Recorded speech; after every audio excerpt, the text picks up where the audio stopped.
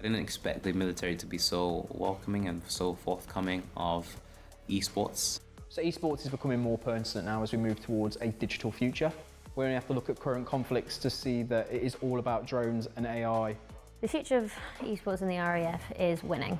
I see us sitting on the top of some leaderboards. The guys that come down here, I see all the positives that esports gives them. And hopefully, me doing this, I can push it out that esports is there to help mental health. It's there to progress you, boost your morale, boost your confidence. UK Veterans Gaming has had a really good impact. We've helped so many people.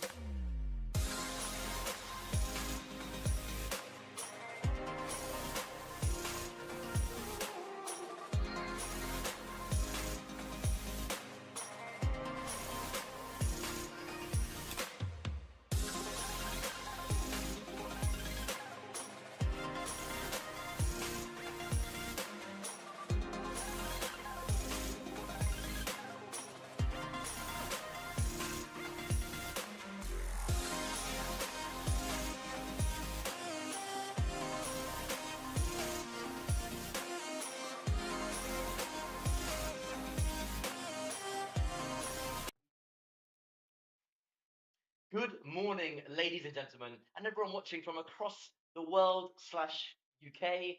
Waking up, it's the Interservice Rocket League Championships 2025, brought to you live from the National Esports Performance Campus in Sunderland. What a facility.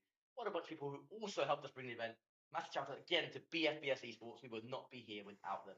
Wow, today it is Business End Day. Before we get into it, I have to introduce my wonderful co-commentary partner today.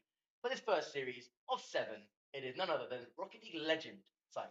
Well, thank you very much, Stel. It's great to be here once again, and we are really looking forward to today's affairs. It's been a long week for these guys in the best of ways, ever since Monday when the players first turned up, got involved in the 1v1 inter-service competition on Tuesday, and the group stage portion yesterday. It's all come down to this, Stelios. It has indeed. The business end of the tournament. Best of 5s all the way through to the semi-final segment of the double in bracket, and at that point it's best of 7. And as the teams start to go out, as they start to get eliminated, that room downstairs is going to populate and populate up until the point where there are 2 teams left, and that the atmosphere in that room at that point is going to be electric. But to kick us off today, it is an RAF derby between the Shadows and the Tempest, and well, they have played each other a lot in the last couple of days. Off-stream in token matches for RAS standing, obviously in the round robin yesterday as well. And there's a bit of a rivalry brewing there, a friendly one, of course. But how do you see today going?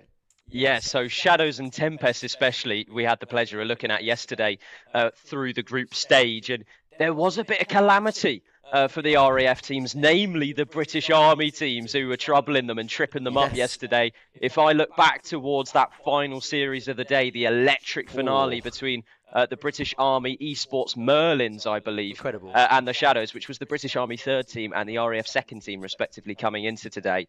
And it was actually the British Army teams to take it yesterday. Shadows had their confidence knocked, but Tempests, by the same token, of being in that sort of midfield battle, I think it's fair to say, and it's very, very difficult to call. Agreed, and that may rest in the minds as we take a look at yesterday's ending result for the round-robin stage. So this is your seeding for today, and I thought, just from my rough memory, that Kestrels would have been 3rd, but you can see on your screens there, by game differential, one single game differential. As you can see, -1 for Kestrels in 4th and Shadows in 3rd. Shadows maintain that 3rd seed position.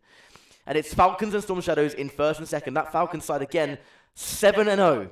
And of course, the notable 7 rather than 6 of the Storm Shadows came against Storm Shadows in a dramatic reverse sweep scenario. But the game difference is both +17. So not much to separate those two sides. And will we see them doing battle today? Time will tell.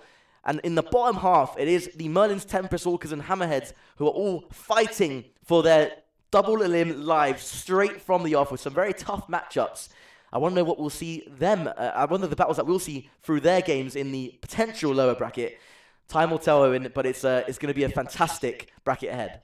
Yeah, it's going to be really spicy competition for today. And of course, our first matchup being the RAF derby between the Shadows and the Tempest. That is the one on everyone's minds at the moment, myself included, Stelios. I'm really, really looking forward to seeing how close this series can be in this best-of-5 length. British Army Esports, Kestrels and Merlins.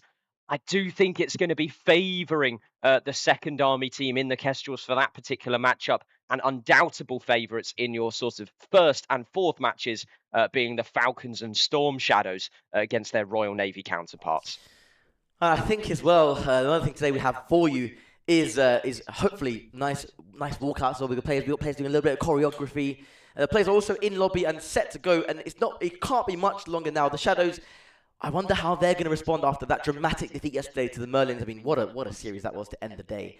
It was a phenomenal display from that Merlin side, who really and truly, I was speaking about it with Fezzi, overachieved. And now that sounds like a bad word, like a negative word, but I think it's completely fair as the Army 3rd team to say that.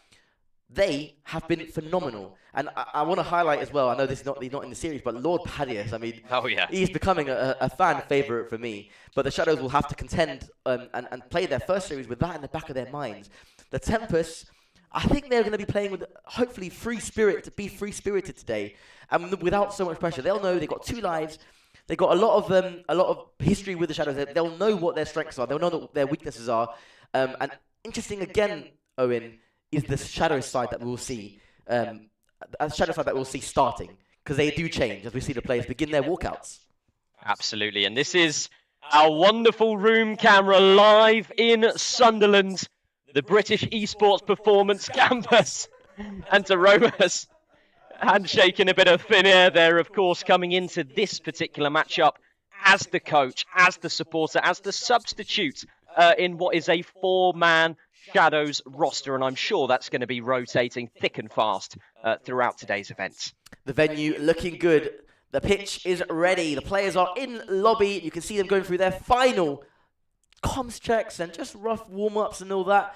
It's going to be interesting. Shadows on the other side of the stage. We'll have Roman behind them, who is, as you all know, a very passionate individual. He'll be cheering on his team from the minute go to the end of the series. Captain Curtis, right at the top of your screens there. A phenomenal captain. He has led the Shadows phenomenally across 3 years. As we get the action underway, it is the RAF Tempest against the RAF Shadows, kicking off the double elimination bracket on Championship Thursday. This is Interservice Rocket League. And let's get those engines revving. Players on the pitch, ready for kickoff. And we do have a go, Prop RL. One of the newcomers to this RAF Tempest side, and someone who I've had the pleasure of playing with, competing against, and also looking at in recent history, is going to be looking for an early chance here, and he's tucked it in the back of the net. Wonderful start for that man. Excellent play already by the Tempest. And I was speaking to Jonesy earlier on in the day, and actually last night as well, and he was saying that he felt quite good yesterday evening. He felt like he was playing good, he felt confident, and he's going to be bringing that in to this double elimination bracket. It's all about now how the response from Shadows. It's a lovely fake by Logan. So it is going to be a Logan, the Grey Man, and Kurt first game. There's Logan! And an instant equaliser for the RAF Shadows. They're back in it. And let's not forget LW's performance just days ago in that magical 1v1 competition we had. He came through as the 4th seed in that competition, qualified for the finals as such an unlikely competition underdog. You cannot give him space on the ball. LW, nice challenge early. It's going to pin the Tempest back temporarily inside their own defensive third as Asher knocks it into the defensive third of the Shadows. Quite a quick transition there. Can they make the most of it? No, Asher has to rotate out, trying to get some full boost, knocks it high, and Asher's there again. Asher's such a quick player. Lovely first touch as well, and he will just free up the ball for Jonesy. He'll put it high again, deep inside the Shadows' half. Cross will maintain, but this is better from the Tempest already. Already I'm seeing play from them that I didn't see at all yesterday. They don't look as close to each other. It looks like they're communicating a lot and more efficiently. And I, for one, I'm pleasantly surprised at how the Tempest are starting the series. Absolutely so. It's been brilliant so far. It's been very calm, cool and collected, as if these players have been really warmed up for the last couple of hours or so, and they're really just finding their stride as the grey man's going to go whizzing past that ball and look for a bump on that squishy saving defender. Kurt to bury one to the bottom right-hand side of the net, but it is blocked away by Prof. LW challenges Asher. It's awkward. He rises high, looking to set up the grey man who was lurking. Kurt takes over the play, slots it home. Asher couldn't come across in time. The shot from Kurt was far too precise. And actually, if you look at the pace of it, for the boost he had, maybe he even slowed down the ball to let Asher sail past it. Smart play by the RAF Shadows captain. The Tempest fall behind. It's still early doors though. Not just in this one game, but in the series and the competition. And LW is going to be quick to try and get back on the ball and in possession. And Greyman has his work cut out for him to try and cut off that through ball, but he's well positioned for the chances. Greyman again just prodding the ball tentatively towards the midfield, and they're trying to spark some opportunities. Ooh, it was a snapshot from Jonesy. Asher follows it up, and somehow the ball stays out. Jonesy in towards Kurt, who gets a nice in-depth clearance. Asher alert to it though. So fast, so quick is Asher. Definitely the bright spot, definitely the flair player. Alongside Jonesy, I would say. I think Prof is a nice anchor for the two of them, just as a bit of the third man. But for the first time in the game, they've done a bit of a double commit / aggressive play. They're chasing it. They're taking a few more risks now as the grey man gets the clearance. LW follows up on it, and Asher will take possession. And it's a loose touch, and it's going to afford a chance for the grey man to get involved once again, as this Shadows back line is very deep-rooted at the moment. They're happy to just absorb these clearances and throw them back down the field. But that is a whiff from the grey man, and it does look a little bit challenging. Nobody there to follow through apart from that man in orange. Asher for the second. 2-2, and I have a feeling this series is going to be back and forth like this. And every time these two teams have played, in token matches, in the round robin, in previous encounters on the RAF streams, there never has been a proper standout in-control winner, in my opinion. It's always been back and forth. Yes, the series score at times might say differently, but the games are just like this, nice and close. That's a lovely first touch by Asher. Gets the double touch off the ceiling. Prof follows up. It's off the post and across the line. And eventually Asher comes across. Eventually the ball goes in. 3-2 the scoreline. The Shadows, for the first time in the game and indeed the series, are behind. Oh, Kurt, I believe, went for a bump on the goal line on Prof, and I don't think he quite realised there was that extra man to feed through, else I think he would have gone for that ball. Try to push it to the left-hand side of that net and try and get rid of that danger, but it is going to be a 4 open in itself for Asher, and that is such a quick comeback.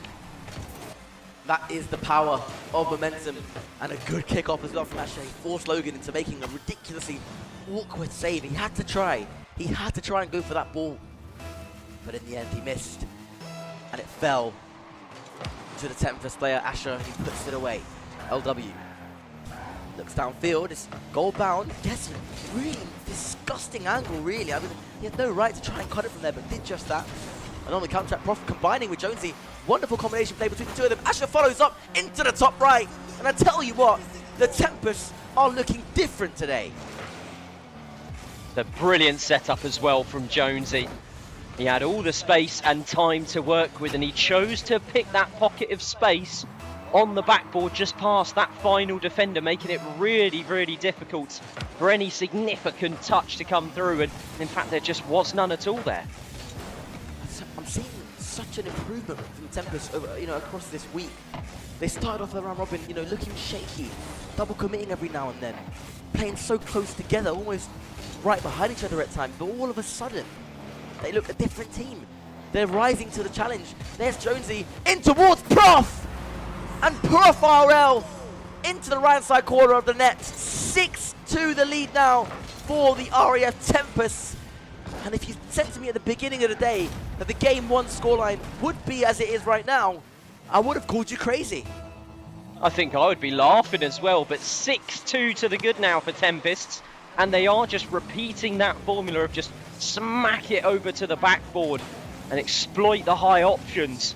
And at the moment, it is really paying dividends. Shadows yet to really formulate a response, and I'm sure it's going to be something that their coach has to discuss between the 60 seconds between games. And just to spice up today's affairs as well, I do believe we're allowing a 2-minute sort of timeout period for the teams if they wanted that extra time to discuss. But it's not going to be the start that Shadows would have wanted. Yes, timeouts must be called from a player in game, and the producer will make sure the game doesn't start. And in equal terms as well, with some of the technical timeouts and problems we've seen on stage as well, you know, there's also a technical pause available to all players to make sure that everyone's on a level playing field for as much of this tournament as humanly possible. And that's for all players, all services involved, as the Tempest will be looking to close out this first game in the series. Best of 5, of course, so not that much margin for error, as much as will be later on if both teams can, of course, make it to those stages. And it will be LW to knock it down too little too late, though, as an attempt, and the Tempests with an incredible start, an incredible finish to game number 1 as well. And like I said, that is a big, for me anyway, a big surprise. A pleasant surprise for the Tempests anyway, because of how they've played at the start of the week to now is really different. Yeah, and it's Asher who had the highlight performance for me. Just looking statistically, 4 goals to his name out of 5 shots. Placement has been perfection for that man. 709 points leading the charge for the Tempests. And on the side of the Shadows, I think struggling a little bit. And it's going to be something they chat about. I've been really impressed with Asher, but namely as well, Jonesy and Prof are having a really good start to the series. If they can continue momentum like this, you know, they could be surprising a fair amount of people. And the Shadows still looking nice and relaxed, in good spirits. This team never know when they are beaten, and I say that with any level of competition that they play against. Simply, they don't know when to quit. They will keep coming at you, and they will keep coming at you, whether you're 4-0 up, whether they're 1-0 up or 2-0 up. They don't care. And you ask any team that they've played against in the past, the Storm Shadows, the Tempests of the old, and they'll tell you the danger that the Shadows present. You must never count them out. And they are sure to amount some sort of a comeback, as they always have something in their back pocket. And I think we were saying yesterday on the broadcast, the Shadows always seem to make things look difficult, especially when they have an advantage early on. Sometimes the series can slip out of their favour, but it's always close. And that is something the Shadows can guarantee, as Kurt now is going to weave his way through that left-hand flank, beat 2 defenders, and he's got 1 final to go in Asher, but allows it central there. Interesting to see now the response from the Shadows and how they go about responding to that emphatic win in Game 1 by the RF Tempests. And again, I'm seeing a level of organisation from the Tempests that I haven't seen before, as Prof cracks that one high, and it took a fantastic save from the Grey Man to keep it out, but the ball will ricochet straight back into the penalty area. Low shot by Prof and away by Logan. Another shooting chance now for Jonesy, and he's tapped it towards the net, and Grey Man afforded a chance to get to grips with that save as the ball floats high, and Kurt able to shuffle it to safety once again. Grey Man was 0 boost to challenge, but he's forced the defenders into thinking he had a chance, and so they've let that one go. Logan getting an audacious skim, and now, for the first time in this series, for the first time in this game, the Shadows looking to turn the screw, up the pressure on the Tempest defense. But it's broken immediately, and back inside Shadow's defensive third, a nice 50, falls the way of Asher. The Grey Man rises high, beats Jonesy to it, and it's away down the right-hand side as Prof cuts in. Awkward touch, though. Asher will have to come across for it. A good bump by Jonesy on Logan. This will mean there's a chance. A shooting opportunity here. Loop towards the net. Up goes Prof, and a phenomenal save again by Logan. The Shadows hanging on here. There is a pocket of space for Jonesy on the left-hand side with 100 boost to work with, and so often has that backboard been exploited in Game 1, but now Shadows are beginning to cover those options. Make it so difficult for Tempest to gather meaningful opportunities now, and they're working for a bit of creativity. The sidewall attempts coming through from Jonesy, and the confidence still high for the Tempests. I'll tell you what, he told me how good he felt yesterday and how well he thinks he's playing, and I'm seeing the evidence of that. He is, at the moment, I think one of the more dangerous players for the RF Tempest. But there's a chance for the Grey Man, and he skews it wide. You can see Domus' reaction there, willing it in, wanting it to go in so badly, but it fell just wide of the mark, and the Grey Man again, limited boost, loops the shot towards Asher, plays out to Jonesy, and you can see they're trying to find each other on the pitch now, the Tempest. You weren't seeing this yesterday. We know, though, this is a staple of the Shadows play already. Up goes Logan. The Grey Man couldn't quite read it. And a triple commit for the first time, really, from a Tempest, showing maybe that there's still a little bit of anxiety there, a little bit of settling that needs to happen. But all square as we encroach well over the halfway point in the game now. It's an early challenge from the Grey Man, and W or LW rather, is going to be challenged into a difficult situation here. That one's going to float dangerously just over the goal mouth. But Asher in a deep third man position, able to keep the attack into the corner, and a booming clear there, Stel. Jonesy looks back into the Shadows' half. A double commit. You can see the Grey Man backing out of it there. Good communication between the two of them. Sometimes you are going to go for the same ball. It's a lightning quick game, Rocket League, and sometimes comms can you can just simply comm at the same time as somebody else. And if you're alive to it and alive to the intentions of the other player going up, you can easily back out, retain your boost, and allow that first player to get on the ball. It's exactly what happened there. Good communication between the RF Shadows. Asher now will play it into Jonesy, and again, impressive combination play. Jonesy looking for the bump as well. Prof having a much better day one or a day two already. Prof, he's really impressed me so far in this series. We encourage again into the final minute of play. No goals yet, all square, and it's again fast becoming a chess game between these two sides. Absolutely, and I think it's getting a lot more grounded as well, just generally speaking. Players are a lot more comfortable at this stage now that they've sort of settled into the live environment to play sort of these low grounded plays, the 50-50s, the things that you wouldn't necessarily think of when you're under massive amounts of pressure. Usually you just want that ball as far away from your defence as possible, and so it can turn into a bit of a ping pong style, but at the moment it's a lot more settled step. It is 30 seconds. Are we destined for our first overtime of the series of the day, actually? Potentially, maybe. For those watching maybe Rocket League for the first time, when the score line hits 0 and no goals have been scored, or the scores are level, essentially it becomes a reset, back to kick off, and then golden goal. That, right now, is where we are headed, as the Tempest try to search for a last-minute winner. Always pitched, always towards the car. Asher flicks it back towards his own net slightly, collects the boost, and just slows it down for his team. And it will hit the floor, and we do have overtime. Tense moments then in game 2, and RAF Shadows have done just so well at thwarting all opportunities. If we reflect back to game 1 situation, I think it was 6-2 the final scoreline to the Tempests, who have really just picked out their spots, especially using those gaps on the backboard. It's not been the case this time around, as Asher's going to try and float one central. A nice dunk to come through from Jonesy, and LW is very happy to find the Grey Man on the flank. There's good spacing between the Shadows now to make the most of this defence. Logan, oh, it's dropping all quickly. The Grey Man reacted well. Jonesy looking to put the pressure on. Logan, oh, it's a double commit. And now the Tempest net wide open. The Grey Man to the left. Logan looked for the inside shot. Kurt might look to creep up, but no. It's Jonesy away. Kurt beats Asher to it. The game now really finding its rhythm. Kurt across to Logan. Will he leave it? No, he does actually leave it. Logan goes round one, and Asher clears. And Jonesy looks in field. It's a great looking ball. Asher gets there! And you can see the roars of delight from the RAF Tempest. You haven't seen that this week. They've been relatively nullified. But today of all days, in the business end of the bracket, they are started off with perfect results against the Shadows. 1-0, 6-2, match point. And a mighty punch into the back of the net from the goal scorer, who made the highlight reel in game 1, Asher. Every single time he's had an opportunity to his name, he's been converting, and he's been concise. And it's an impressive display from the Tempest player. Asher, I've been familiar with for a long, long time now. I think you could even go as far as to say he might be an RAF Rocket League veteran at this point. I know he's been around for sure, ever since I started casting some of the show matches. Before I was even in the RAF. Some of the show matches on the RF Storm Shadows channels. So that man has the veteran nature to him. He has the experience to his name, and it is showing.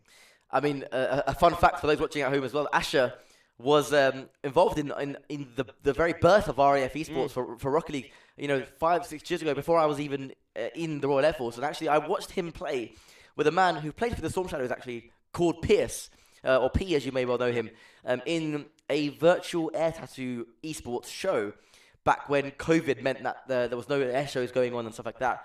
That's the first time I saw RF esports was a thing, and was partly the reason why I joined, Owen, if you can believe it. Well, there you go. It just shows how much of a difference just a single individual can make to the paths that some take. And Asher has led the charge for this team so far, and he's making a difference to the journey of the Tempest. And they are just within one game of pushing through to that upper semi-final slot. and it's going to be such an important final closing game for them to solidify that confidence against a team in that upper semis, which is sure to deliver. But Jonesy has no hesitation off the rip, 6 seconds in to that top left-hand corner. And Prof making the chance again. Jonesy, who I know will be so delighted with his performance so far. He was telling me time and time again how good he felt, how much better he felt he could do. And you can see now he is delivering, making good on his word. Jonesy looks incredible, but so do the Tempest as a whole. It's not what I've seen from them over this week. I've said it countless times now. The improvement, massive. And if they can keep this up, it won't just be the Shadows that they get through today. There's the bump, and Kurt, what a save! Somehow getting round the bump. It looked like he almost went through him to save that ball. They're beginning to enter last chance saloon in the upper bracket already, the RF Shadows. They need to find something, some kind of a fight back. There's the first double commit in this game for the Tempest. They're still not perfect, but they are largely improved. The shot from Logan, Kurt flying in. And another save by who else but Jonesy. Jonesy at the moment is player of the game so far. Wicked shot though from LW, and it's rattled the crossbar.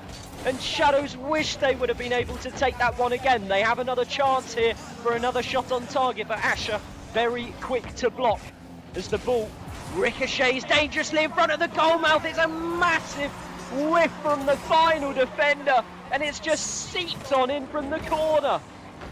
Prof collected the boost, and it can happen, and now it's about how you react. You can see Prof there smiling about it, not too concerned, good. That's how you move on from these situations. You can't let it get to you. Mechanical errors happen in any sport. Football, Rocket League, it's there. You know, people misplace passes, people miss flips sometimes. It can happen. I'd rather lose from a mechanical error than being carved over by the opposition team. And it's Prof again. Can he make up for it? Just wide of the mark. And look, he rotates out, leaving it for his opposition. Before, you may have seen a cut and a miscommunication. This time, they're a lot more composed. But still, the Shadows respond. Asher loops it back. Jonesy goes high, flicks it into the back of the net. And he spares the blushes of his teammate, Prof. They're back. It's 2-1. Look at this play from Jonesy. Beautifully done. Kurt had to try and get to it. Didn't have the boost. One pad would have helped there. And the Shadows behind again. And you're absolutely right. It could have just been that one pad that made all the difference. And RAF Shadows really encroaching with such a high line just to try and get something on the board. They're desperate moving down the pitch, and just off of the kickoff, they think they need all or nothing. They think it's do or die, but there is plenty of time left on the clock, and I'd love to see a little bit of relaxation from this team, albeit a team that's down heavily in Game 3. What has happened to the RAF Tempests? This is not the same team I've been seeing all week. There's the response. Can Kurt get there? He can! And you can see, this is smart play from Kurt. Look at this. He knew he couldn't get the angle. He couldn't cut properly here to get round the ball. Instead, he plays it off of the defender. And it's 3-2. Huge goal from Curtis. Huge goal for the RAF Shadows. They respond. They are still alive here. Is it luck or is it genius? That's going to be a goal that a few people reflect on with different opinions on that one. I think myself, I suspect Kurt just turned a little bit too hard there, but he got the job done. The ball is in the back of the net, that's all that matters. But they do need something more. It's a lovely double demo there from Prof to clean up that left-hand side of the pitch as Greyman's going to take to the skies, surely tuck it in the left-hand side. And there was so much space for him to attack from, and he is never missing at that kind of range. Phenomenal stuff from the Greyman, phenomenal from the RF Shadows. They have fought back, and we're all on level terms now for the Shadows. These next few moments are of vital importance. They must push on. They cannot afford to sit back and get pinned back inside their own half again. They've got to be first to these balls. They need Logan to play to his potential, which he is trying. You can see it. It is early, of course, in the day. This is only 9:30 a.m. roughly right now. These players could still be warming up. There's a long old double limb ahead. Logan with limited boost had to climb to get that. He'll take the boost and he'll look to push out. But Prof, good first touch by Prof. And follows up with a whip, but he actually falls to Asher at the near post. And Prof again opening up the space. And Asher steaming in. 4-3 to the RAF Tempest. And the drama continues. It's a simple misplay from the grey man on the front post. Trying to dive and scramble to get that clearance quickly. And his slippy fingertips just couldn't quite get to grips with that one, as another ball is just looped up high, and Asher with a big clearance opportunity. Prof now back into the corner, and Asher to drop it in field. There's not going to be a quick challenge here from the grey man, and so Asher's going to try and sustain the attack corner to corner. Rinse and repeat. They're happy to keep it in blue territory. And Asher to strike from the heavens to make it 5. Excellent finish again. A slight bit of panic again in the defense of the RAF Shadows. And it was capitalized on superbly by Asher. He brings the flair for this Temper side. He brings the speed, supported wonderfully by Jonesy and Prof, who have been executing their job in this role perfectly. It's not the same. This is not the same Temper side I've seen all week long. They're kicking into gear right at the vital moment in the week, right at the business end of the double elim bracket. And they simply can't be too disheartened, Shadows. They haven't been far off it. Maybe slow out the blocks. And they're within a minute and a half of losing their first life in this double elim. LW has made that one look very difficult indeed. And Asher just still swimming around those corners, trying to sustain that pressure wherever possible. And Prof has gone on to just not be able to make contact there. Greyman and Kurt midfield waiting to strike when the iron's hot. Wasn't an opportunity there, quite concise enough. As this ball just settles down in the corner, so does this Tempest roster. They're fully in control of this match now, and they could have an opportunity to make it 6 now that they're coming from the corners once again.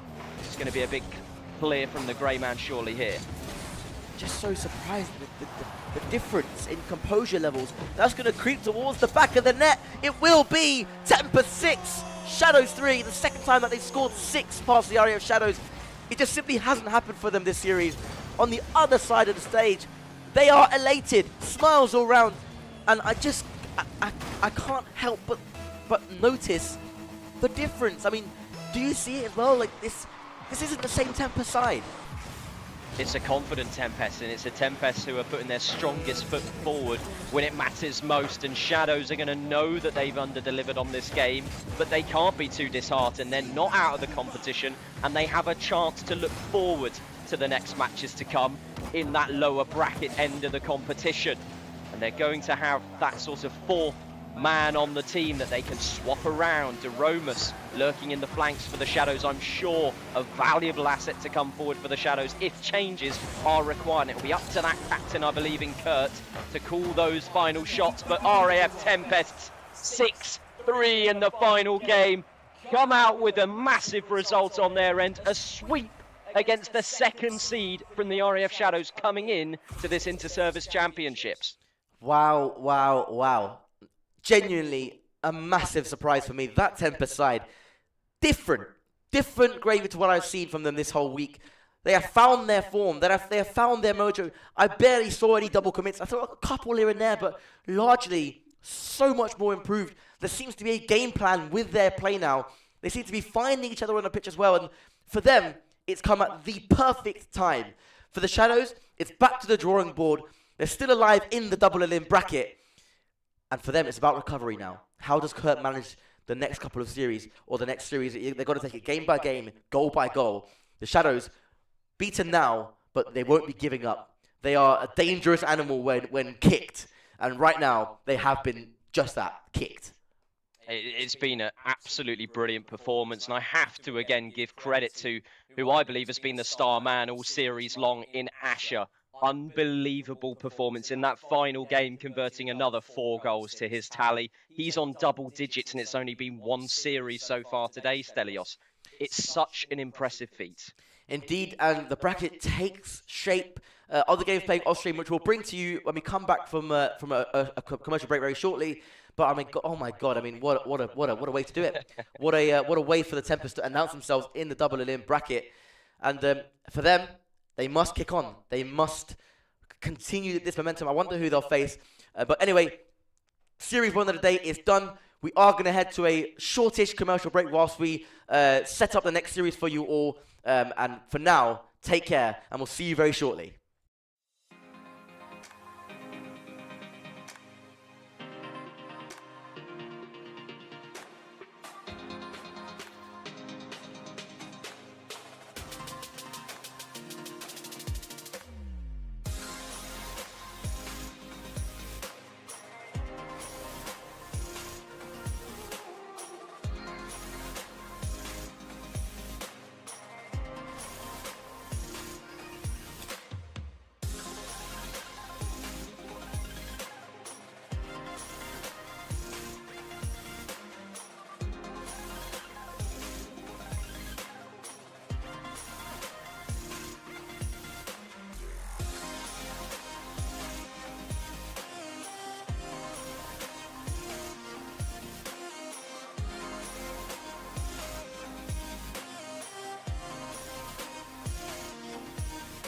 BFBS Forces News join KFOR patrols in the north of Kosovo. We're here to create a safe and secure environment for the people in Kosovo and the people of Kosovo. Our job, fly and fight from the home base, and we've got to be able to do that in whatever conditions. This training is mutually beneficial to both sides. For the riflemen themselves, it's about getting that valuable training in the desert. At the heart of Lympstone Parade Square, the King's Squad, and there could be no more special guest of honour than His Majesty the King. And whilst I'm not moving the controls at all, I can certainly learn from what I'm seeing as to how a manoeuvre should be flown.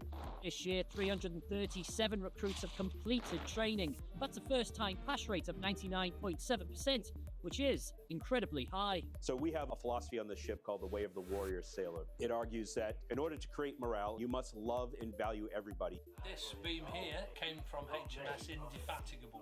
The beams from the Armada were eventually integrated into the pub.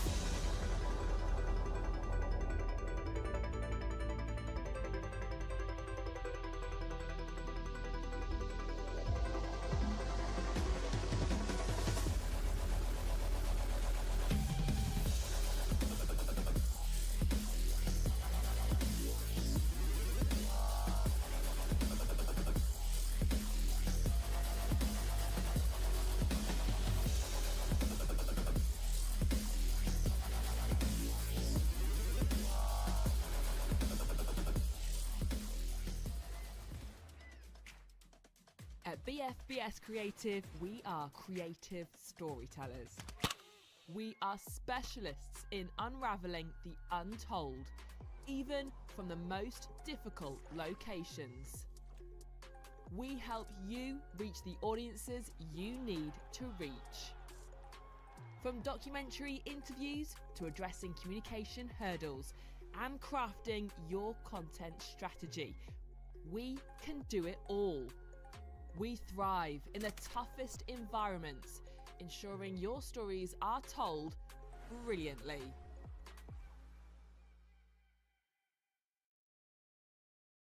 Good evening, everybody. Welcome back to the RAF Storm Shadows channel. I am once again joined by the immeasurably enthusiastic Roman in the commentary box this evening, Roman. And as you can see on your screens there, it is the RAF Storm Shadows taking on the Army Esports side. A fascinating insight into what we might come to expect in the Interservices. But for tonight, it's the Armed Forces Dungeon League. Let's get this show started. Carries this forward, gets 50 with Fraz. Ed, get into that one. NB tucks it away. And as I say, they need an opening goal. They have managed to get one here, 1-0. Frazic, though, does some nice defensive work. But P finds Cedric. Cedric finds Envy. Beautiful stuff from the RAF Storm Shadows. 2-0. Approximately a minute and a half left to go. Envy goes for a pass to P. P with a shot. P with a goal. Tucked away in the top left corner. 2-1 to the RAF Storm Shadows. And they are shining through here after the Army. They've struggled to rotate. They struggled to get into position after kickoff. And P managing to give the RAF Storm Shadows that advantage Didn't again. have a lot to work with, didn't have a lot of the goal to aim at, but he put it in the one place that it was going to go to, and Cedric makes it 3! And the floodgates are beginning to open here for the RAF Storm Shadows. A great 30-second burst, and now they've just got to hold it, or even go for more. Air power wins the matches in Rocket League, and you can't tell me otherwise. As Ed will tuck that one away, and the Storm Shadows have the advantage here with 3 minutes left to go. Nothing about air superiority there. P just managing to get a pass across. A very strong 50 indeed, and Ed had an entire net to tuck it away. 1-0 to the Storm Shadows, and the Army, they've been crumbling since game 3. Control this one and take it downfield, intercepted immediately by Ed, and this pressure from the Storm Shadows has been relentless, and Envy, the man from Cosford, will tuck this away to make it 2-0, and almost an improbable comeback for the Army to try and pull off with 90 seconds left to go. The way they've been playing, the RAF Storm Shadows, they're currently unstoppable. The RAF Storm Shadows, an incredible goal. They've done it again, and it's 2-0 now, and it's 3-0 now. The lead looking unassailable.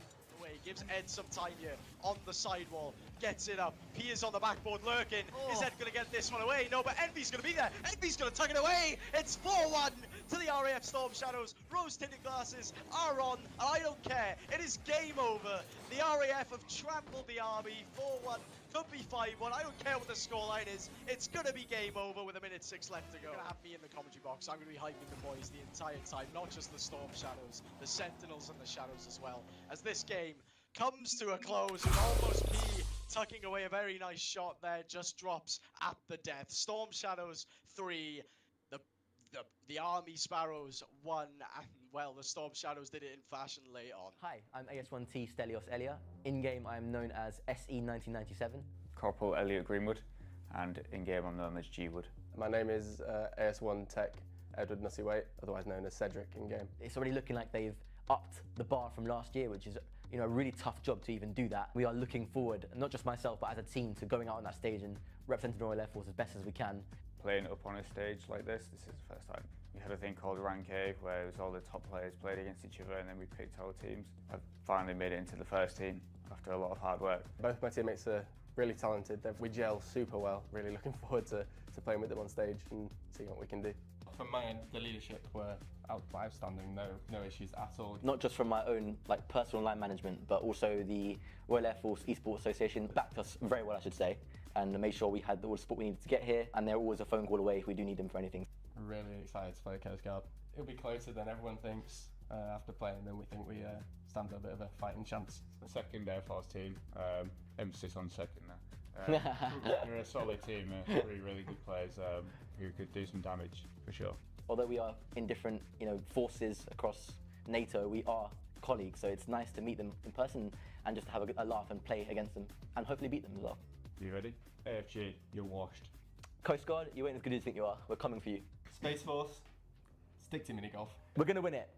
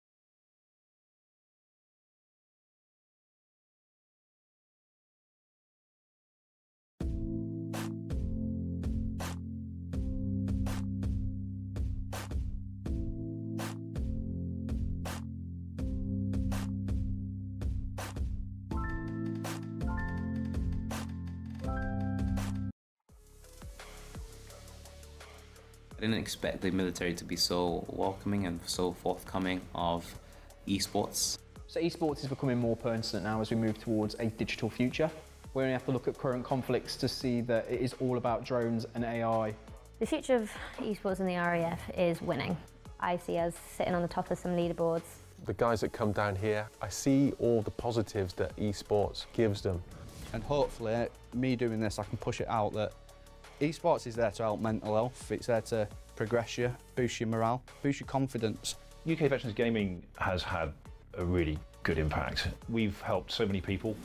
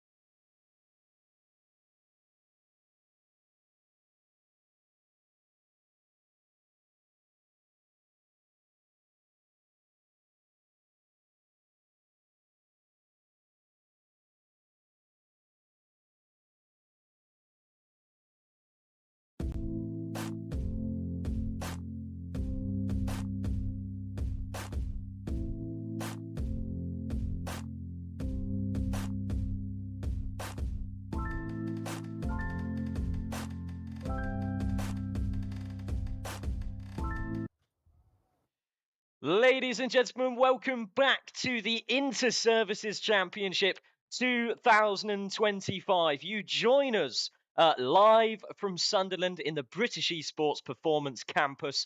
I am alongside the wonderful Sir Pegasus once again. How are you doing today?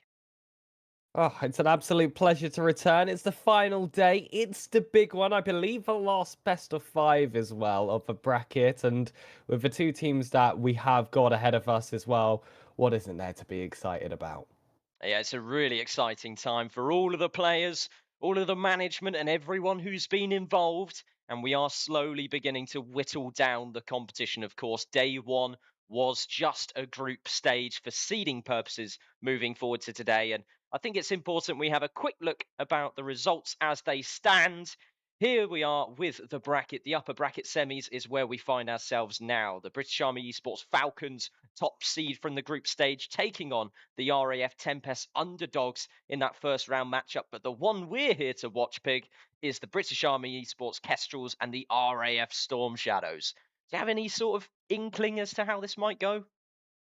Well, Storm Shadows are the Storm Shadows. I believe they're actually our 2nd seed heading into this top 6 stage, but it's always going to be a really hard team to bet against. But if there were a team that were going to step up to the plate and pull off these kinds of performances, I do very much believe that Kestrels are well within their right to take some games here, and even the series if they're able to find their groove and catch Storm Shadows off guard. Absolutely. And the British Army Esports Kestrels are not to be slept on. And I don't think yesterday they showed their absolute truest ceiling, if I'm completely honest with you, Pegasus. They had glimpses, and they did indeed take a game off of Falcons early on in the first match that they played against them. They took game 1. They proceeded to go to game 2, took the first 2 goals from that one, and then got absolutely eviscerated. And I know they've got more left in them, and they're going to be willing to get involved, get stuck in, and give a little bit more today. But entering the field, we do have our 2 teams, RAF Storm Shadows on the left, and the British Army Esports Kestrels on the right, and a good bit of banter between the lads as they get settled in. Yeah, a little bit of respect as well, though. Everyone with a bit of fist bump, but some conversation there as soon as, I believe it was Cedric, accidentally bumped into a chair. Hopefully, all those missteps are all outside of the game, and once he finds himself on the pitch, he will be able to get his hand-eye coordination in place, because the team is going to need it, especially with the kind of form that Kestrels have found themselves on. Both teams enter this point off the back of a sweep, so the first loss today is looking to be given to either one of these teams. Absolutely, and I think they're both riding on huge amounts of momentum, each of these rosters. On the right now, we see JDN on the left, Padster in the middle, and Frazix on the right-hand side. Frazix, I think, being the core storyline here as a returning player to this British Army Esports roster, a player who's been around for quite some years, but only recently just got back, I believe, from a deployment and has been able to join us here today. Frazix is a little bit early for even my time in the involvement for the Interservices. It hasn't been all that long, but it looks like our wait is going to be coming to an end, Psycho, and the upper semi-finals can get itself underway. Storm Shadows versus the Kestrels. And away we go then. Frazix and Cedric, I'm sure good mates off the pitch. They're certainly not going to be sharing that same love on the pitch for the next 30 minutes, give or take, as we enter a best-of-5 series to test the wits of both. See the sort of storylines that might unfold from it. There is definitely going to be a clear audience favourite, I feel like, for the Storm Shadows, with the kind of history they've been able to build up in the Interservices team, but they've got to be able to keep those shots underneath the crossbar, yet warning shots already thrown against the Kestrels. This is going to be the kind of game that the Storm Shadows like to play. A very offensive side. They like to string a few passes together, but Cedric definitely can be that game changer when you find him in front of the sharpshooter. Envy, of course, definitely no stranger to the score sheet. Absolutely not. And on the side of the Storm Shadows, Samez stepping up for today's competition, playing in the Storm Shadows today, but otherwise would be finding himself within the lower ranks of the RAF rosters. I believe Pierce, you might recognise from the BFBS Pro League finals is a massive, massive name to try and come in and replace on the pitch. But I know Sames for his absolute solidity, especially when it comes to the positioning game and just everything that you could need from a teammate, he is able to deliver upon. And it has to be shown out early here. JDN puts that ball out easy. Sames looks for that inside pass, but Padster does well to step up and get there first. A little bit of a boost steal as well. Cedric, though, should still have enough in the tank to escape from his defences, but that high press that Kestrels are looking to implement early, already causing Storm Shadows a little bit of trouble. No real shots towards that net. That inside pass looked to make it happen, but it's well cleared out, and now all chances favour the Storm Shadows. Down low for Cedric. Great dive and bow from JDN. And Frazix is going to need a big booming clearance here and has somehow managed to keep it close to himself for a follow-up touch. And Cedric now is going to go for a cross-map air dribble, as he often does in this sort of a situation. One of the most mechanical players we have in this Interservices Championship competition. Envy, of course, with a bit of flair himself. We saw him really flourish within that 1v1 competition. We know that when he's given an inch, he certainly takes a mile.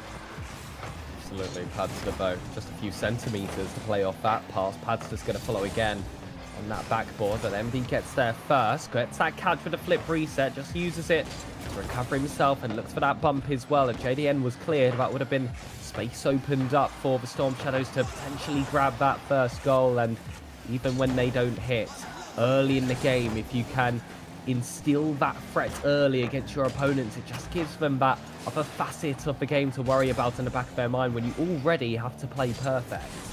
Envy with a soft touch in field is going to grant Padster an opportunity to wrap that one across the goal mouth. There's another shooting chance now for Frazix, but it's a timid touch that he wanted to play quickly, and potentially a missed opportunity at a 1-goal advantage now for the Kestrels. The Storm Shadows have done well to push past the halfway point, and Sames to keep the pressure alive.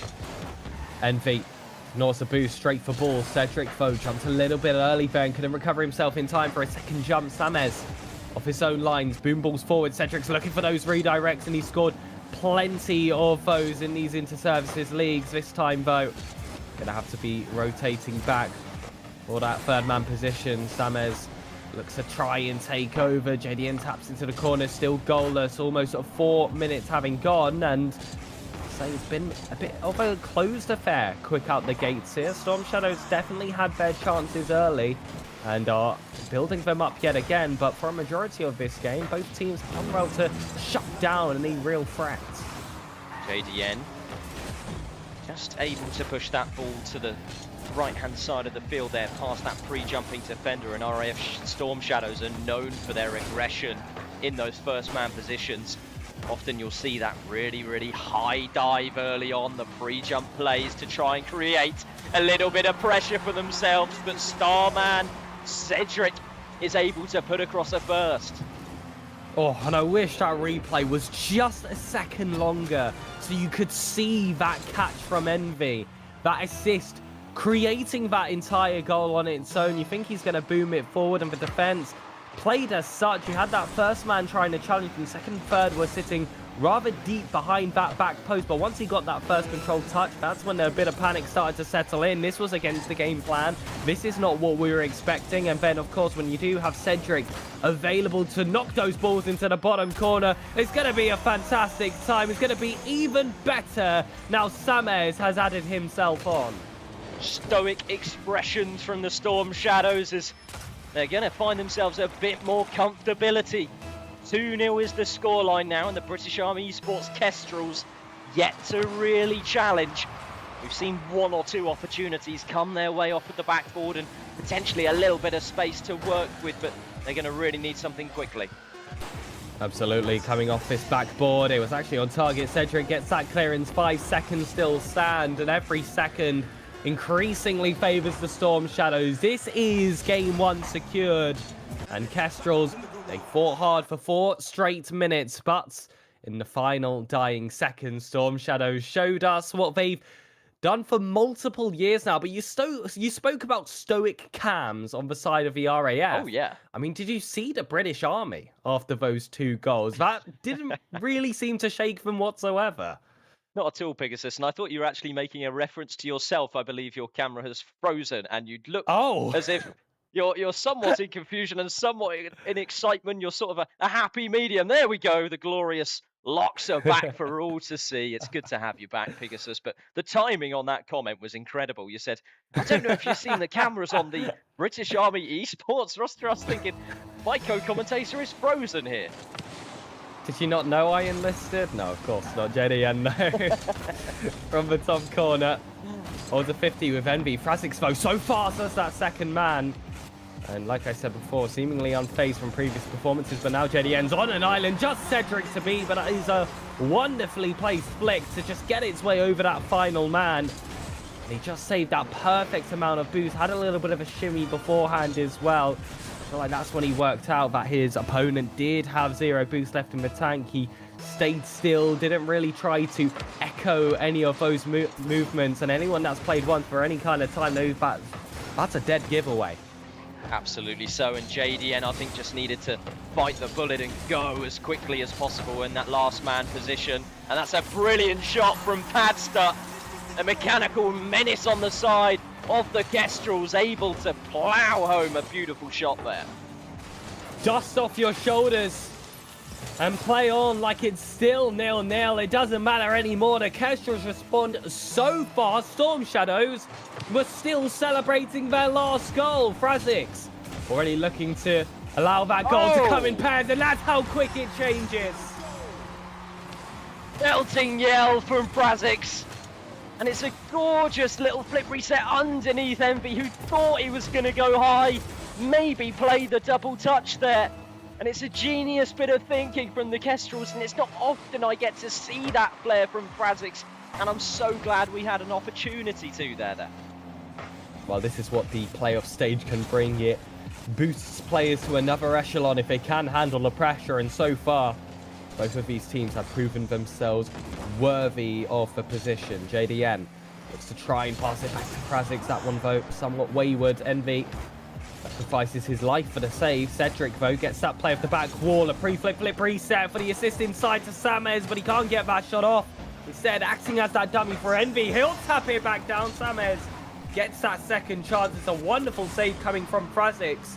Overall, an extremely well-worked offense from Storm Shadows, which still has not seen its end. Envy bails away. Samez looks to cut in first, but now the resources are low, and you can see the Storm Shadows start to back themselves back. Kestrels, it's your turn to strike. Back to Cedric, though. Resets and tries to sneak it to the right-hand side post, but Frazix is up early, and he's going to try and duck and dart and get a nice 50 infield. There's another one against Samez in the third man spot, though no defenders really pushing too far from the Storm Shadows here. They're in a great position, absorbing all of this pressure. This is the Storm Shadows you see in every poster they make for themselves. Super mechanical, highly offensive, playing off those inside passes. This is a lot closer to what many people were expecting to see here in the top six stage now that we're here. But still they sit behind, and despite all the offense they found themselves, they haven't scored outside the first 30 seconds. Oh, it's a good chance from Samez. Pushed over to the backboard, though no instant follow-up, no instant shot towards goal. Means that Kestrels still in fine shape as Samez pushes one infield once again. JDN demoed away from his troubles, and he's going to need a little bit of support to help him out here as the ball loosely chipped up high, and Frazix really has to shy away from it with no boost. JDN very confident to go up for that first ball. Cedric does well to 50-50. The second one is stronger. The third man is just completely beat, and now there's got to be an option inside. Envy's already jumped, and that's the equalizer they were waiting for. A lot of it coming from the favour of Cedric's run corner to corner. But I spoke about the confidence of early jumps. It was JDN to create the attack. But look at Envy. He had nothing to worry about, and he knew that was the case. It doesn't matter the position. Envy reads them perfectly. And I think Cedric had the goal covered for himself, but Envy just wanted to get involved. They came together in a 150 kph team pinch doomsy, which isn't a phrase you usually hear, but Storm Shadows full of energy moving forwards. Post that on Twitter, say worlds first, and you might find yourself in Pulse. You might also find yourself in some hot water because people are very sensitive on that topic, Pig. Sorry. Yeah, a lot of people have always told me that I wasn't the first for, you know, the thing. And they would be right. I'll be honest with you. Yeah. Wow. But, you know, you made it popular. I mean, I'm sure these are arguments you've had before. Once or twice, Pig. But alas, 1 minute 20 left to play. And we're yet to see any of that particular play on the pitch yet so far in the Interservice Championships. Thank goodness, because I'd be quite embarrassed just looking at it on the field, knowing full well what's going on in my head as Cedric is going to push the ball infield towards Sames, but he's just decided against pushing for that one straight away and instead shadow around and attack another time. And it's really smart play at the moment from Storm Shadows in terms of how they're absorbing the pressure. They're not just quick to blast the ball forwards, they're keeping control wherever possible. Although that shot from JDN did look a little bit troublesome. And Vivo able to beat past Frazix, but didn't quite read that. That was going to be the case, so instead had already bailed away from the position. Maybe a slight break tap. He would have been available just to tap that one inside. Cedric break tapping a little bit more, reversing towards this ball. Gonna have to turn on to this play if JDN can keep it low, but Envy already had those pockets filled. Cedric now can take those touches. 19 seconds remaining. Real potential here for the game to end in regulation, especially after that double commit, but it's on that awkward corner. Patience, though, is a virtue that Cedric has. The third goal comes in, and this looks like it might have been the decisive mistake. And of course, the decisive strike as well. That was heartache for the Kestrels, who left that one well and truly open, pushing a high line, and I'm not sure they realised the risk they were pushing into the play there, and they've been punished for a lapse in judgment there, and they are going to have a little bit of time to work with as JDN shoots towards the right-hand side. It's a difficult save, but a brilliant touchdown. Saved away by the Storm Shadows, and it's now 2 to the good in series. And it does sort of beg the question for me, is this now the time for a timeout? If there's ever going to be a time, it has to be now, potentially, for the Kestrels. Psycho, I love a timeout, and I really do hope they call it, but I've seen some very early ready-ups from all of the players, so I'm fear that that might not be the case. Maybe they watch the kickoff land, where I don't know if you're aware, Psycho, the timeout buff has been nerfed. Either way, though, Frazix is still calling it. He actually was one of the players who had already readied up, but he ended up changing his mind about it. Padster was the last one to not press that check button, so I feel like there was a little bit of convincing there to make that happen. But Psycho, this is where we like to pick apart your mind in these kinds of positions. Of course, a former coach in the scene, having to put out a reverse sweep. Were you ever a fan of the timeouts called on match points? I think they're very, very useful for a team that has a lot to say. And especially in these situations, the emotions are going to be high. And I think that's one factor that is so valuable about the timeouts, because it gives you an opportunity to express them, whether it's misfortune, it's distress, it's anger, potentially frustration on the field. That is that time to decompress as a roster and think about your next steps forward, your next approaches for the games to come. And it's so crucial to get those thoughts out there before they sort of explode on the pitch. You don't necessarily want to be going in with any extra thoughts in your mind outside of the play. And now is the time for those to come out, Pegasus. And as strong as the Storm Shadows were offensively, Kestrels, for the most part, had them held down in defense. It actually did require their very own mistakes to allow those first 2 goals to come through. I think about that whiff from the third man after Cedric had already beaten 2, which left a completely open net for the inside pass, which, of course, Envy did end up stealing. But then for that final goal, a little bit of a double commit, maybe that countdown timer being on screen, perhaps causing a little bit of stress there for some of the players, which made them so jump happy here. But now, game 3 is already gone underway. They called that timeout early. And now the Kestrels, it's all about that reverse sweep. We've seen plenty on the main broadcast, and we might have another one for the history books in the biggest of stages. Kestrels reorganised, reshaped and refocused for the third game in a series which could potentially be their last in this best-of-5 length. And they so desperately want to be that team to qualify through to the upper finals. What a statement that would be for the British Army second seed, but they have a lot left to do as Frazix working out from the back all by his lonesome to give chase in the corner. A good idea to bump that third defender as well. Great shot from JDN and looking very positive with the play.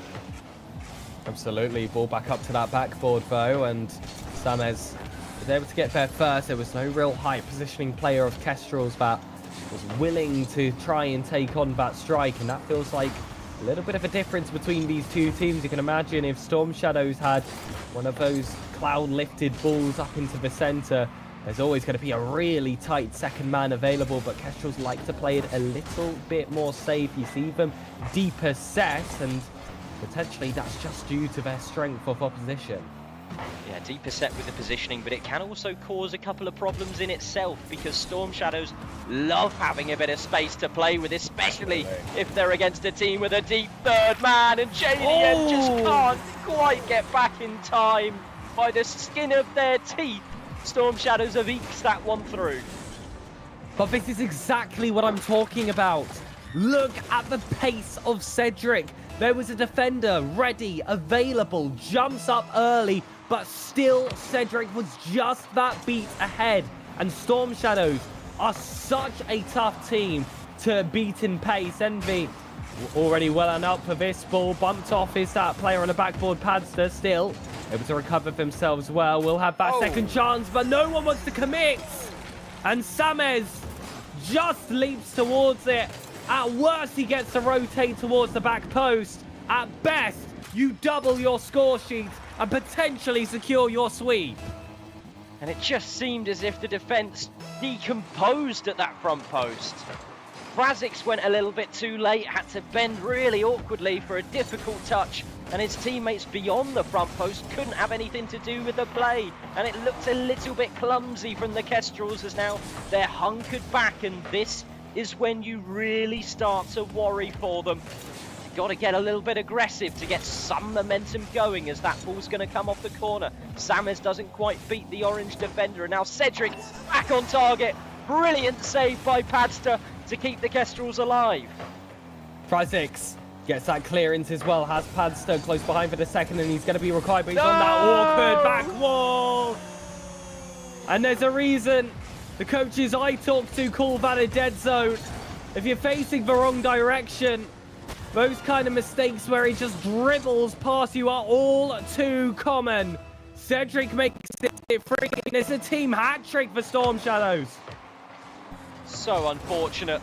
And now Kestrels are put in a difficult spot where they have to think everything they do needs to be a risk. Everything they do needs to be a little bit more aggressive and pushy to even come up with some opportunities. Now Padster's going to almost double commit with JDN to that play. Samez tips it to the corner, and it's going to be an infield touch surely from Frazix, but no contact found. It's down here to Samez. Let's try and sneak it through once more. That Storm Shadows offense looks constrictive of the Kestrels. They haven't been able to find any real vessel of escape even when they have time in those other half. It looks like it's still a turnover of possession. Cedric, 2 touches, might get a third as well on the dunk. The fourth one doesn't come for that 50 with JDM, but he's been forced to completely commit. Samez, my goodness, I would fear that if he got that touch, Psycho, that was going to be in the back of his own nets. It was an impressive display of elegance from Samez in a situation where they are comfortable in series, and we're starting to see the flashiness from the Storm Shadows really emerge. The sideball attempts, the psycho attempts, the double touches, the air dribble resets, the whole shebang from this roster, and that is the Storm Shadows that can be so fearsome, especially in an upper finals. And they're going to be looking forward to whoever their next teammate or team to play may be. Potentially the British Army Esports Falcons, the first team from the British Army, next up for them, but remains to be seen, Pegasus. It really does. Envy gets it off that back wall. 3 goals required now for the Kestrels, not just to hold down this game, but to keep this series ongoing, otherwise it will be that relegation to the lower bracket of the series, where they certainly played well in the first 2 games, but after that timeout, they may have gotten refueled, but I fear that they haven't exactly been reignited. There hasn't been that explosiveness out the gate, and Storm Shadows very much nullified a non-existent flame. That's a wonderful save from JDN. Defensive efforts are certainly there, and they have been there for this entire series. It's about that consistency in the offense. It's that bravery to step forward, which Storm Shadows are leaps and bounds ahead of. Absolutely, and Kestrels are a defensively natured team, so I think, just generally speaking, coming into this game, there was always going to be a little bit of fear in the air in terms of the possession game, how many opportunities they could squeak out, but it's the RAF Storm Shadows, ultimately, who have worked and earned their position in the upper finals of this double elimination bracket, and what a statement to everyone else in the competition, Pig.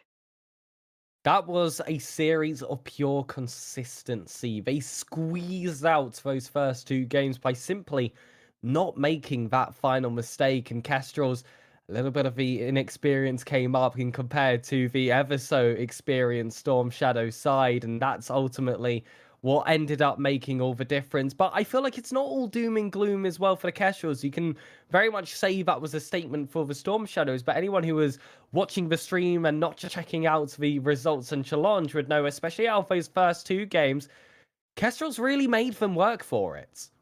They really did, and I have to say, if that first game was slightly different and some of those backboard opportunities were converted by the side of the Kestrels, maybe we could have seen a completely different affair, as I know how momentum-driven they are as a team. They like to see the early impacts and thrive from them. We saw it against the likes of the Falcons from yesterday's matches as well, and I know that moving forward into the lower brackets, they're still going to be great contenders. Absolutely, but that's what you get with a physics-based game. Those dominoes certainly do run deep, and just in competitive sports as well. One small difference, and who knows where this could have ended, but for sure, Storm Shadows will be going to that upper finals. It is definitely a guaranteed top 3 for this roster, but we know historically, Psycho, that bronze and silver is never what this team settle for regardless.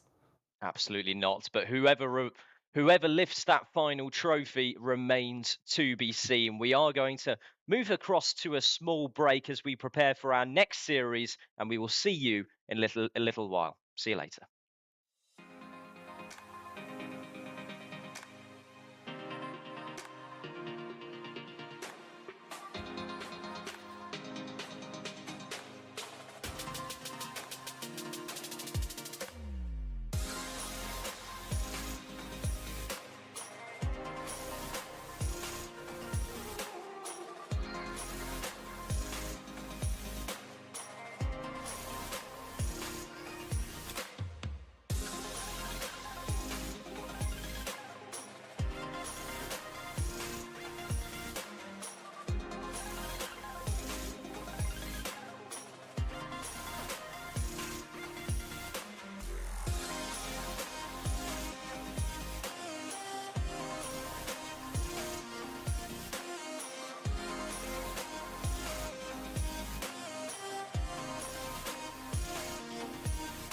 BFBS Forces News join KFOR patrols in the north of Kosovo. We're here to create a safe and secure environment for the people in Kosovo and the people of Kosovo. Our job, fly and fight from the home base, and we've got to be able to do that in whatever conditions. This training is mutually beneficial to both sides. For the riflemen themselves, it's about getting that valuable training in the desert. At the heart of Lympstone Parade Square, the King's Squad.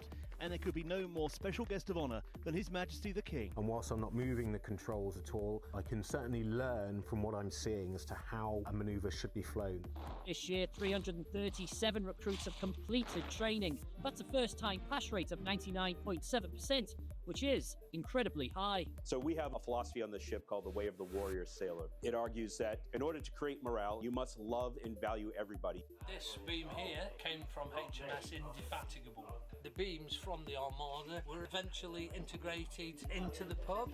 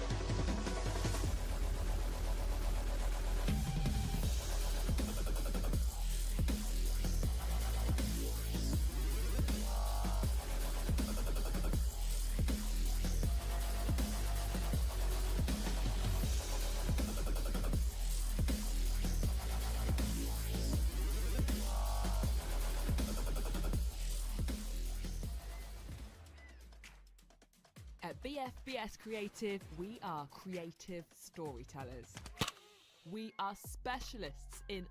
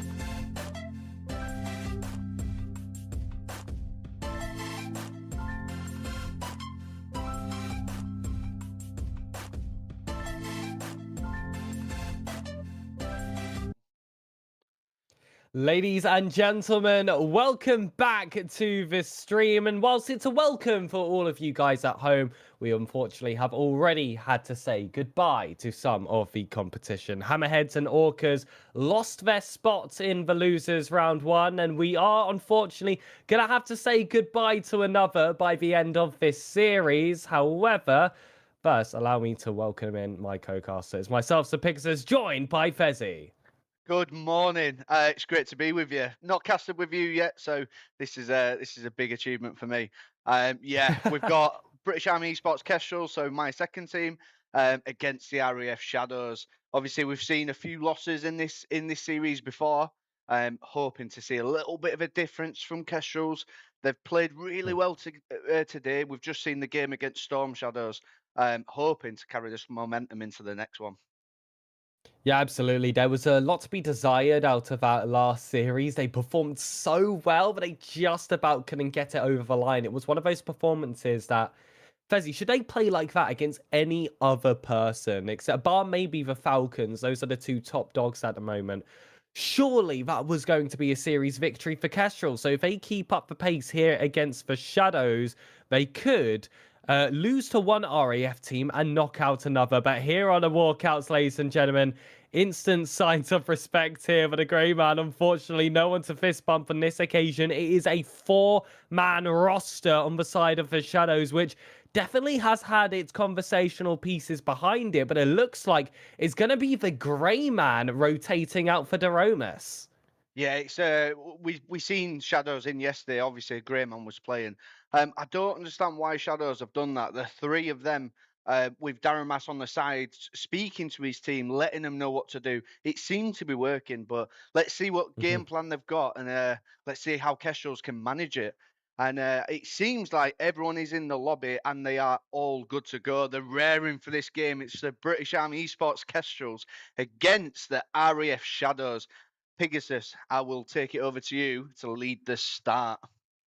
Ladies and gentlemen, I am so excited about this matchup. The players have been handed their go-go-goes. All 6 enter this lobby. Only 3 get to leave alive. It is the losers bracket. It is the final life. It's the RAF versus the British Army. And that's a good kick-off strat from Kestrel straight off the start. Daramas dropping it down to Kurt. Kurt is there, and it's a beautiful pass. Kurt waiting, he was patient, but he had the speed to beat. It was 3 of Kestrels going towards the backboard. Drop down, pad with the miss. And Fraz just didn't read it. Didn't read that Padster was about to miss that. That was unfortunate, but amazing play from RAF Shadows. Really composed from Daromas as well. Doesn't use his jump too early. Instead, moves towards that ceiling for the intercept. He has got to be a little bit composed yet again on his own lines. But instead, JDN, with the immediate counter punch against the Shadows, looks to be the tail of the series. I love that demo as well from Padster. Acted as that little bit of a smoke screen for the final 2 defenders. And now immediately we can say back to 0-0. 16 seconds gone. Both teams vote. Able to already have a stand in the game. Yeah, it seems we've definitely got 2 very aggressive teams here. They don't want to be pinned back, they just want to go on the attack, and we've seen it from both now. That's Daramas with a 50, Fraz is up, Kurt's got it straight over him, Jordan's back with a full boost. Padster's rotating underneath, LW to the backboard, it's good read from Fraz there. Shadow's trying to keep it in play. Had straight to the corner. Daramas is no boost. Jordan with the bang. It's a good bang, but it's going to take straight to LW. Jordan's sticking with it. It's a good 50 to pad, but unfortunately he can't get it round. LW taking his time now. Good force from Frazix there. Daramas gone for the flick. I thought Frazix was straight through them. Pad's going to take a nice little touch here. Read it to himself. Padster to the side. Ooh, LW straight in it. You can definitely see both teams do not want to leave this tournament just yet. Absolutely not, and they took no time either to warm themselves up into the game. You can see once they've gotten themselves both that first goal, it's been back to regular Rocket League. We speak about first games commonly being one to feel each other out, but they've already had that experience against each other, and it was a victory for the Shadows last time, but Kestrels look to rewrite history on the biggest stage. Yeah, Kestrel struggled yesterday. There was an upset within the mental game, and I think that got to him. But We've sat down, we've spoke to them, all three of them have sat together. Their mental state today is so much better, and look at what happens when they are. The aggressiveness, the demos, they're all working together, and it's a beautiful thing to see for one of my teams. LW, he's not one to, you don't want to give that guy time. We've seen him in the 1v1 tournament, and he is unreal as a solo player. His defensive skill, it's popped straight up to Kurt. Kurt's got the read, but Frazik's going to have to take a touch. LW's ready, Jordan's there. Kestrel's all bunched up in one corner. Pad's got, he's missed the boost, he's going to go for the boost stab. Kurt with a good save, it's up. Can he Fraz 50? He can. Daramas got a bit of time, Jordan's pushed straight up and down. LW's read that really well. Padster's gone for the pre-jump, but he's whiffed it a little bit. Jordan's on his own, he's misflipped. Straight off the post and That's unfortunate, but the ball spills back out. LW has this other opportunity back inside, blocked there by Frazix, who's going to go for more after that 100 boost was picked up. That preset doesn't use it, goes low instead, sets up off a crossbar, and Daromas is able to get that goal line clearance. That should have been goal free for Kestrels, but Shadows, despite their history as a very offensive-sided team, still have that efficiency on their own lines for survival. It stays within one. It's a very flexible score sheet, and Kurt gives it that stress test with a Doomsy dish. Yeah, Shadows are very good at switching it up. Their defense, they've got it on point. Their attack, they've got it on point. They're very good at splitting Kestrels apart and forcing the 2v1 situations. It's just Kestrels need to hold their own here, and they need to maximise the boost. Don't waste it all at once. Like, if they need to keep these gaps small. That's a bit of a miss-hit from there. That's a double commit with Praz and Jordan. That's open, but a good bump from LW. Kurt's popped it high. Pad's got to take the read here. He's dropped it straight down to Kurt. That's not a good pass. And that's Kurt. He's just picking the corner out. That's an unfortunate hit from Padster there, but it was all closed by the double commit with Jordan and Fraz. That's unfortunate. But as well, off the back of that double commit, you could see that there was a bit of a step up there from the Shadows. They smelled that blood in the water, and you see the instant jumps up. They know that they're going to outnumber them no matter what. Even if that whiff does come through, then it just becomes an equal game. And this is something that the Shadows are so good at recognising. When an opportunity favours them and they all of a sudden just come alive and make it impossible for the defensive team to handle them. JDN over to LW instead. Does well to keep this ball in this half, but feels like it's inevitable that Kestrels will be able to find that space. That looked like the opportunity, but Aromas seems to reach towards that ball first. LW booms it forward, looks for that top corner, will find it. And despite what has been a Kestrels dominated game, Shadows look to establish themselves at the opener. Yeah, I think Jordan was looking for the infield pass there, and he was behind him.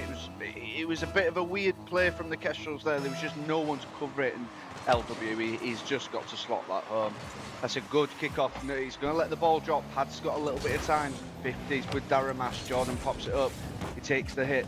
Frazix is on his own. It's now a 2v1. Daramas is there. He pings it over, and it's straight in. Fraz just couldn't reach it. Definitely, Shadows are forcing Kestrels to be in 2v1 situations, and like you said, they're just capitalising on it, and unfortunately Fraz just couldn't get the read on that. This is what happens when Shadows start to catch pace. I've called them a very constrictive team. It's the same with all the RAF teams, frankly. They put yourself in a position where you do start to panic a little bit extra. They play for some of these bumps. They play for a lot of these beats, and it makes you try to step up to their pace, play a little bit faster. But then now you're the team out of book, playing against how you would typically fancy yourself. And that is just one of the many ways Shadows likes to take control. And it's also the reason we start to see so many scorelines start to tip towards their favour so heavily, despite how closely they do start out. There's goal number 6, and it was a little bit messy on their lines for some time, but with all of that pressure that Shadows are able to apply, and that miss even from Daromas acting as part of it, how are you supposed to keep up as that offensive side instead? Yeah, spot on. That was a perfect analysis. You are right. Shadows, they force you to play quicker, but with Kestrels, you don't want to be on the same playstyle as the other team. They're very good at being patient. They're very good at the passes, the redirects. We've got players like Padster that can be the speed demon, and Jordan and Fraz can sit back and wait for the passes. And I think they're just not doing it at the moment. They are being forced to match the Shadows playstyle, and in effect, Shadows are just slowing down and being in the correct position. It's unfortunate, but it's very well played from the Shadows at the moment. And that's Fraz. He's got a good touch up. It took a bit of a bounce off the wall. LW to read. Jordan with a touch, and we're gonna get a third. We are dribbles it straight into the net, and that leaves the game at 6-3. That's unfortunate for Kestrels, but outclassed by the RAF Shadows there. Absolutely. 3 goals for Kurt, 2 for LW, and 1 for Daromas. That was an unbelievable team performance from the entire roster. They were just able to catch themselves a pace, and once they get going, they are such a tough team to stop. That is what you would definitely call a statement opener, but if Kestrels can come out the gates and establish themselves first instead, like they did in the early stages of this game, this is definitely one of those series that can be turned around, but a lot of that is decided in that first half of gameplay. Yeah, we've seen this from Kestrels. They've tried a strategy. It's not worked. Pad is a very good in-game leader, and the playstyle will be amended now. And as we go into Game 2 of British Army Esports Kestrels against Shadows, are we going to see another storming by Shadows, or let's hope for my sake that Kestrels start locking in? But that's Pad straight to the corner. JDN's going to take a touch. He's hit it infield, but Fraz is a little bit too far forward. LW with a good block, he's gone straight to Fraz. Pad is up as last man. JDN's gone for the bump. Fraz isn't going to make it in time. Daramas low boost, Kurt low boost, LW half boost. Jordan's going to take a touch. He's got full boost. He's got the mech, so we're going to see it. It's a pass to Padster, but unfortunately it was blocked. That's Fraz out of position as third man. Daramas popping it up. Kurt is there. Jordan's going to take with full boost. That's weird. It straight to the backboard. Pad is up, hits it straight back, but Jordan had been demoed. LW to the side wall. Padster's going for the boost dive. He's got the boost dive. Going infield for the bump. He got the bump. That's a double bump. That's a 3v1. Fraz straight over. That's a beautiful save from Kurt. 3v1. But when the one man is Kurt on his own lines, that's worth a lot more than any other player. Such a great defensive effort. So well to read that pass inside. Now a game which feels like it should be in the Kestrels' favour. Leaves you begging for more. Padster can't get that one on target. The second man is already there, though. Kurt has to get that clearing tower, but now that 100 boost being conceded to Frazix could cause some more danger. They're not looking to stop their offensive barrage this early, but LW forces that to be the case. Kurt towards the corner is stopped by Padster, but these heavy balls are just going to find the deeper set players of Shadows, and I know it's a rare occasion, but it does sometimes exist. Jordan over again here to Kurt, and it does stay somewhat of a midfield battle. Shadows have had a few moments in those final thirds, but ultimately none of quality quite yet. But no mistakes coming out of Kestrels will be that reason. Yeah, their play styles changed now. They're playing more composed. The demos, the bumps. We can see Padster there in the attack, going for the bumps, and that's what we need to do, as well as Daramas getting the bump on Jordan there. That was a perfect bump, but both players were stuck in the back of the net, and they just couldn't reach that in time. It's a good block, good Daramas bumping Jordan straight to the back, and Fraz just hits it. He couldn't get the touch he wanted. It straight just top bins. Hopefully Kestrels can come out on the kickoff goals here. This Padster, he's won the kickoff to the left, but LW's read that perfectly. Jordan with the hit down centre. Fraz to the ball now, pops it over, but LW's going to take the touch to the backboard. LW, he's going to stay on this. He's got Kurt in the infield. That's another demo. Fraz the demo in Daramas. That's Pad straight over to Jordan, but he's a little bit too off.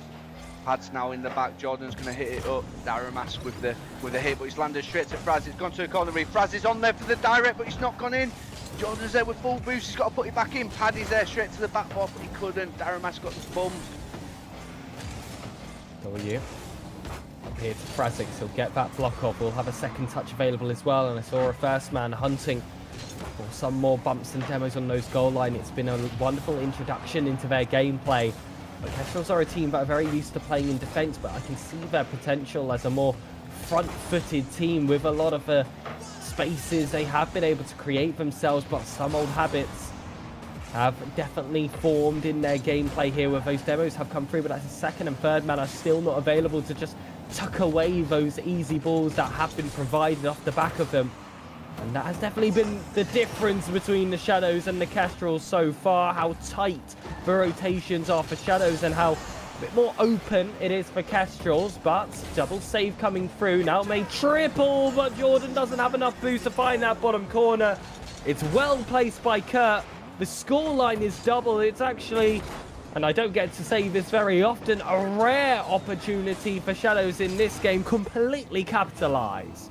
Yeah, I mean, Jordan was he was in the wrong position. He just didn't have the boost to get anywhere near the save, and it was, I tell you what, it was brilliant from Shadows. They put it into the one place that we couldn't get it. Kurt with a touch there, straight to Padster. They need to come out a little bit more aggressive, and we're seeing it. Fraz straight to the sideboard. It's going to bang it off. It's backboard, but two of the Shadows players straight on the backboard. Daramas with the bump. It clears a bit of space, but Jordan's going to hit it dead centre. No one is there. It's a shot from Kurt, I believe. LW with a touch. Pad's now he's got the boost. He's got the mechs, and it is straight over the two players. Beautiful play, and this is what we need to start seeing more. We need to. Pad has got the speed, he's got the ability to take it over two players, and he just needs to keep capitalising on this and get the goals back for the Kestrels.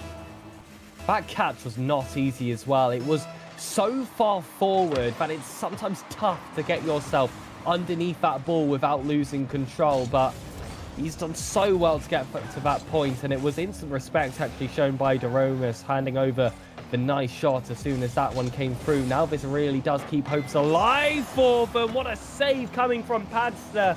That will continue the case for the Kestrels, but now they need to find that other half of the pitch. Shadows will be happy to maintain this offense. They don't even need a goal anymore. Possession will be enough, and Kurt looks to maintain it after that fake. Yeah, 15 seconds to go now. We just need Kestrels to just get the ball down the field, bang it, just shoot on target. LW with the read straight over. Jordan's there full boost. He's gone for the 50. Fraz is there lifting it up. Paddy's going to be reaching the ball, but Daramas beats him to it.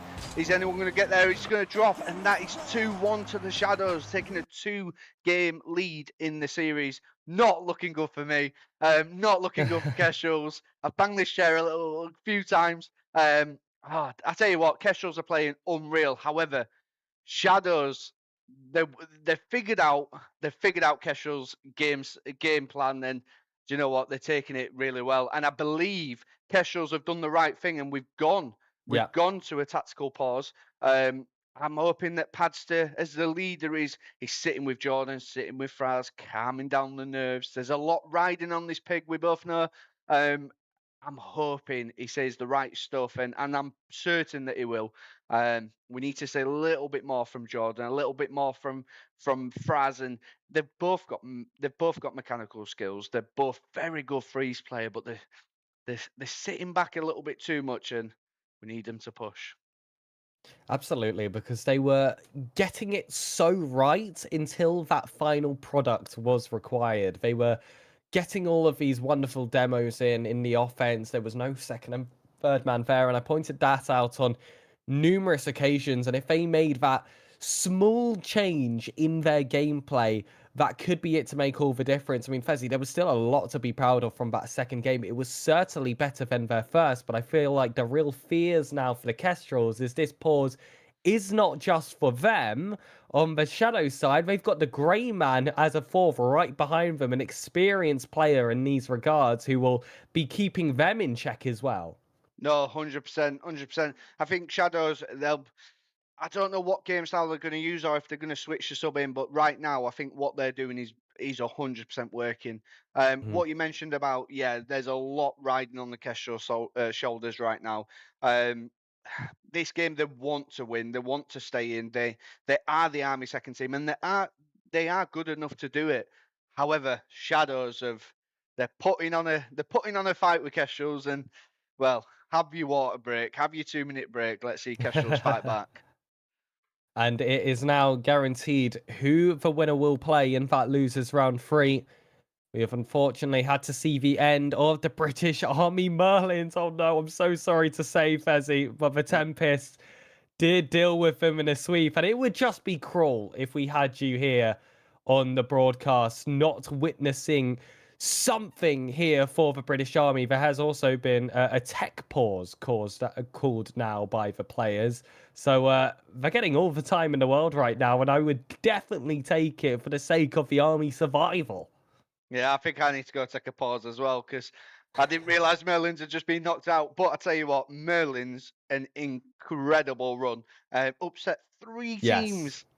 3 teams yesterday that got upset with Merlins. 3 young players. I say young, but they've got Paddy here, so it's the granddad of the server. But 2 young players and grandpad. They did exceptional. I'm so proud of that team. They've come so far, and to lose to RAF Tempest. Tempest are a solid team, and I don't think Merlins will be hit hard with that. I think they'll be walking into the main stage now, with their heads held up high. But well played. So proud of my third team, and yeah, hopefully Kestrels can pull this back. We are very well known as reverse sweepers. We've seen the reverse sweep from Falcons to Storm Shadows. We've seen Merlins do 2 reverse sweeps yesterday. I'm hoping Kestrels, let's get the 4th now. It's just down to Kestrels now. We have got Skids in the background speaking to him, and one of the best players that you can have at the back of you, telling you where you're going wrong. Keep your motivation high and crack on into the next game. And it's been a bit of a conversation point yesterday about why we have, BFBS partnering, why we have all of these inter-services leagues and the storylines that come with it. And I feel like the British Army overall is a fantastic storyline right now. You've had Falcons as that sole team at the top, and that was definitely the tale for RAF for quite some time. But now they've got a little bit of competition from their own rosters brought into play. So maybe something to look out for in the future. But in terms of the British Army versus that RAF, this is where they've got to step up. And unfortunately, straight after the break, the Romus has brought us back to regular viewing. Yeah, that's a good kick-off from Shadows there. Unfortunate from Kestrels. Literally caught out of position straight after the kick-off. But it's 4 seconds in. Don't let that one goal get to you, and let's get the kick-off goals. Let's get it back. Pad with a great kick-off. Daramas has read it perfectly though. Jordan's there. LW missed it. Daramas is up. Hits it straight to the corner. Pad's going to push. Beautiful little 50 there. Jordan is in the infield waiting for the pass. He's not. He's got the flick off Pad. Still goes for the double. Unfortunately, can't get it. Fraz to the corner. Full boost. Pad. Fraz and Jordan both in the corner. That's a miss from Jordan and Fraz. Leaves it in a 2v1. LW's there, net is open, but Pad makes an incredible jump to stop that from going in. Pad's bumped off the play, but Jordan's ready behind. He'll rotate round for this one. Frazik's able to hold down that 50 cut. So look for that pass back. The Romus calls it off early to get that ball forward. Unfortunately, only reaches an orange car for him. Frazik's will to take some space here. Pasta gets it off the corner. The 1-2 comes through, but Aromas is up early for that one. A second longer. That was going to be a shot on target. Kurt goes for that doink. And here's the press that we've spoken about on numerous occasions. Once Shadows are allowed in, a very hard team to kick out of your half. Frazik's, though, will try his best there with that pinching ball. That boost not spawning for LW. JDN able to get that clearance, steals that boost as well. It's now a clipped wing for the Shadows, but Kestrels have to now sort themselves. Jordan takes it high. Oh yeah, flip reset over, that's perfect from Jordan. They're the mechs we want to see. Pad to the back ball, Fraz is there, and he whacks it straight in the net. 1-1, Kestrels and Shadows. I'm getting a little bit nervous now. I'm so far lean forward, it's unreal. That's beautiful from Pad. Fraz had read that he was going to the back ball. Jumped, tilted his car straight into the net. That's beautiful from Kestrels, and that's exactly what we want to be seeing. There's a lot of pressure. Let's keep this up. Fraz with a kickoff against LW, takes it to the side. Jordan's been beat. He's got no boost. Pad is there. He's going to have to force the 50 in the corner. Kurt's read that well. Jordan with a cut in. Jordan's pushing it to the right. He's got a little bit of boost to play for. Not a lot to do with it though. LW's up. Fraz is underneath. Hits it to the back ball. We've seen this already. Pad's up, but beautiful defence from Kurt there to get the block. LW's got a little bit of time in. That's a double commit. LW and Daramas LW's got back. Kurt's going to hit it to the corner. Pad's going to be there. It's infield. Frazic's there, but a beautiful save from LW. Back onto him though. DeRomus is tight inside. All three players of Kestrels stood up for that one. This time though, it will go unpunished. Those 50s came a little bit later. Padster was patient and now has earned his time on this wall. It's going to be a musty flick. Still self-control onto this play, but DeRomus has done so well at getting these blocks in before a play is too dangerous. That's that one extra touch is going to be the pass. That's dangerous both for Jordan. Now drops down, but Kurt gets that clearance. And it was a moment of definitely held breath for the Shadows, but now the same can be said for Kestrels. Isn't that right, Bezzy? That is indeed. Oh, God, it's end-to-end at the moment. That's a beautiful shot, Daramas. Jordan with a beautiful save to the backboard. He's going to recover onto it. Jordan's got a little bit of boost. It's blocked by LW. It's getting tense. We're just waiting for one of the teams to make a mistake, but they're holding it quite well. Fraz is going to bang straight down centre. Kurt's going to be able to read that. No, Jordan is there, hits it to the corner. Straight to Kurt's car though. Pad's forcing the 50. He's straight there. Daramas is there. Frazix has been a little bit faked out there. Pad has lifted it up. A nice demo from Fraz straight onto Kurt. Jordan's going for more bumps. Paddy's there with the air trouble, but he just couldn't get the flip reset. Fraz straight to the corner. LW's no boost. Daramas half boost. Kurt is there with 50 boost. Popping it up. Padster is going to read it. Hits it to the sidewall. Bit awkward for Frazix there as the third man. Jordan's going to rotate behind him. A little mistake from LW there, but Fraz has passed it straight to Kurt. Going straight to the sidewall. Daramas with a big pop. Padster's got time, but he leaves it for his teammate. Fraz straight to the backboard. Jordan is there. Fraz going for the demo. Fraz got the demo, but Kurt's going to get back just in time to stop. Padster's still there. Don't let the pressure off.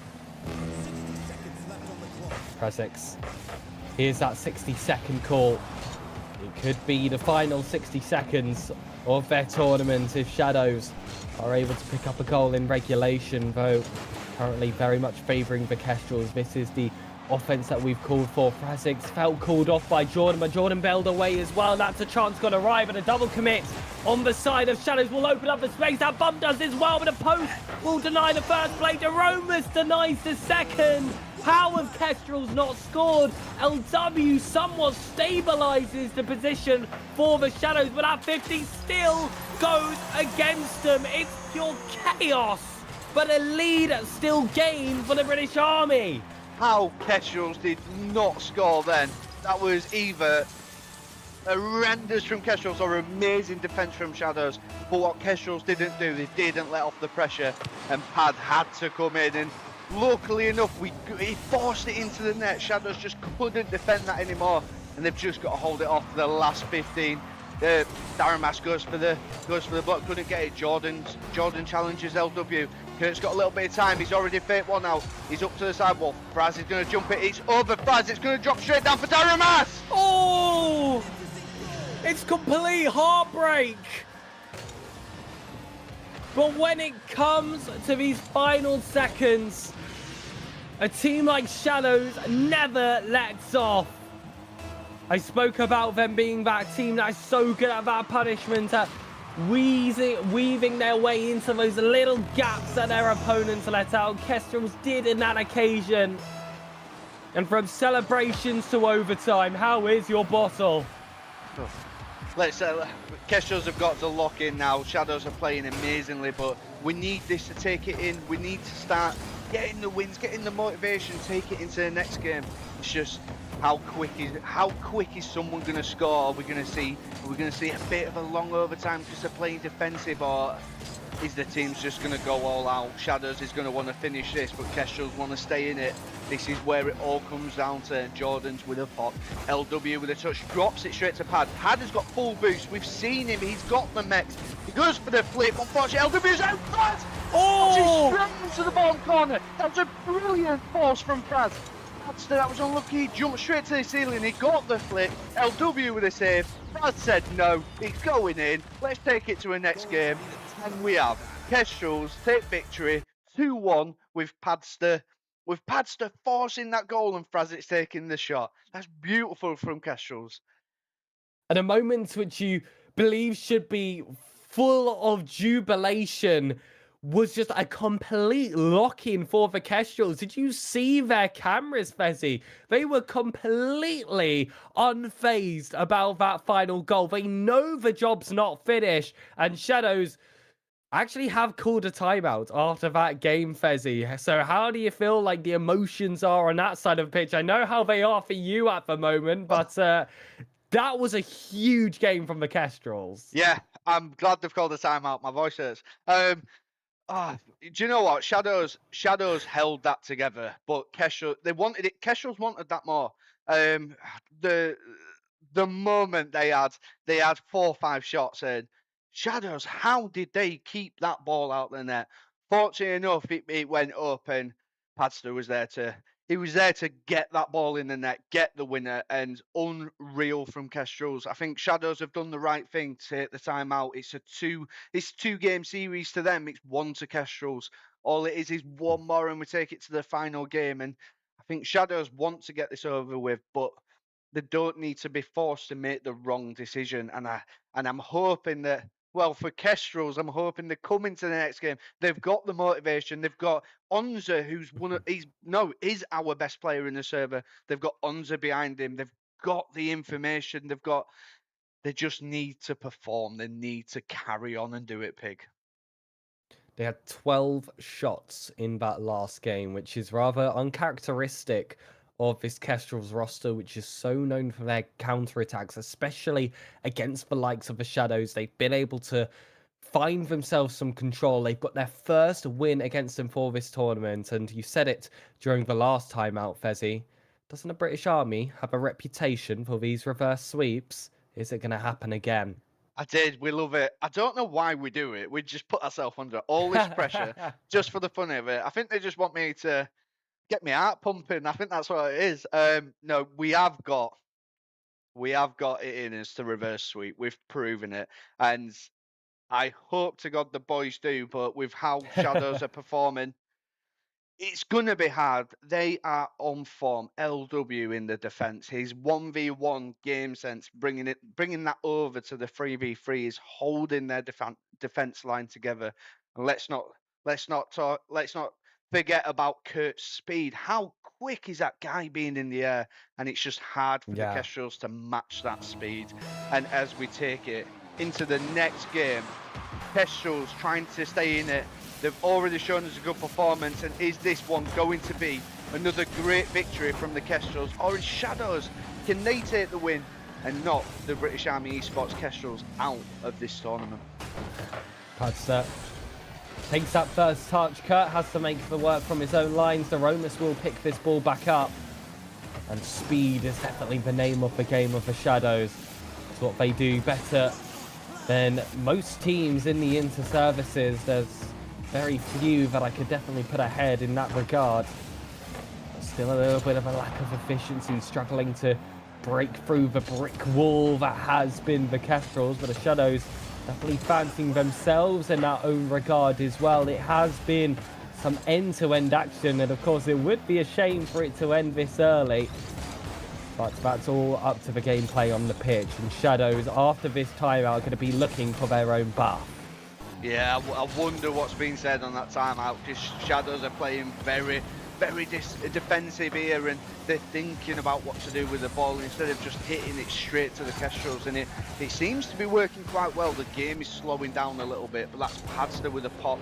Kurt with a touch to the backboard, a little bit awkward. Paddy's there, he hits it infield, he goes for the pop, but he couldn't get it.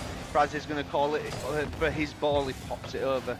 LW is there, he's got to try and force a 50, but LW hits it straight over Fraz. Does well to get that 50 there with Jordan.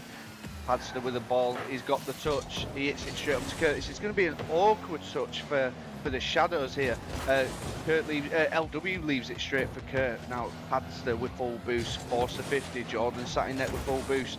This is a good play. Padster's up, he gets beat by LW. Fraz is there to recover the ball. Jordan behind him, Padster rotating back for the right hand boost.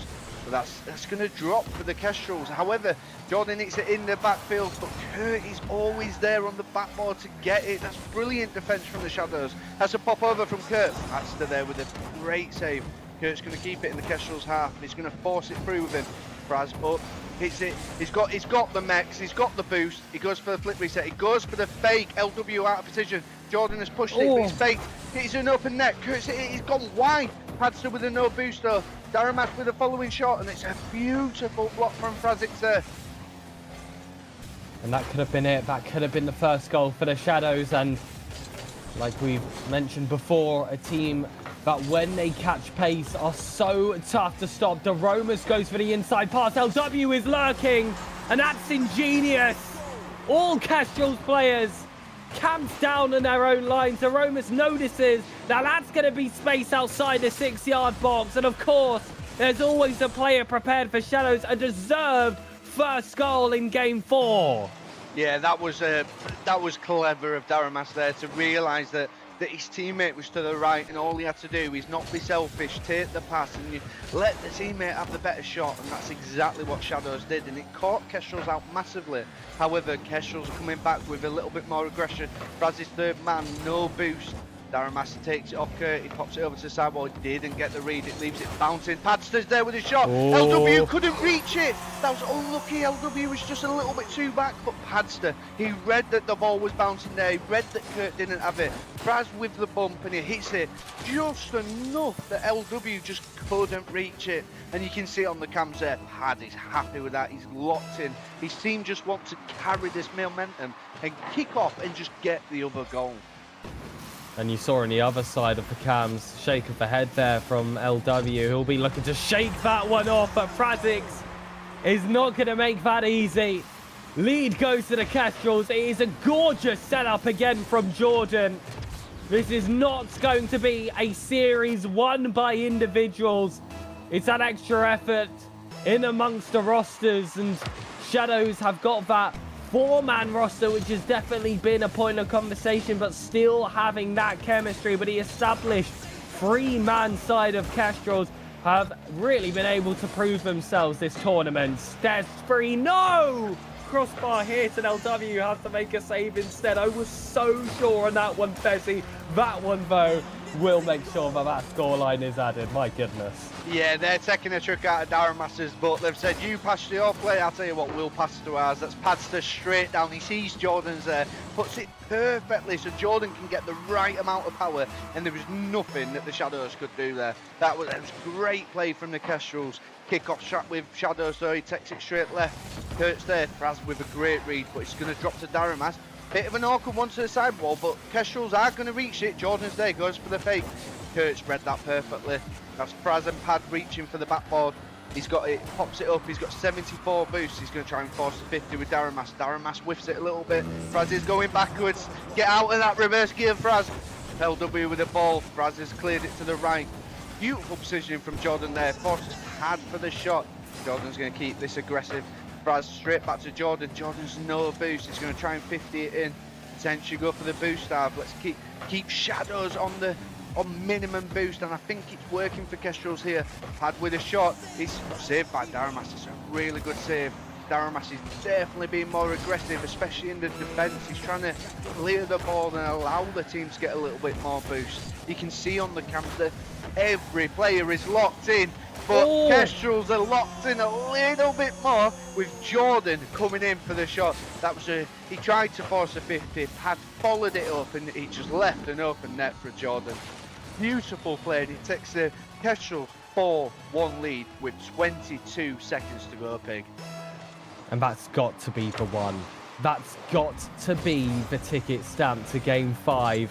The British Army returning to that spot with a potential reverse sweep on the cards. They'll have to wait 10 seconds and a little bit extra between in-game time, but something is in the air once more. A little bit of British Army magic. Fezzy, are you feeling it again? It's a reverse sweep. It's a reverse sweep. Merlins, they've done it twice. Falcons have done it one. Kestrels haven't. They want this. They want the win. They want the reverse sweep. They don't know that Merlins have been knocked out yet. They don't know that they've got an additional amount of pressure now on their shoulders. But I tell you what, they are making me proud. They keeping my heart beating. I'll tell you that. Like, this is stressful. I've got Owen sat here. I've got John. I've got the production team, and we are all we're stressing about this game. What an amazing, amazing game that Shadows and Kestrels are producing for us. And I think the teams are nearly ready. It's going to be stressful for them. It's stressful for us, but wow.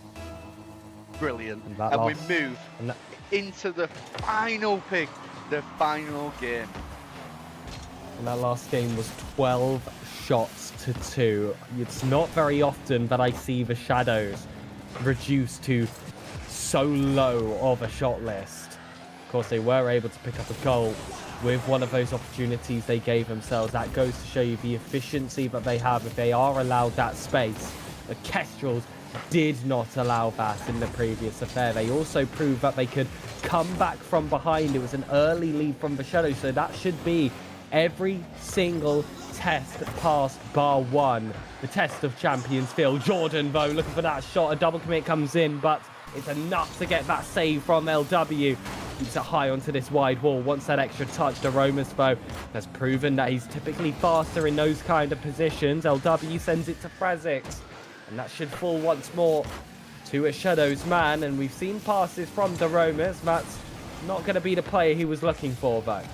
No, that's miscommunication there from Pad and Jordan. Jordan popped it up to get the flip reset, but I think Pad thought that he had a shot on. He should have just left that for Jordan, but it has followed to... It has gone to Pad, but Jordan wasn't there. He went for the demo instead. That was unfortunate. Fraz is going to keep it alive. He pops it up. Pad is there, gets the flip reset. He goes for the shot. That's a good block from Daramas. Jordan keeping it in.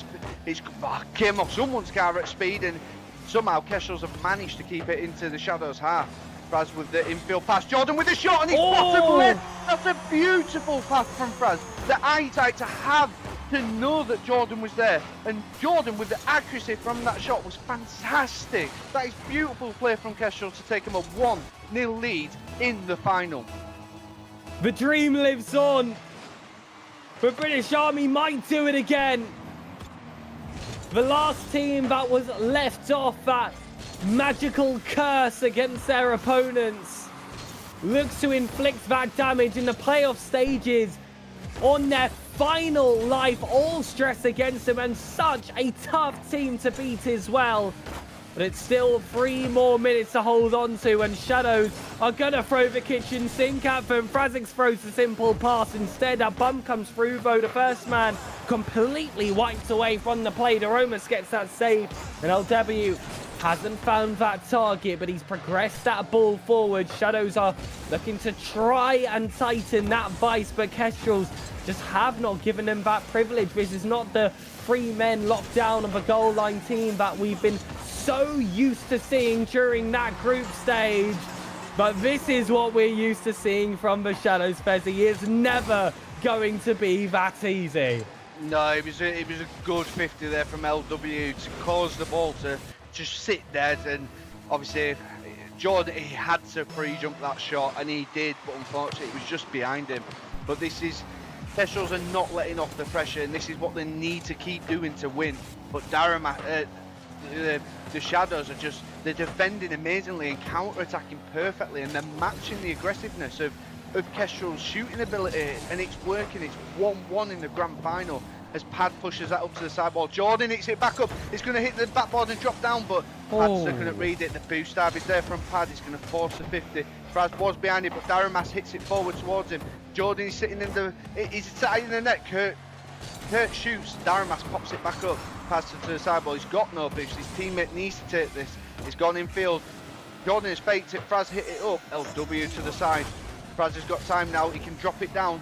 Is his teammate going to be there? They're not. Jordan's hitting it back up to sidewall. Padster has jumped to force the 50. And Fraz with a shot. We can see another goal here. Daramas hits it away. Padster gets ceiling, hits it down. Daramas he's waiting for the touch, but Jordan was there. Jordan, he goes for the 50 but couldn't reach it. Padster keeping it in there to keep it alive. Shadows on minimum boost at the moment. We've got Kurt on 100 boost and the other two on less than 20. Oh, they just need to... The Kestrels need to go for the demos here. They need to go for the shot. Daramas hits it down. That's straight to Jordan. He hits it straight to Fraz. Fraz with a shot. It's a crossbar and down. LW misses it. Padster crossbar and down. What is going on? Jordan's keeping it alive, but Kurt's now got full boost. Shadows have been allowed a little bit of space and they've managed to get the boost from somewhere. Pazda hits it up, he hasn't got the boost to maintain it, but Frozen's there, and he goes for the fake! Daramash couldn't read it! And that's 2-1 to the Kestrels, and Pick, I need to hand over to you because I need to take a break. The third could be final. Kestrels had so many opportunities. The fourth man was there. The fourth man is there on screen as well. And you can see it.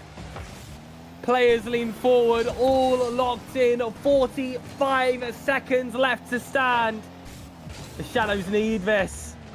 They need this ball to fall on their lap, but instead, look at the confidence from Jordan. Steps up first. It's not the greatest of hits off the ceiling, but it is recovered by his teammate. Aromas has to bail out the defense of Shadows. LW allows that ball to trick past him, and now it's Kurt on that counter. He doesn't control it. That's when he had to keep tight, and every single turnover is crucial seconds lost from the clock. The backboard is here. Padster pinches it out, and it is the final 10 seconds. Fezzy, take it away. Oh, British Army Esports Kestrels, let's keep this going. That's Kurt he goes to the roof. Padster is there. Double commit from Padster and Jordan. Just drop the ball.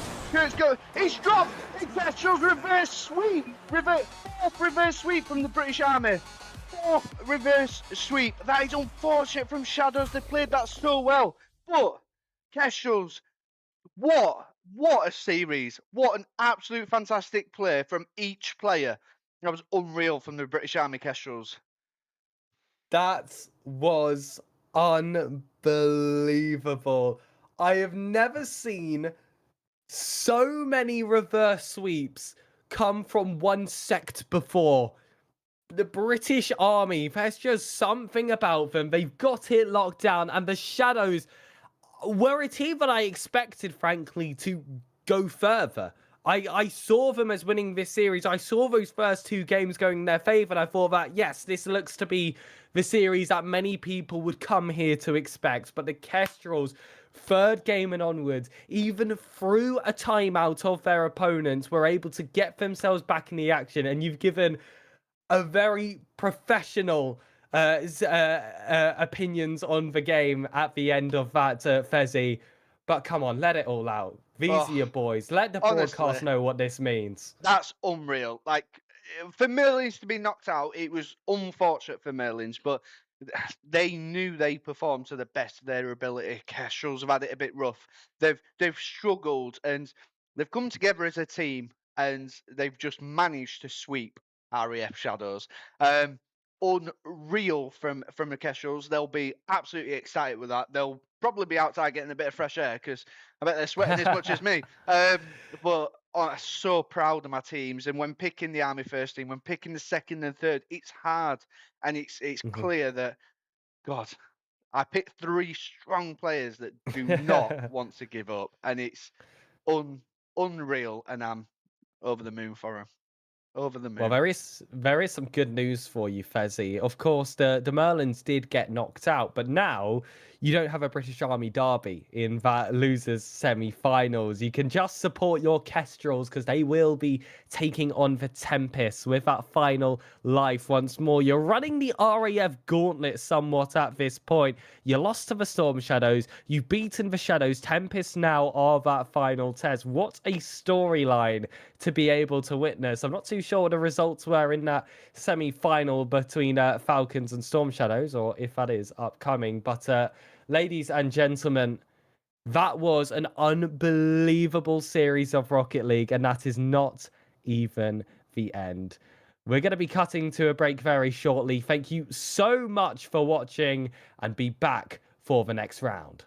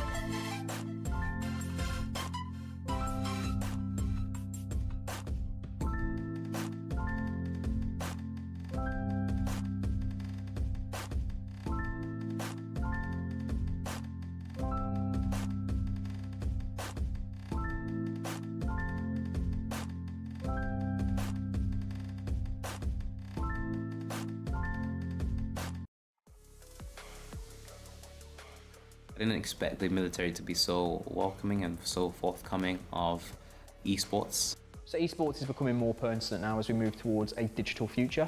We only have to look at current conflicts to see that it is all about drones and AI. The future of esports in the RAF is winning. I see us sitting on the top of some leaderboards. The guys that come down here, I see all the positives that esports gives them. And hopefully, me doing this, I can push it out that esports is there to help mental health. It's there to progress you, boost your morale, boost your confidence. UK Veterans Gaming has had a really good impact. We've helped so many people.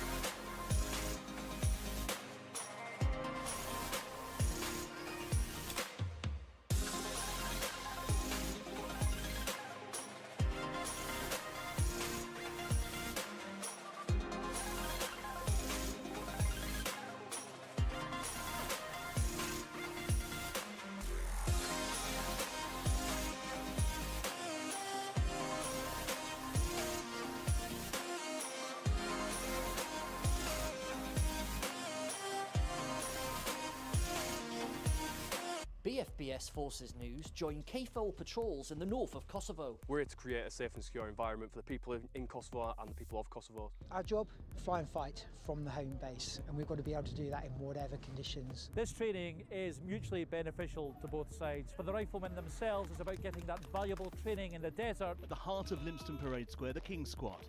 And there could be no more special guest of honour than His Majesty the King. And whilst I'm not moving the controls at all, I can certainly learn from what I'm seeing as to how a manoeuvre should be flown. This year, 337 recruits have completed training. That's a first-time pass rate of 99.7%, which is incredibly high. So we have a philosophy on the ship called the Way of the Warrior Sailor. It argues that in order to create morale, you must love and value everybody. This beam here came from HMS Indefatigable. The beams from the Armada were eventually integrated into the pub.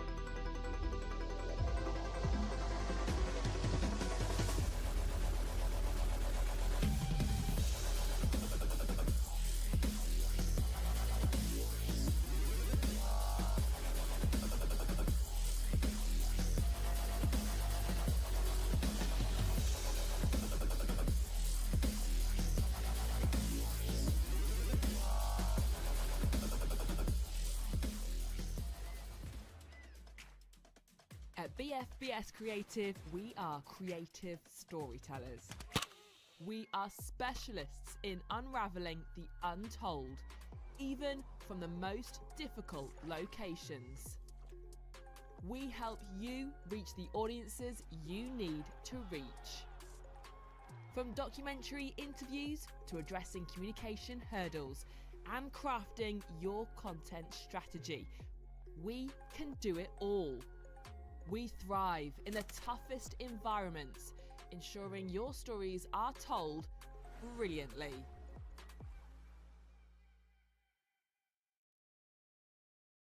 Good evening, everybody. Welcome back to the RAF Storm Shadows channel.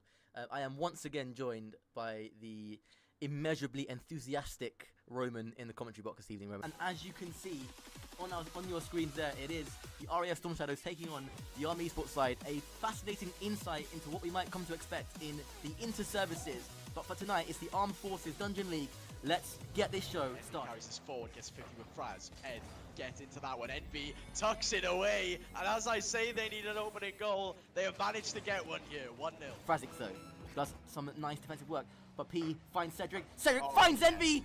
Beautiful stuff from the RAF Storm Shadows. 2-0. Approximately a minute and a half left to go. Envy goes for a pass to P. P with a shot. P with a goal. Tucked away in the top left corner. 2-1 to the RAF Storm Shadows, and they are shining through here after the Army. They've struggled to rotate. They struggled to get into position after kickoff, and P managing to give the RAF Storm Shadows that advantage Didn't again. have a lot to work with, didn't have a lot of the goal to aim at, but he put it in the one place that it was going to go to, and Cedric makes it 3.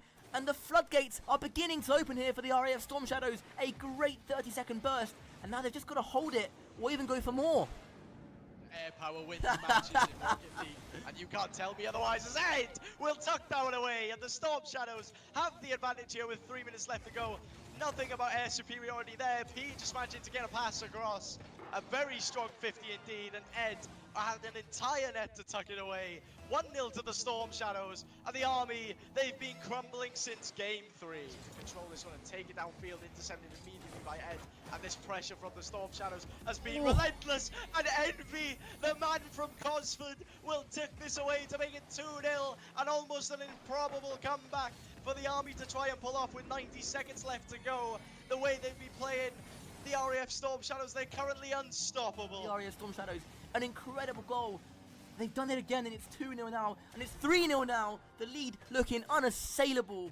Away, gives Ed some time here on the sidewall, gets it up. P is on the backboard lurking. Is Ed going to get this one away? No, but Envy's going to be there. Envy's going to tuck it away. It's 4-1 to the RAF Storm Shadows. Rose-tinted glasses are on, and I don't care. It is game over. The RAF have trampled the Army. 4-1. Could be 5-1. I don't care what the scoreline is. It's going to be game over with 1:06 left to go. You're going to have me in the commentary box. I'm going to be hyping the boys the entire time, not just the Storm Shadows, the Sentinels and the Shadows as well. As this game comes to a close with almost P tucking away a very nice shot there, just drops at the death. Storm Shadows 3, the Army Sparrows 1, and well, the Storm Shadows did it in fashion late on. Hi, I'm AS1T Stelios Elia. In-game, I am known as SE1997. Corporal Elliot Greenwood, and in-game I'm known as G-Wood. My name is AS1 Tech Edward Nussyweight, otherwise known as Cedric in-game. It's already looking like they've upped the bar from last year, which is a really tough job to even do that. We are looking forward, not just myself, but as a team, to going out on that stage and representing the Royal Air Force as best as we can.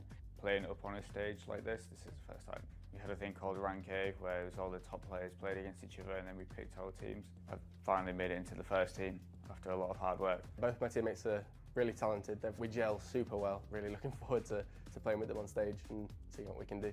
For mine, the leadership were outstanding, no issues at all. Not just from my own personal line management, but also the Royal Air Force Esports Association backed us very well, I should say, and made sure we had all the support we needed to get here, and they're always a phone call away if we do need them for anything. Really excited to play Coast Guard.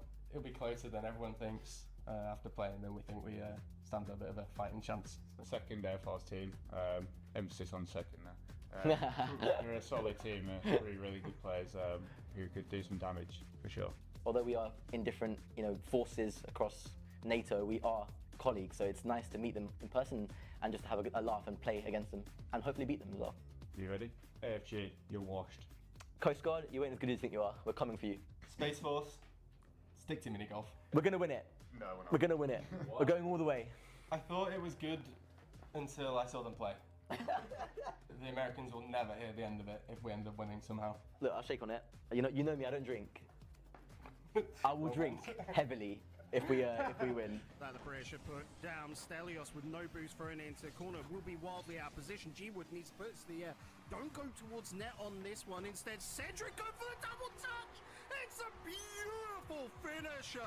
19 seconds into OT, and the RAF already going to match point. That's right, boys. Once again, I'm joined alongside none other than Stelios. Stelios, at the very start of that match, you pointed out the fact that the strategy was aggression, was confidence. Do you personally feel like you guys delivered on all fronts?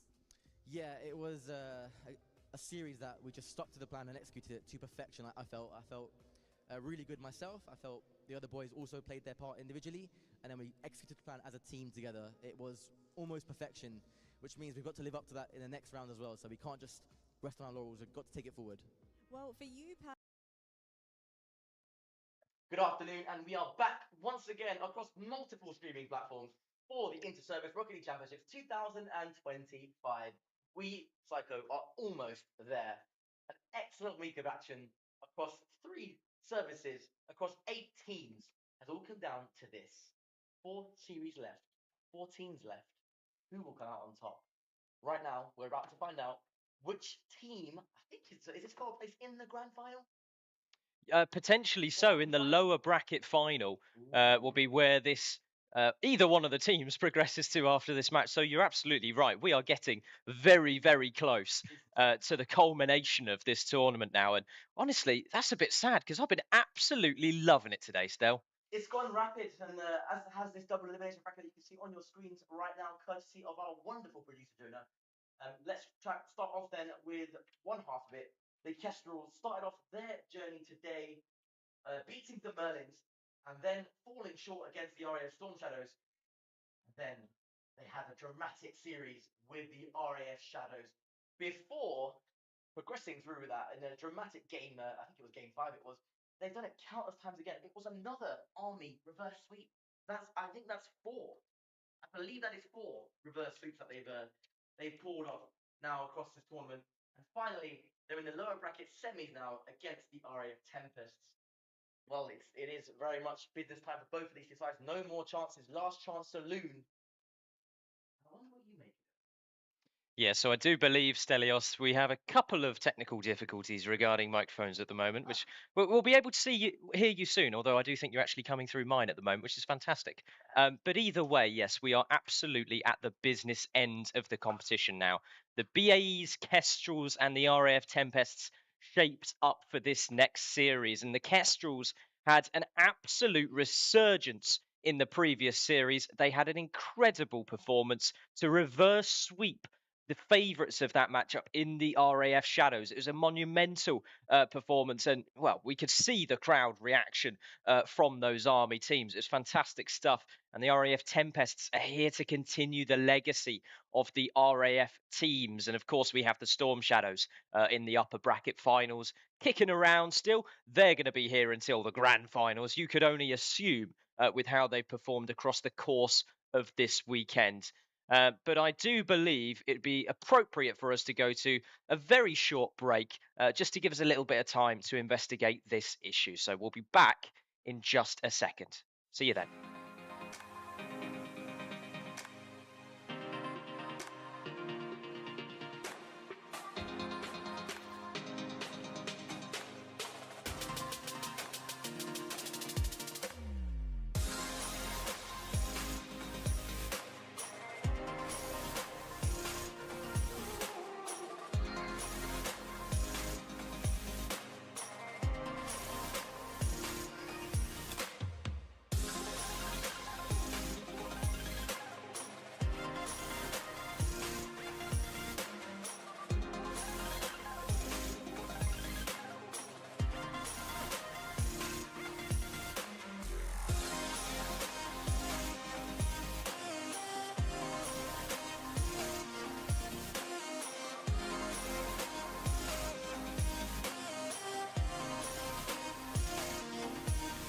BFBS Forces News join KFOR patrols in the north of Kosovo. We're here to create a safe and secure environment for the people in Kosovo and the people of Kosovo. Our job, fly and fight from the home base, and we've got to be able to do that in whatever conditions. This training is mutually beneficial to both sides. For the riflemen themselves, it's about getting that valuable training in the desert. At the heart of Lympstone Parade Square, the King Squad. And there could be no more special guest of honour than His Majesty the King. And whilst I'm not moving the controls at all, I can certainly learn from what I'm seeing as to how a manoeuvre should be flown. This year, 337 recruits have completed training. That's a first-time pass rate of 99.7%, which is incredibly high. So we have a philosophy on the ship called the Way of the Warrior Sailor. It argues that in order to create morale, you must love and value everybody. This beam here came from HMS Indefatigable. The beams from the Armada were eventually integrated into the pub.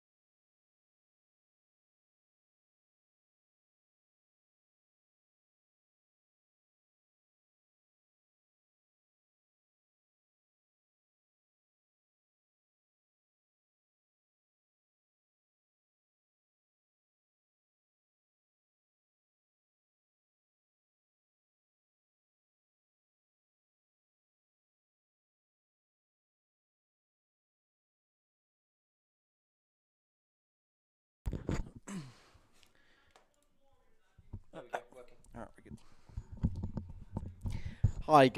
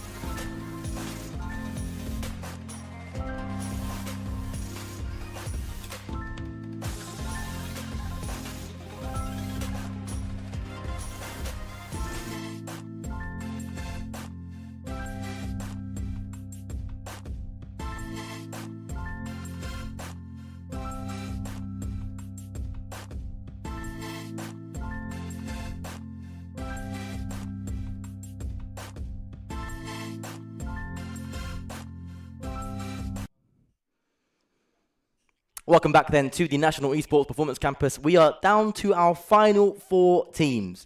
It is the British Army Esports Kestrels, the second team for the British Army. It is the RAF Tempest, the game that we are about to follow, the third team on paper here for the Royal Air Force, going at it in a best of 7. Every game now, Psycho, is best of 7. No more chances for these two sides. And at the other end of the bracket, still in the uppers, is a really tasty affair between the RAF Storm Shadows and the British Army Esports Falcons, which is next after this series. But for now, let's focus on what's in front of us. Absolutely. British Army Esports Kestrels had an incredible performance in the previous series. They managed to get a reverse sweep, and it was truly impressive stuff against the third seed, the second seed actually on paper from the RAF teams. And of course, the RAF Tempest carrying on the torch as we see the players enter the arena. We have the RAF Tempests on the left-hand side of the screen. And of course, the British Army Esports Kestrels over on the right. It's sure to be a thriller. It is, and the Tempests are coming off the back of not dropping a game in both of their series today, which is quite impressive. Now, I know Ash has been having some words with his teammates, leading them, coaching them almost on the fly. And Jonesy and Prof have really, really taken to it. On the other side of the stage, you can see Onza there in the background, the British Army Esports Falcons player, hoping to pick up his first Interservice title this year, today, hopefully. And the rest of his players that he's coaching are ready to go. It is the RAF Tempest versus the British Army Esports Kestrels. We are set to get things underway in our first of 4 more best of 7s before we end the action for this year's Interservices. Here we go. And this, of course, is going to book either of the two sides and secure them in that lower bracket finals. And what a position that would be for either of the two sides to have 2 of their teams fully represented within the top 3 of the competition. That is what we're fighting for here. Asher looking to launch it. Central though, Prof gets there. Prof actually having a really good really good day today actually. I've been a big fan of his third man play. He's almost the anchor that lets Jonesy and Asher free to do pretty much what they want. All he has to do really as that last man is pretty much stay on pads and take loads of boosts and make sure he can make a third man play. But there's a chance for JDN! And there is the opening goal for the Kestrels. Huge, huge finish from JDN, and boy have we seen that player step up through today's affairs. A bit sluggish, a bit sleepy on the field potentially yesterday, but today those worries have been calmed. And he's playing on a PC as well that has been the centre of attention for some technical issues, but he's dispelling that right now with that finish straight off the bat, looking very, very sharp. JDN, of course, appearing for the Army Esports Falcons in the Pro League not so long ago in September alongside Onza and Wormsley. Performed admirably, I thought, before exiting that tournament as Asher searches for an equaliser. 1 minute gone, and you have to say, other than early sparring, it's difficult to say which team is, other than the goal for the Kestrels, it's difficult to say that any team has taken full control of it. It just does feel like early sparring, which is typical in this kind of situation. Absolutely, and I think it's a case of safety first for both rosters. Even though Kestrels have that 1 goal advantage, though, they're fighting for an early second, and it's a brilliant piece of work between all three players to make sure that that ball sticks in the back of the net. Padster with a double touch off the crossbar and a double commit from the remaining two just to put that one through. Not the start the Tempest would have wanted. Certainly on the other side of the stage, the start Kestrels would have dreamed of. And they have had a big improvement since the end of day one, and Padster making all but sure of game one, I think, anyway, the rate this is going, with an excellent finish off that left-hand side wall. Watched it, knew Asher couldn't get there first due to the angle of the bounce off the wall. Prof and Jonesy not aware of it, couldn't get back in time. 3-0, and now it's clear that the momentum is with the Kestrels. They have now taken full control of this series, this game, and should they continue this way, well, hopefully they won't have to reverse sweep another team. Yeah, and we've seen this sort of a start before from Kestrels, not just once, but a handful of times, especially looking back at that group stage performance they had. I think one of the first games that we had on stream was the Kestrels versus the Falcons. It was the Kestrels to establish an early lead, a convincing victory, in fact, in the first game. And it was only in the second where they began to taper off. And it's just about making sure that consistency is there for them. Asher, limited boost, looks to play across to Jonesy. Nice pass. And now the Tempest look to string together a couple of passes for the first time in this game. Just approaching the halfway mark now. Jonesy with a audacious looking read attempt. Prof followed up nicely, but Frazix with a beautiful cut, ensuring that there was no danger onto his own net in that particular attack. JDL looking for a musty fake. Was met well by Prof. Only as far as Pastor with a low driven shot. Lovely save by Jonesy. And Jonesy had some electric pace yesterday in the attack, but we're looking to see a bit more firmness from them in the defence at the moment, as they have left a few gaps high up on that backboard, and the Kestrels have been very keen to exploit those as Asher gets a nice touch firmly to that right-hand side, but Padster with 100 boost in the tank is going to be saying goodbye to this one. Can't believe where this week has gone already, down to our final four, and after coming through the dramatic challenge that this Shadows presented to the Kestrels, another reverse sweep. I believe that's the fourth reverse sweep that the Army team has done. That seems to be the story of their tournament so far across all three of their teams. Padster looks to add a fourth. Looking, though, to go the opposite way this time, the Army. This time they're looking to go 4-0 of their own and not have to worry about a sweep. That was I was chatting to Wormsley earlier on as well. That was certainly his intention later on against the RAF Storm Shadows, and his intention for the rest of the Army teams as well. It is only them and the Kestrels remaining, and I'm sure they won't want the stress of a reverse sweep. Right now, it certainly does not look like it's going to go that way. They look comfortable. They look really, really comfortable, and I'll be so surprised if they were to even concede a goal here in game one, because Tempests just haven't had a real strong look at net just yet, as Padster is going to try and find a musty underneath one. Asher there to tip the ball high and try and disrupt that attack, but again we're seeing very, very audacious double commits from Kestrels to keep the attack going, and boy is it working. They are. They're not doing anything special. They're simply playing normal, efficient Rocket League, keeping the Tempest unable to escape from their own penalty area. There's another chance there, bottom right, Padster. Just as we approach the final minute, there is the nail in the coffin of the Tempest in this first game. They'll need to regroup now, and of course, every game from now is best of 7, as previously mentioned, so they have an extra game's grace to deal with any problems on the fly. Will it make a difference? Will it be enough? Time will tell. The words of Asher, Jonesy and Prof in the intermission between the games will be important as they look to get on the scoreboard at least, but no, Padster swats it away and the scoreline remains 4-0. And I think Tempest need to look towards one of their veteran Rocket League players in Asher, potentially to kickstart a new era for this team in the series. And we look back to his performance earlier, we saw 4-goal games consistently come through from that individual player. He's been so aggressive in his playmaking capabilities. I really hope we can get to see glimmers of that again. An awkward looking whiff by Jonesy there, and Asher was on hand to clear it up. They're bumping each other. This is a bit more like what I remember seeing yesterday from the Tempest. A bit unsure, a bit panicky, a bit anxious to get on the ball and overcommitting, double committing. It's okay, it happens. This is sport. This is esports. Under this kind of pressure can cause you to do things like this.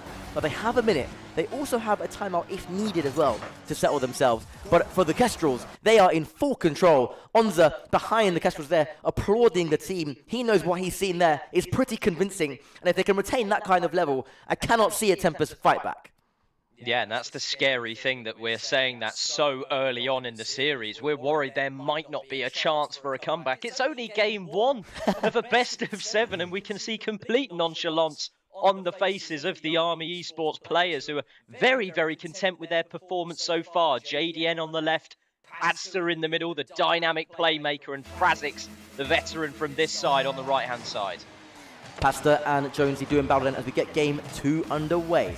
Prof slightly misjudges that one. Asher demoed for his attempt to dare to leave his own half. And it's a good touch by JD and follows up on it as well. Pastor collects the boost importantly and centers it. This will be a shooting opportunity for Frazix. Can he get it on net? He can! And more anxious defending at the back for the Tempest. Sees the Kestrels utilize the opportunity again. They are looking very, very clinical. And if the Tempest aren't careful, this series could run away from them very, very quickly. And I'm sensing a little bit of anxiety in the booth now from your end, Stel, because let's face it, I think there's going to be a favourite for you to take this one, and you want to see, of course, the RAF continue their legacy through this competition beyond just the Storm Shadows roster, and Prop is going to lead a charge downfield, saved away by Frazix here as Jonesy tips it above 1, and JDN just needing to throw the ball loosely away, straight back into the arms of these hungry attackers. Now the boost numbers are beginning to dwindle, and it's looking like quite a tricky escape. It will be Padster to continue the Kestrel's pressure. It's a rare whiff from JDN. Frazix follows up as third man, and JDN threatening the fake, just sees, well, tries to rotate and collect the boost that would otherwise be of importance to the Tempest, and he gets it and he comes back across. Smart play by JDN. And for now, the first time we're seeing Tempest trying to apply some kind of a rotation and pressure on this Kestrel's net. The awkward bounce, so Asher gets there first. JDN with a nice interception. Can he center? He can. It's a good pass, but Jonesy was there on hand to clear. Opportunity now for Padster, who's just wide of his mark and extending the lead to 2. Now Prop has a chance on the other end. It's a brilliant diving pre-jump from Asher to try and block that defensive clearance, and he did find a touch. It just wasn't convincing enough past that last defender as Asher now through the skies for a soft touch and a brilliant one to continue the play. Asher in field. It's a lovely looking ball.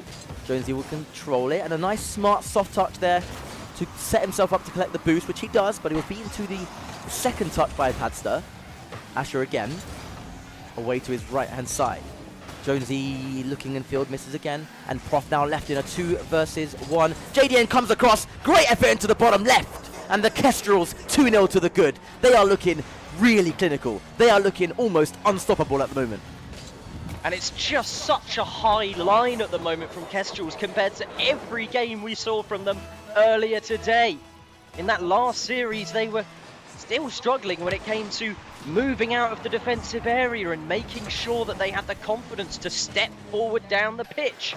And so it's going to be a case of just stick to what you know is working, and they have found their rhythm. Prof flicks it away to his left. Asher now dribbles it down the line, looks at 50 with JDN. He does an excellent job again. He's so good at just sweeping up the play for the Kestrels. Any kind of danger, usually it's JDN that will be the one to sweep it up, at least from what I've seen anyway. And Padster seems to be the aggressor alongside Frazix and creating chances. And JDN as that third man anchor will just almost Frank Lampard-esque late run into the box, just finish it off. Asher again, lovely touch. Only as far as Padster, another shooting opportunity. Can they get their Frazix at the back post? 3-0. And the Tempest at the moment are offering nothing in response to the Kestrel's onslaught. And JDN is just laughing at what his team has been able to achieve there. Gorgeous infield pass and the finish towards that right side post. It's all clicking for the Kestrels now, and I've been saying it since the first day they stepped on the pitch that they have so much more to give, and this game is still not done. They're hungry for more. Another beautiful goal, this time off the back of a double commit from Asher and Prof. They couldn't quite get and reach the ball. And a fine finish again by Padster. Been a real fan of Padster's offensive play. He has looked dangerous whenever he's gone forward against any team that he's played against. And working alongside Frazix as that first and second man with JDN anchoring as third. It's an effective strategy, and the Kestrels are now honing in on it. They have really turned up and switched on at exactly the right time in the tournament. And this is the beauty of tournament play. Like, Day 1 round robin seeding, you know, it can be a long day, it can be a stressful day, and you can end up with a bad seed if you're not careful. But day 2 is where it all matters. If you turn up for day 2 and execute your strategy in day 2, you end up like this. Now, Kestrel's had a rough, and I would say even underachieving day 1 in that round robin. I think that's a fair comment to make. But right now, they are showing their quality. They are showing why they are the Army second team. They are showing why they are in this upper semi-final, and it's difficult to see how the Tempests are going to respond to it. They do have a goal on the board. It will be a lifeline. It will be a small psychological boost. But as they get ready and prepared for game 3, maybe a timeout looms. I don't know. But they must try something. Absolutely so. And Tempests, fortunately for them, they have found a goal to put on the board, and that is going to prove some sort of a semblance of attacking credibility for this roster, who's been quite shy of creating opportunities at the moment, as they're now going to try and step out of defence, but Padsta's there to immediately block, and Tempests are very keen to just get down the field. You can see Asher creeping forward in a redirect position to put that one high. Over to the backboard and a potential finish. Drop down low for a follow for Prof, and it is just those little risks that you might need to take to put yourself back in the action. Much better from the RF Tempest, slightly more enthusiastic in going forward. They took a couple of risks as they have to, being 4-1 down, and they got their reward. 4-2, the lead halved, but Kestrel still looking nice and relaxed, still looking unassailable at this point in time. Asher will try and turn on this. Frazix gets there too. Asher thinks better of it, leaves it for Jonesy.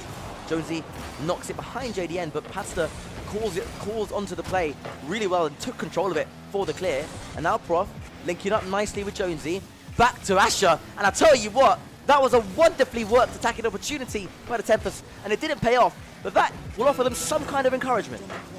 If you gave Asher that opportunity again, it is going in. It's just one of those moments where the ball is coming so quickly. You just had no idea the pass was going to fly over your head. And it's unfortunate for the Tempest, but they definitely have found some sort of a groove at the moment.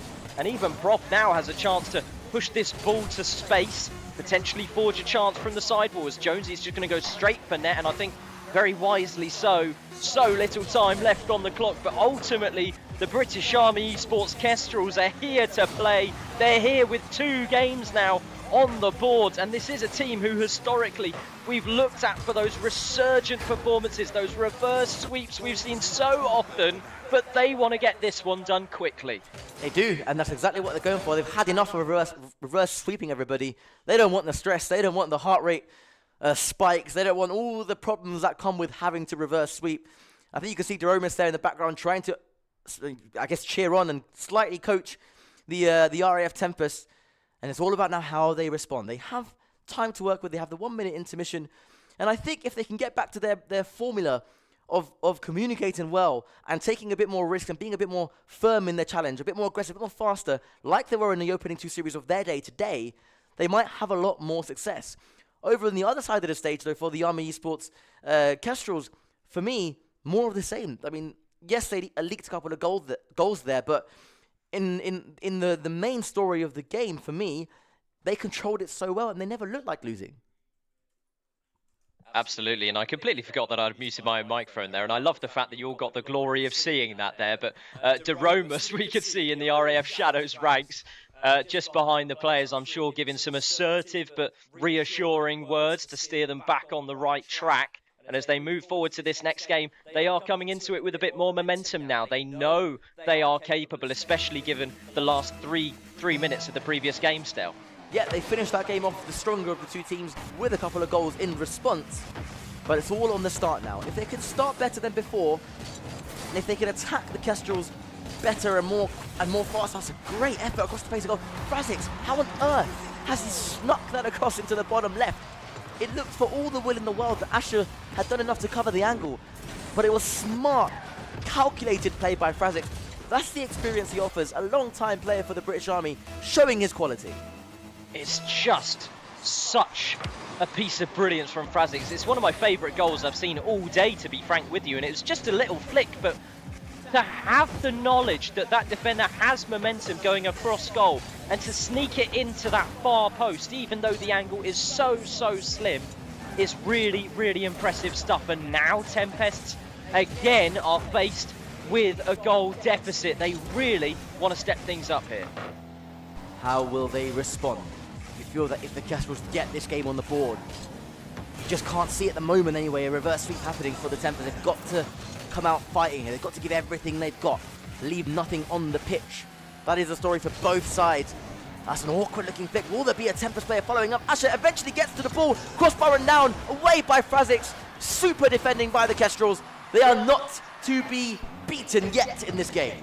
JDM with a lovely touch to control to himself, puts it midfield, and it's gonna force Asher up into the skies. It's a brilliant bump on the backboard, but surely Frazix is blocked here by Prop as Jonesy collects himself and absolutely goes flying into the distance. I'm not sure he knew how that quite happened himself, but it's showing her the nerves for the Tempests. Maybe it's starting to get to them. Maybe the anxiety of this stage is beginning to creep into their veins.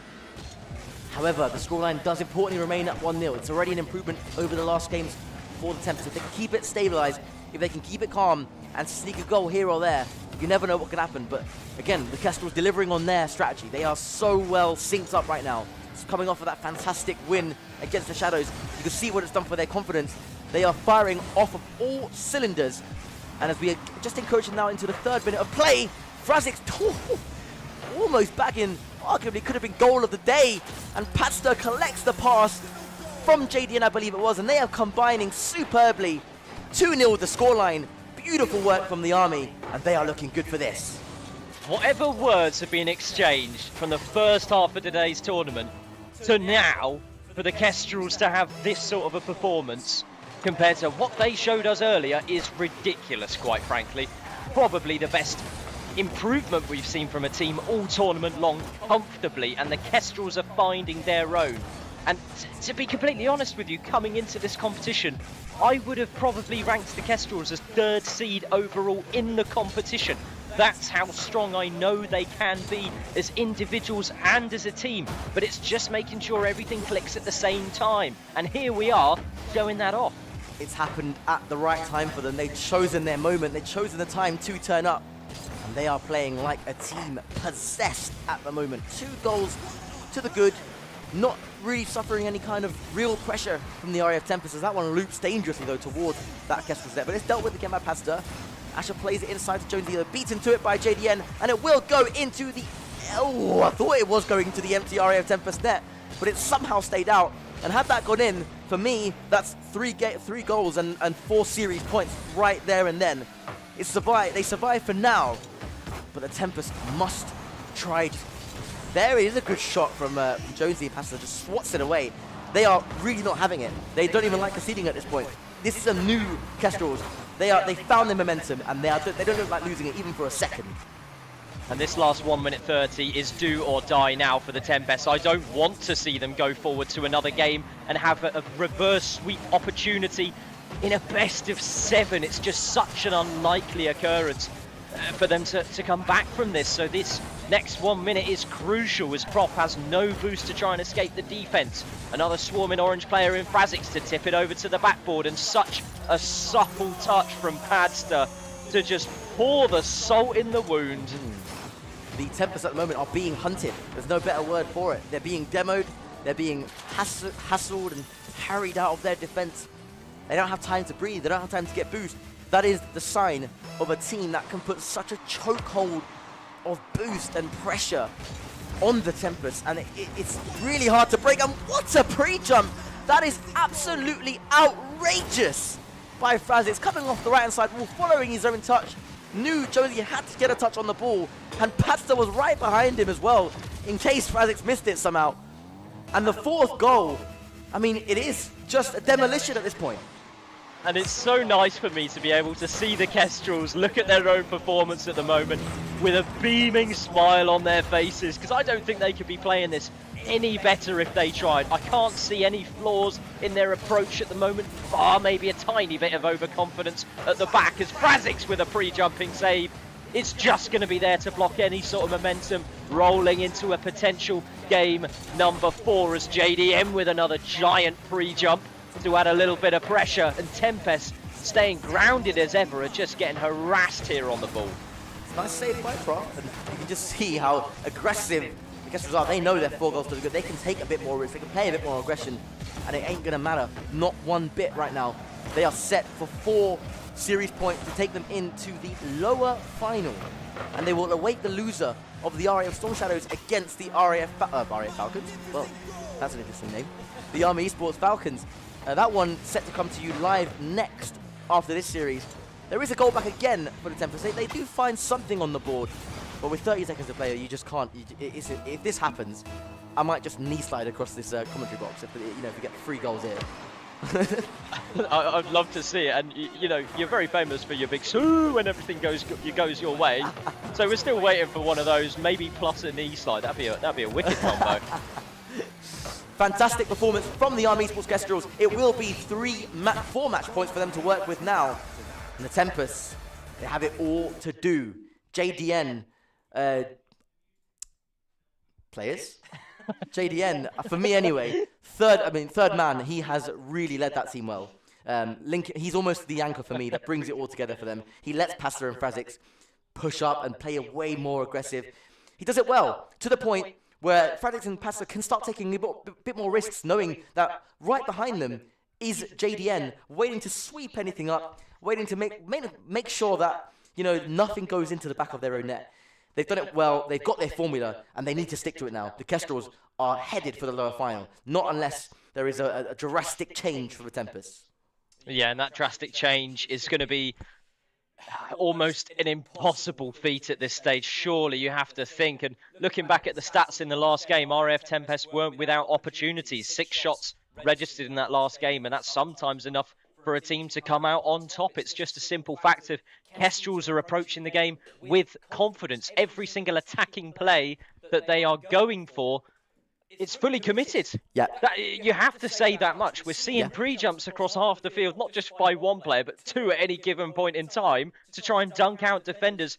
And it's proving again just how regimented Tempest are playing, but also just how readable they are. Yeah. There's no variety at the moment in their gameplay, so they're easy to read, as you said, and it's causing them all kinds of issues. They're being penned into their own penalty area, and at times into their own goals. They've got to find a way to break it, to break out of it. Whether it's challenging earlier, whether it's just finding each other a little bit more with passing plays, which we know they can do, as we've seen this morning. I don't know. I don't know whether it's possible, because at the moment the Kestrels aren't letting it happen. They're playing too solid. They're playing too, I don't want to say risk-averse. They're taking risks when it matters, and it's calculated. And as you can see, another goal, and this time the opening goal from Frazix. It's risks where it needs to be. It's risks where it's heavily in favour of the Kestrels, and it's a minimal, it's a minimal negative impact if the play goes wrong, because they've got JD always at the back, sweeping up the play. I think they're onto a really good play style here, and even the Storm Shadows may struggle against this.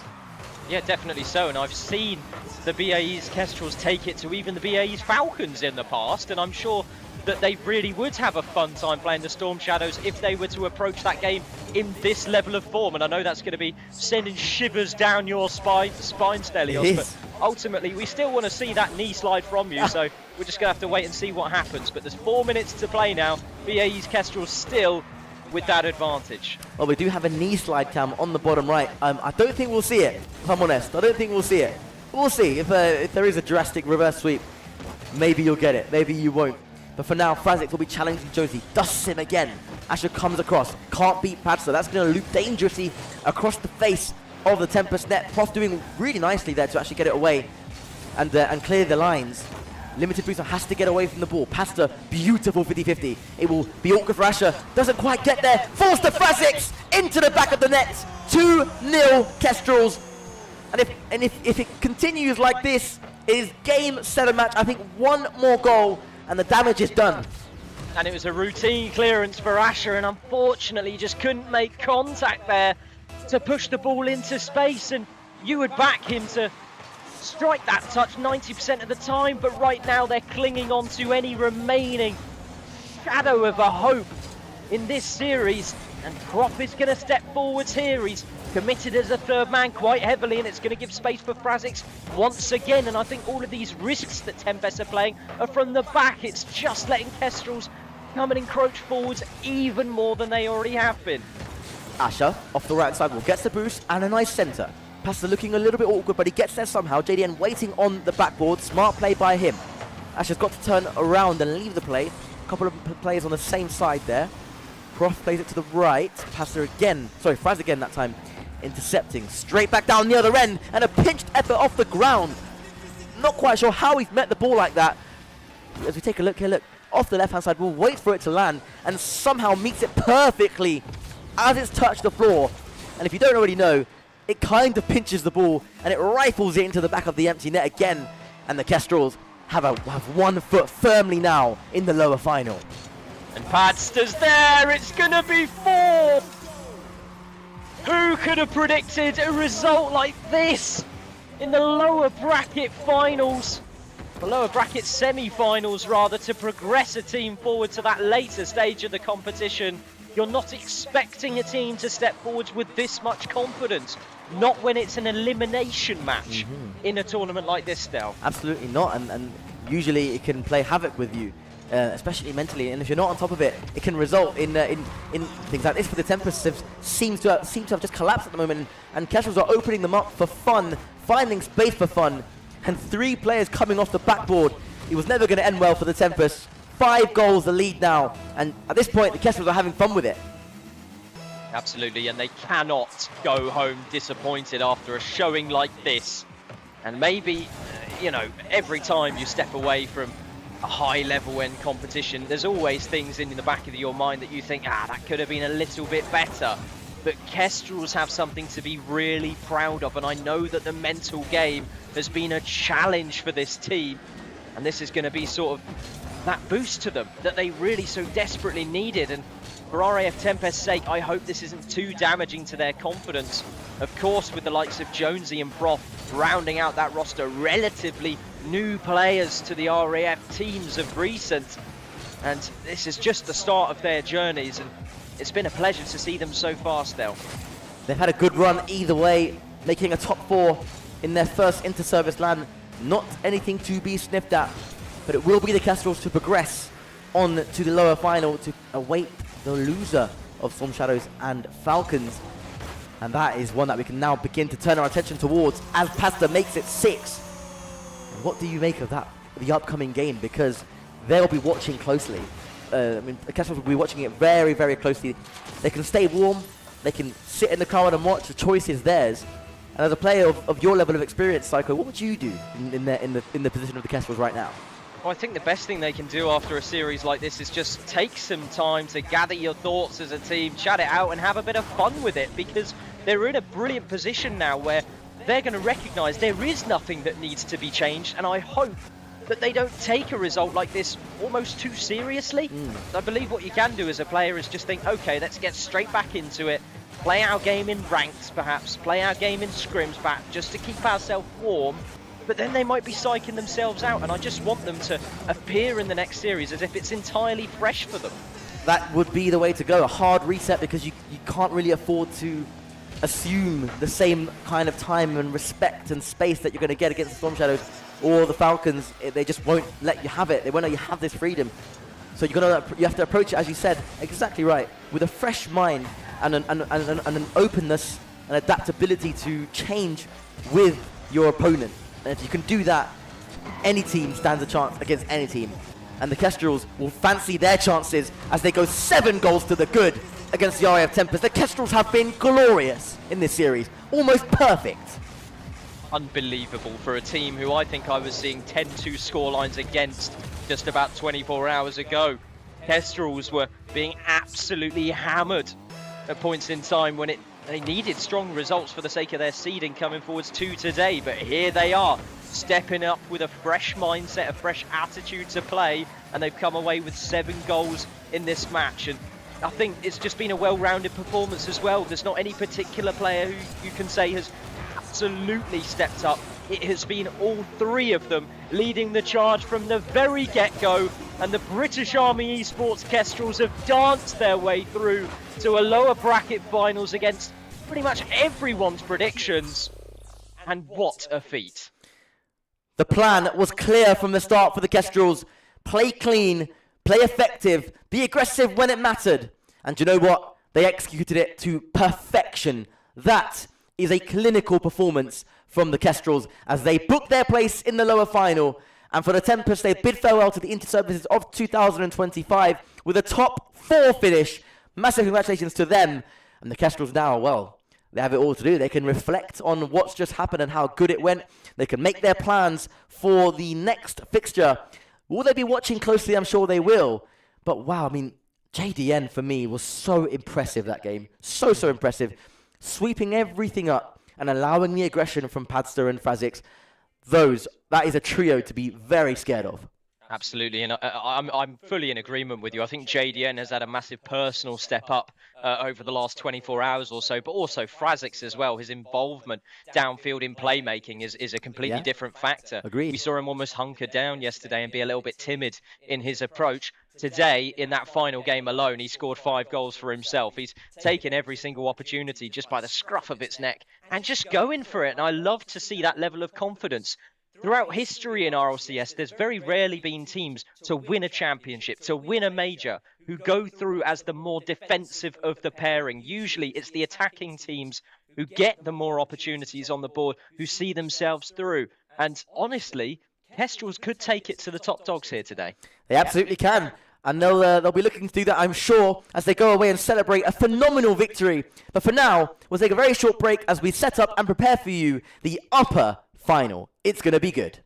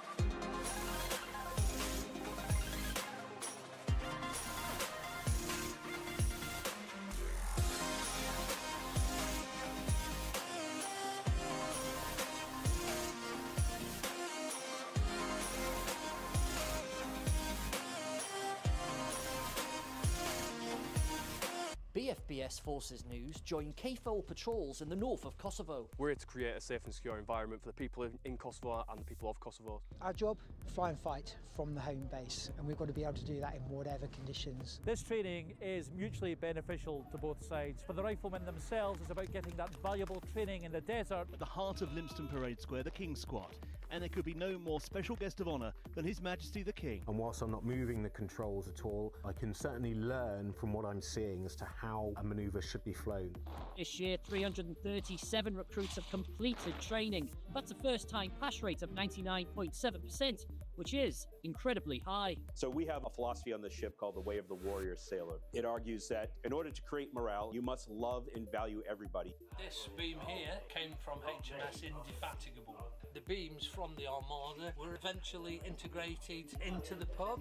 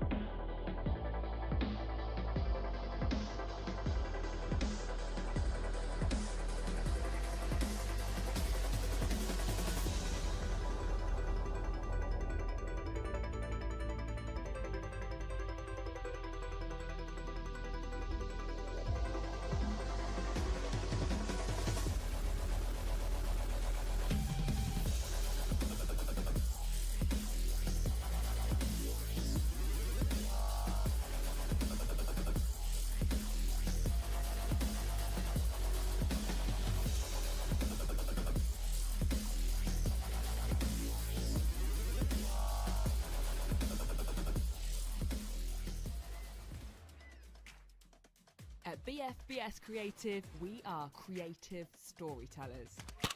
We are specialists in unravelling the untold, even from the most difficult locations. We help you reach the audiences you need to reach. From documentary interviews to addressing communication hurdles and crafting your content strategy, we can do it all. We thrive in the toughest environments, ensuring your stories are told brilliantly.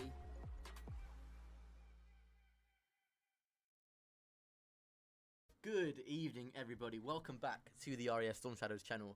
I am once again joined by the immeasurably enthusiastic Roman in the commentary box this evening, Roman. And as you can see on your screens there, it is the RAF Storm Shadows taking on the Army Esports side. A fascinating insight into what we might come to expect in the Interservices. But for tonight, it's the Armed Forces Dungeon League.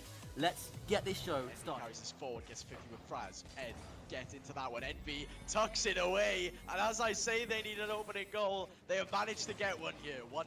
Frazic, though, does some nice defensive work. But P finds Cedric. Cedric finds Envy. Beautiful stuff from the RAF Storm Shadows. 2-0. Approximately a minute and a half left to go. Envy goes for a pass to P. P with a shot. P with a goal. Tucked away in the top left corner. 2-1 to the RAF Storm Shadows. And they are shining through here after the Army. They've struggled to rotate. They struggled to get into position after kickoff.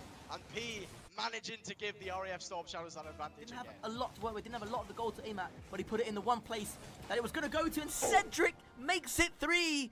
And the floodgates are beginning to open here for the RAF Storm Shadows. A great 30-second burst, and now they've just got to hold it, or even go for more. Air power wins the matches in Rocket League, and you can't tell me otherwise as Ed will tuck that one away, and the Storm Shadows have the advantage here with 3 minutes left to go. Nothing about air superiority there. P just managing to get a pass across. A very strong 50 indeed, and Ed had an entire net to tuck it away. 1-0 to the Storm Shadows, and the Army, they've been crumbling since game 3. To control this one and take it downfield, intercepted immediately by Ed, and this pressure from the Storm Shadows has been relentless, and Envy, the man from Cosford, will tuck this away to make it 2-0, and almost an improbable comeback for the Army to try and pull off with 90 seconds left to go. The way they've been playing, the RAF Storm Shadows, they're currently unstoppable. The RAF Storm Shadows, an incredible goal. They've done it again, and it's 2-0 now, and it's 3-0 now. The lead looking unassailable. Gives Ed some time here on the sidewall, gets it up. P is on the backboard lurking. Is Ed going to get this one away? No, but Envy's going to be there. Envy's going to tuck it away. It's 4-1 to the RAF Storm Shadows. Rose-tinted glasses are on, and I don't care. It is game over. The RAF have trampled the army 4-1. Could be 5-1. I don't care what the scoreline is. It's going to be game over with 1:06 left to go. You're going to have me in the commentary box. I'm going to be hyping the boys the entire time, not just the Storm Shadows, the Sentinels and the Shadows as well. As this game comes to a close with almost P tucking away a very nice shot there, just drops at the death. Storm Shadows 3.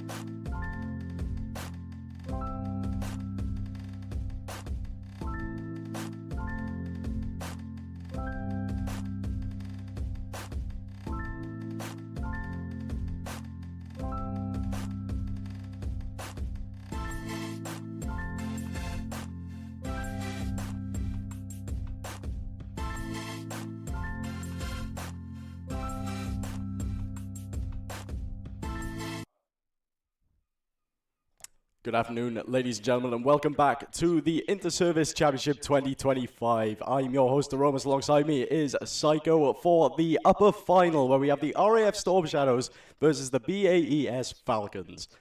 Absolutely, and it wouldn't be an inter-service competition without true inter-service representation. It's a pleasure to have you here, Roman, with us in the commentary box, someone who I've had the pleasure of doing so with quite some number of times at this point, and we are so excited to get started with this matchup. This is the top dogs, the RAF Storm Shadows, the BAE's Falcons, both of which in the pecking order number 1 and number 2 seed respectfully, and I think it's appropriate we have a quick look at our bracket. Yeah, let's have a look at a rundown here where the Falcons basically start off with the lower seed of the Royal Navy Hammerheads and then progressive forward, took the competition to the Tempest as well. And this is the ultimate test for the Falcons. It's the ultimate test for the Storm Shadows as well. They've both been going absolutely back and forth with it, quite literally in the sense that the Storm Shadows in the group stages were 2-0 up and then got reverse swept by the Falcons.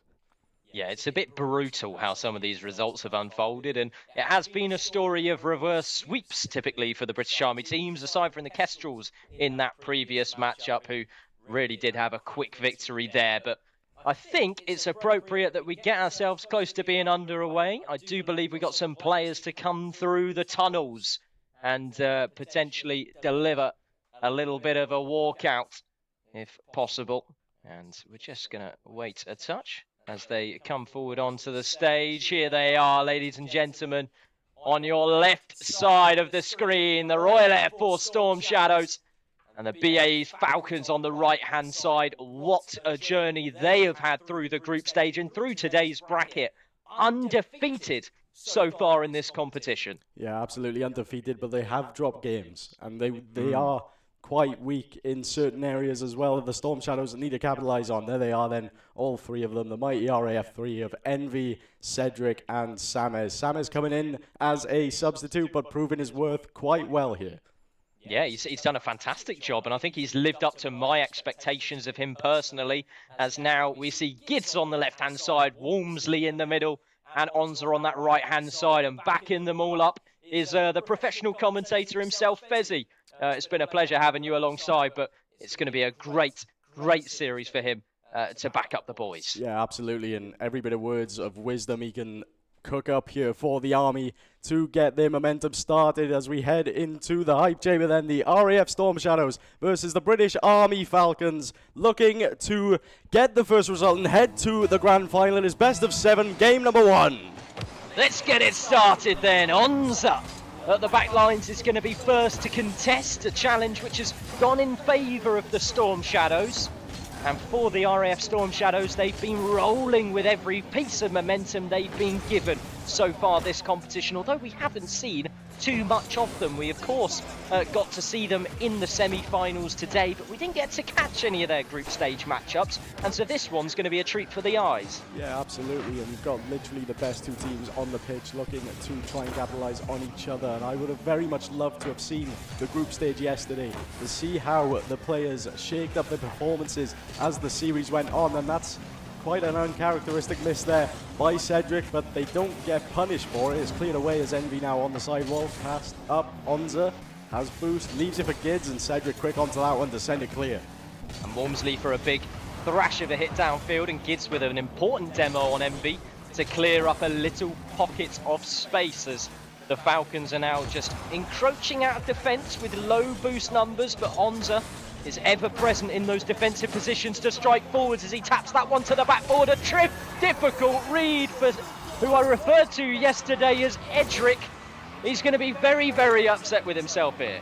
Yeah, a slight miss. Oh, well, a slight miss, a complete miss on the ball on the back lines. You're the last man in defence there. You want to be getting a touch on that ball, just edging away from him there as it is tucked away for the Falcons. 1-0 on the scoreboard. 3 minutes 45 left to go as this kickoff is underway. Walmsley will have a chance here to send this one downfield. It is a wasteful touch though. Envy capitalises quickly. Flip reset active, denied by Onza. Cedric's there with a follow. Does not find it. Walmsley on the back line clearing it away.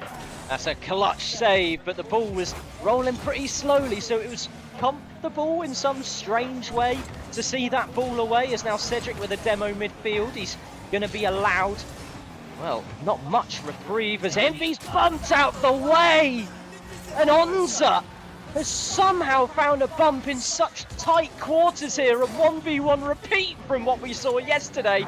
I sure didn't see a shot like that from Onza then. It was a fantastic play. He set himself up perfectly. The backflip, managing to carry his momentum forward, getting the bump on Envy as well. It was just a solo play, which looked like it should have been done by 2 people, but that's the beauty of Onza in this army side. He can do multiple people's roles at once, and the Storm Shadows, they've come out and they're looking a bit shaky in game number 1. It's usually the case, especially when the stakes are so high here. You drop this, you go and play the Kestrels, which should be a chance to reset yourself and try and take yourself to the finals. Again, though, it's not the situation you want to be in. You can start fresh again heading into game number 2. There's plenty of wiggle room in it as Envy sends this one towards the backboard. It's bounced favorably. Samus is there and it's hit the crossbar. Onza saving it on the line.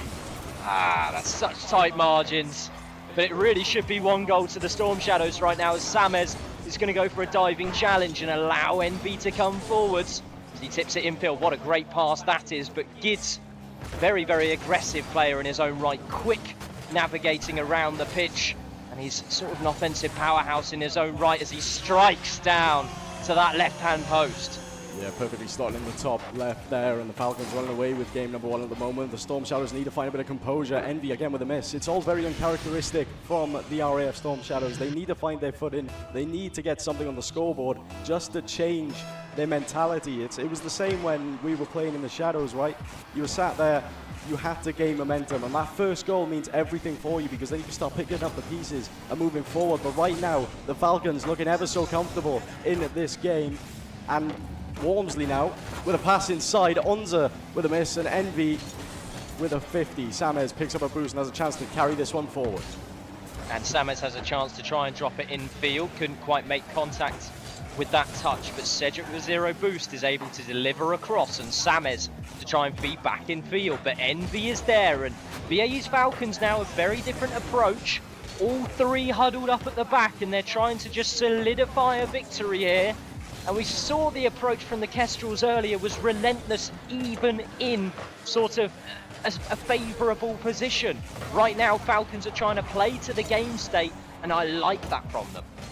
Absolutely. With a minute 25 left to go, still goalless for the RAF Storm Shadows. Still need to find something. Envy getting back, it's low on boost. Onza will send this one up. That was going to go to the backboard. Instead, it was denied by Envy on the goal line to get that one forward. But again, there's no meaningful touch by the Storm Shadows at the moment. There's no purpose with where they're placing the ball, and a double demo comes through. A free net is there, but Cedric will be there to pick up the pieces. But as I'm saying, there's no meaningful touch. That's a long ball downfield. You're hoping to capitalize on a missed touch, which has fortunately happened, but Wormsley is there to get that one clear.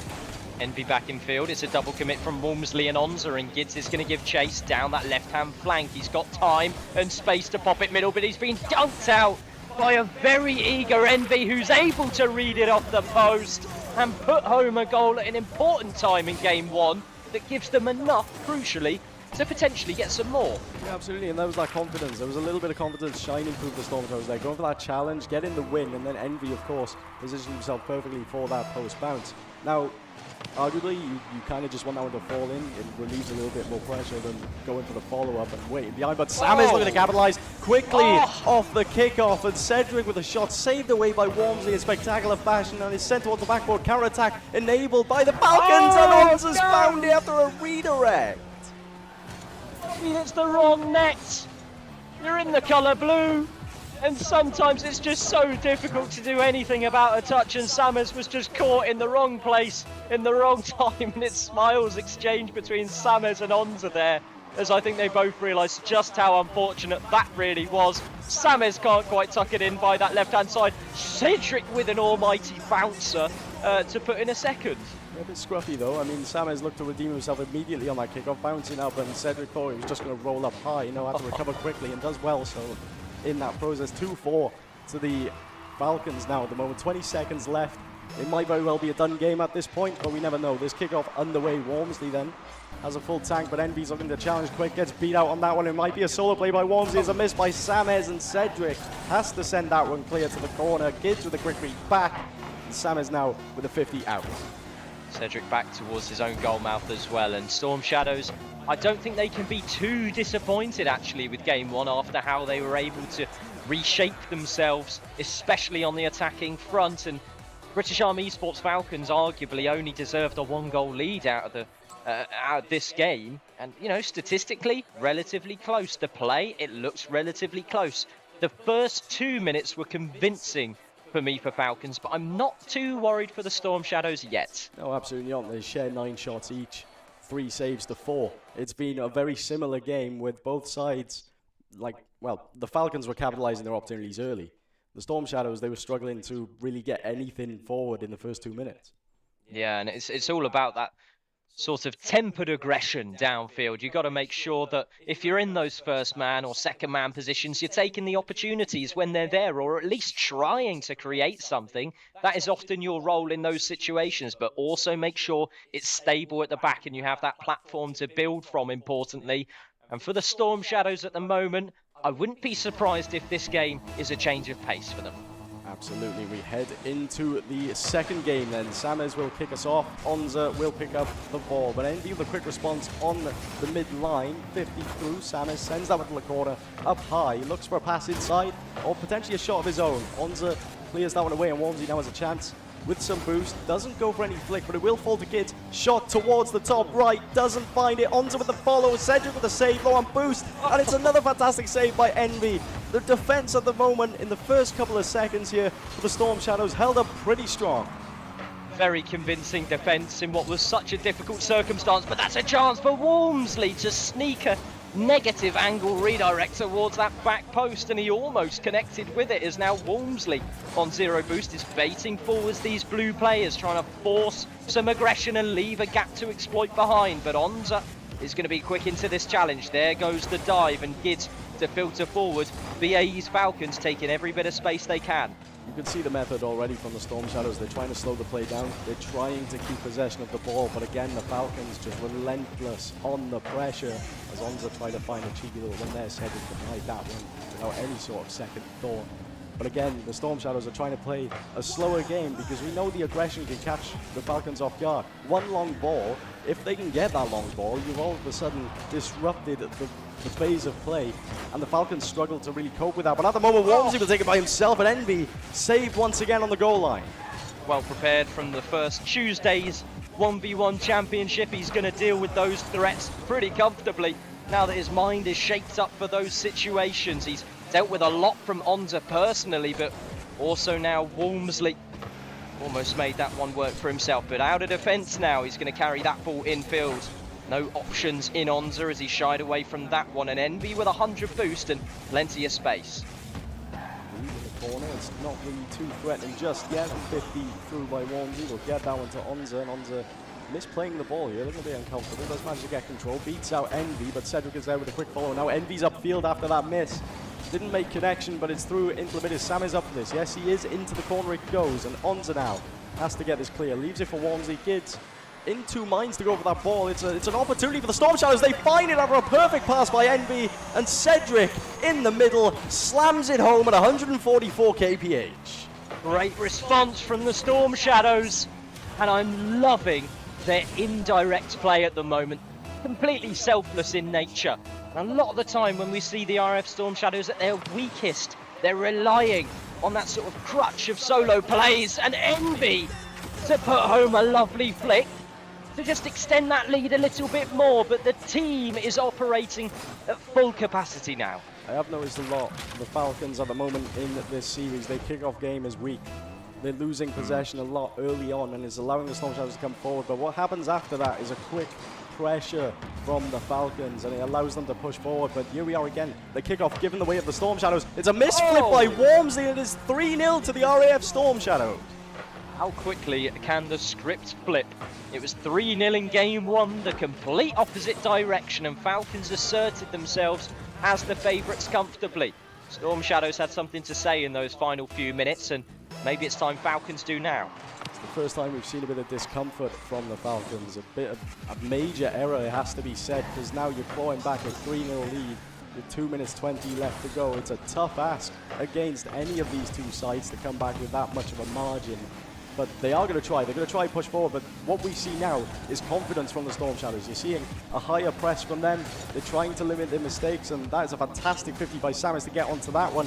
50 lower, and Cedric will have to get to this, but there's a pinch downfield by Kids. Long and fast. And it falls to Onza, has an opportunity to claw one back, not to be Wormsley, with a shot. And again, cleared away, the defense still holding strong.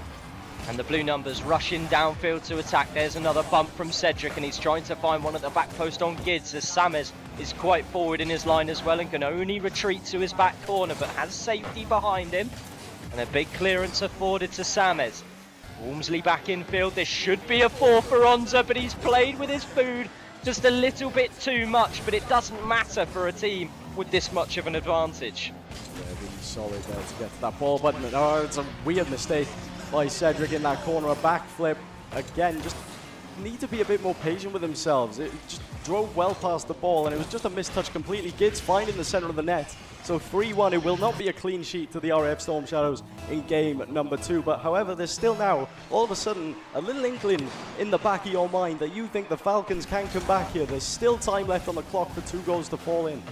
And Cedric, the joint IC for the RAF Storm Shadows Rocket League community, wants to go out with a bang. His words, and he knows he can deliver under high pressure situations. BFBS Pro League Finals, he was my player. Who was the MVP for the Storm Shadows, at least in my opinion, under those spotlights when the going was getting at its toughest. Now, we're looking to see a little bit more of an impact from that player. We know he's got it in him.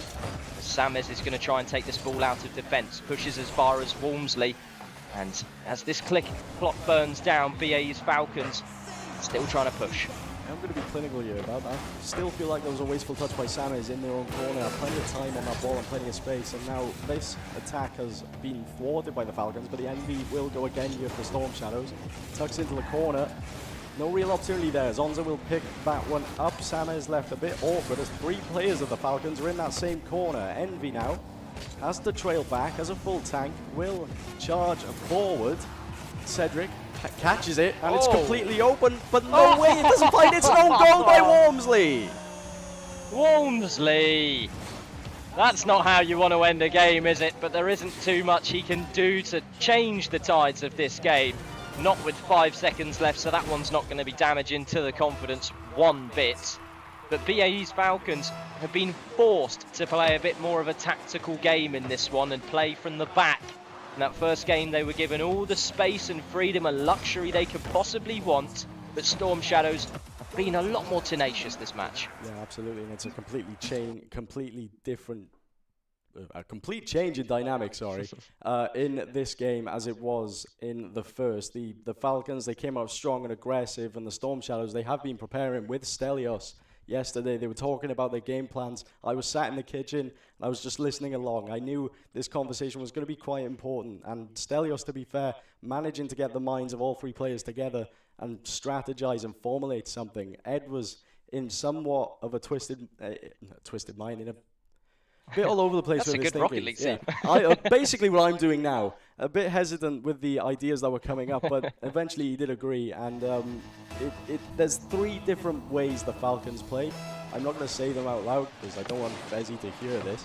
But there are 3 distinct ways the Falcons play, and the Storm Shadows will be trying to work towards that. So they've implemented that in game 2, and they've managed to take a point off the board. Absolutely, and every team is going to have their own unique approach to team building, generally speaking. And I know for the British Army side, I think it involved making spaghetti bolognese with each other in the kitchen. And I'm not even joking about that one. I think that was the Wednesday night activity for them. I don't really want to tell too much behind the scenes, but I think they're okay with a bit of that. As Onza moving forward now towards Wormsley at the midline, grabs the 100 boost and tries to float an air dribble all the way in field. It's a lovely pinch, the direction of Envy. It's a great clearance to work with, and look at the control of that player. If there's anybody that you want to take the ball and just carry it the whole length, it's probably Envy. Yeah, absolutely, and he's, well, as you've said that, he's just flown completely past the ball. Looks Again, you should probably go for a demo there, or at least get a redirected touch, but it's on the rotation back, low on boost, and that tap down's going to be awkward here for the Storm Shadows, as Gids has an opportunity. We'll send that to the backboard, and it's easy pick up for Samez. Alonso quick on that third. We'll send this one back the way it came. Warmsy then with a pinch up and around, and Gids will try and find this. Nope, Samez gets the clear. So still 0-0 at the moment. It's been a bit more reserved in this opening minute or so. Both sides still trying to piece together what they can. What is going on? Piece together what they can do here to gain an advantage. Yeah, absolutely. And the play is a little bit confusing at times, but the RAF Storm Shadows are making the most of it at the moment when the going gets a bit scrappy, as Walmsley's going to go for a direct shot on target. It's just above the crossbar, and there is that man in Envy to carry at the distance. Forced into the corner we go for Gids versus Cedric. Cedric wins that outcome and gets a demo on the crossbar to keep the pressure alive. Circles round every corner of the pitch, and the boost won by Falcons there for an eager escape. Indeed, and Cedric gets demoed after picking up that 100. That is vital there. Samez managing to get a save as the shot from Onza came flying across. Cedric now in the corner. It's looking a bit awkward. We'll have to rotate back here. Envy up high. Onza with a shot towards net. It's a slow one, so Cedric will pick that one up, but it's a pass back. Walmsley tries to find something there. Nothing to come of it. Samez gets a 50 through, and Onza, full tank to work with, immediately denied by Envy, and the counter-attack is on. Cedric chance now, but he's going to shy away from going directly to the players. He thought that was surely covered away, but he could have had a chance if he fully committed himself there. And Samez at the back goes whizzing on bypass that ball. It's a 1v2 to deal with for Envy for a little bit of time, but 100 boost in the tank makes for an easy escape, I was going to say, and then it looks a bit scary. Yeah, absolutely. So the Army's pressure causing a bit of trouble for the Storm Shadows back line, but they've held strong. Still 0-0, and Envy has a chance here, carrying it downfield, gets a beat on one, will find the net, didn't need the double tap, and Cedric is elated with that one. Gorgeous carry from Envy, and Walmsley with no boost on the way back could not support Gids where needed. And I think it's a little bit of sloppiness from the Falcons, in the early challenge, but also the recovery in support there was a little bit hesitant, but the RAF Storm Shadows know how to take their advantages. Indeed they do. And it's all about seeing it through to the end of this game. It's a mistake. Wormsy has a chance to follow through. It's going to find the left-hand side, but Cedric's there to pick it up low on boost. Gids up high now, sent back towards net, and the boost amount for the Storm Shadows looking dire at the moment from this kickoff. And Wormsley has a chance, pass inside to Onza. Onza was a bit too quick on his feet. Back flips, was too far in front of the ball, couldn't convert. So now it's refresh for the Storm Shadows. Get that ball clear just like that and go again.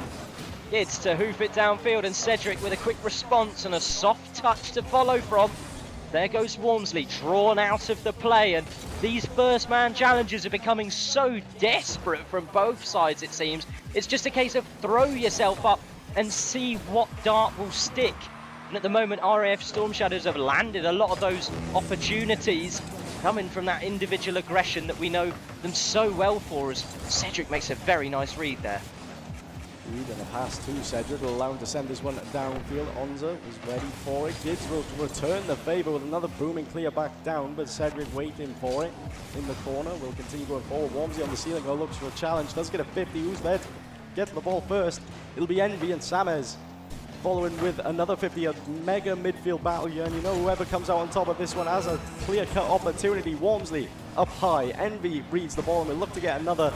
Leaves it for Cedric, called there off the ball, and it'll bounce awkwardly. So Gids up now, and it'll drop down. Wormsy with a shot well over, but will Onza be there to follow? Yes, he is. Shot on, and Envy clears away. Final 10.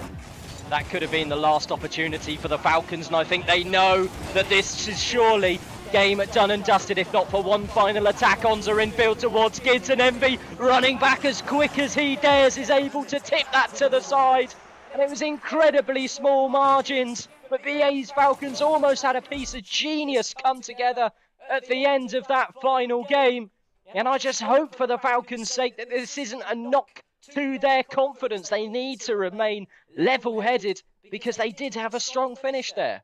Absolutely, and it was always, it was literally margins. It rifled off the crossbar, the corner post, and dropped down. It was too close for comfort for the RAF Storm Shadows, but they'll be looking to take positive in that. The fact that they kept a clean sheet, they kept it as 1-0, and we will be heading into Game 4 with immediate effect. No hanging around here from both sides. They want to get this series through, they want to get it underway, and, well, it's a strong start from the Falcons here. They look to capitalize. Onza's 50 was sent high, and it's just missed the back of the net.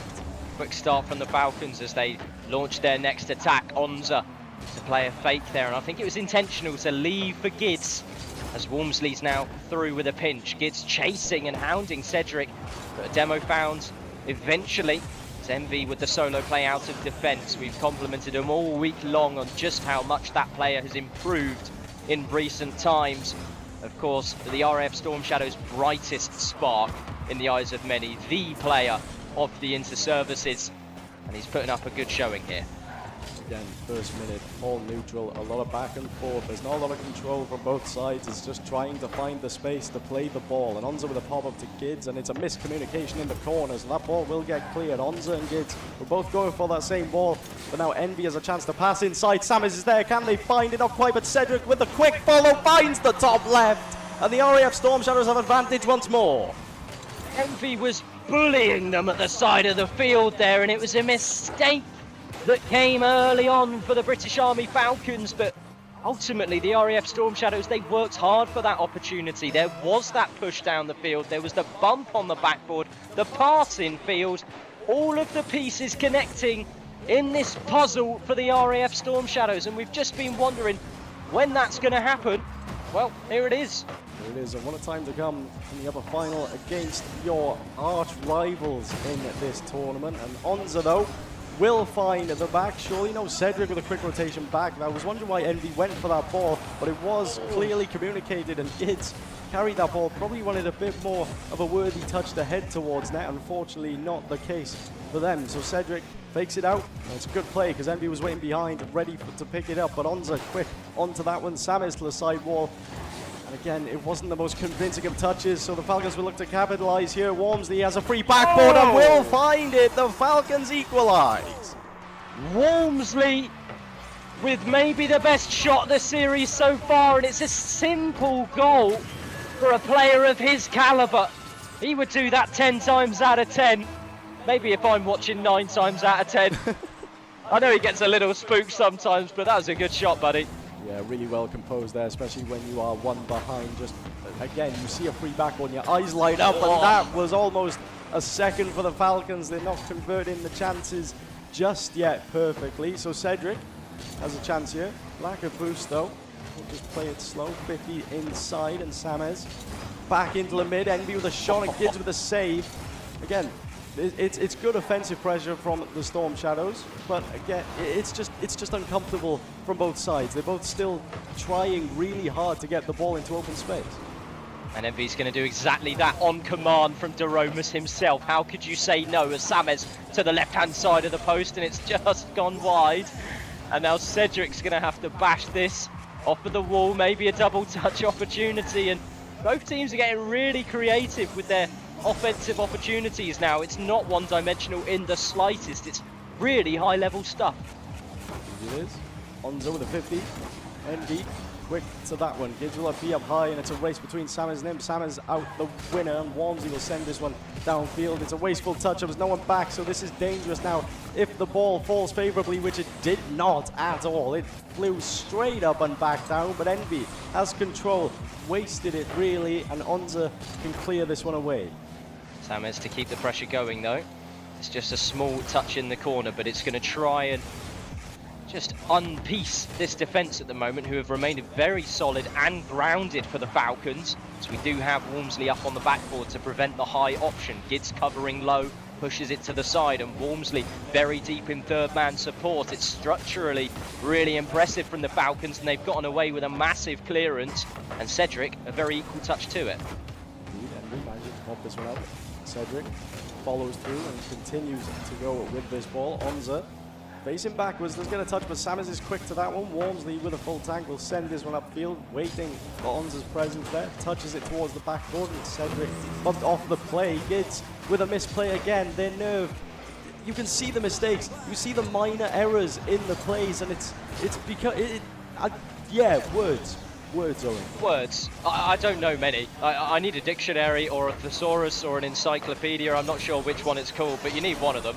And at the moment, RAF Storm Shadows don't have to look very deep into their sort of pockets of strategies, let's say, to continue the form that they've shown so far. Sames keeping the aggression going in the corner, and a nice dunk from Cedric just to put the ball backwards towards Envy as Sames goes for his strike towards the top corner. Bangs down off of the crossbar, and it's an unbelievable finish from the substitute player on the Storm Shadows side. Wormsley was given no time on the sidewall, and it was perfectly centered after that challenge. I think it was from Envy, and Sames sends it home, rifling off the crossbar, but with just enough accuracy for it to fall in. But now the kickoff is underway. The Falcons then have 15 seconds to find a conversion. It is cleared up high. Onza will get a beat on one. It's going to drop down. Wormsley with a shot saved away by Sames, but the pressure isn't out yet. Gids has a controlled touch. It's completely wasted. Onza was too far up, and the RAF Storm Shadows, if this ball hits the ground, will have their third game and stare at match point. Match point to progress through to the grand finals and secure a top 2 finish.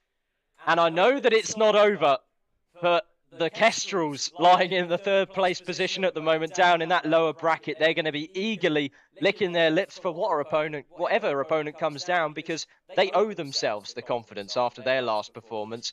We saw the just undefeatable sweep, and it was truly, truly impressive from them. The Storm Shadows looking to follow suit now, and it's just all craziness going on. Yeah, absolutely. And whoever wins this series will obviously be comfortably in the grand final. If you lose this one, it's a bit of a difficult mental task to pick yourself back up. You've got to hop straight into another best of 7 series with a team that has plenty of momentum of the likes of the Kestrels. But at the moment, I think we have a timeout from the Falcons.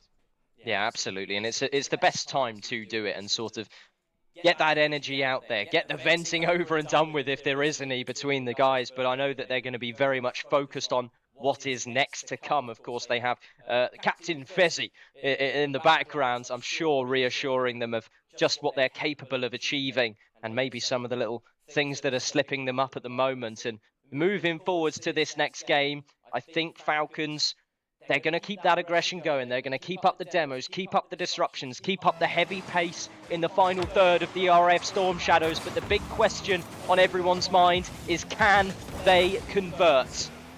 Did we not have a timeout? If so, that was the quickest timeout I've ever seen. It was quite fast, yeah. Yeah, it was under a minute.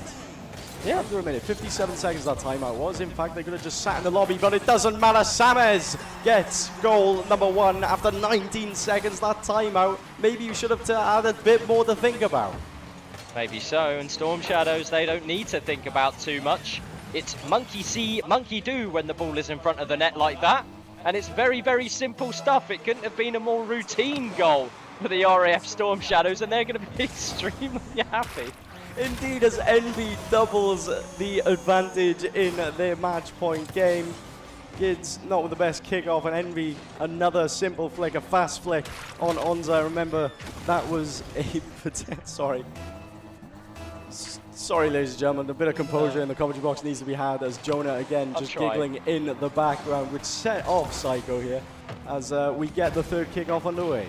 It's a chain reaction of utter stupidity sometimes in this production suite. Funny enough, monkey see, monkey do.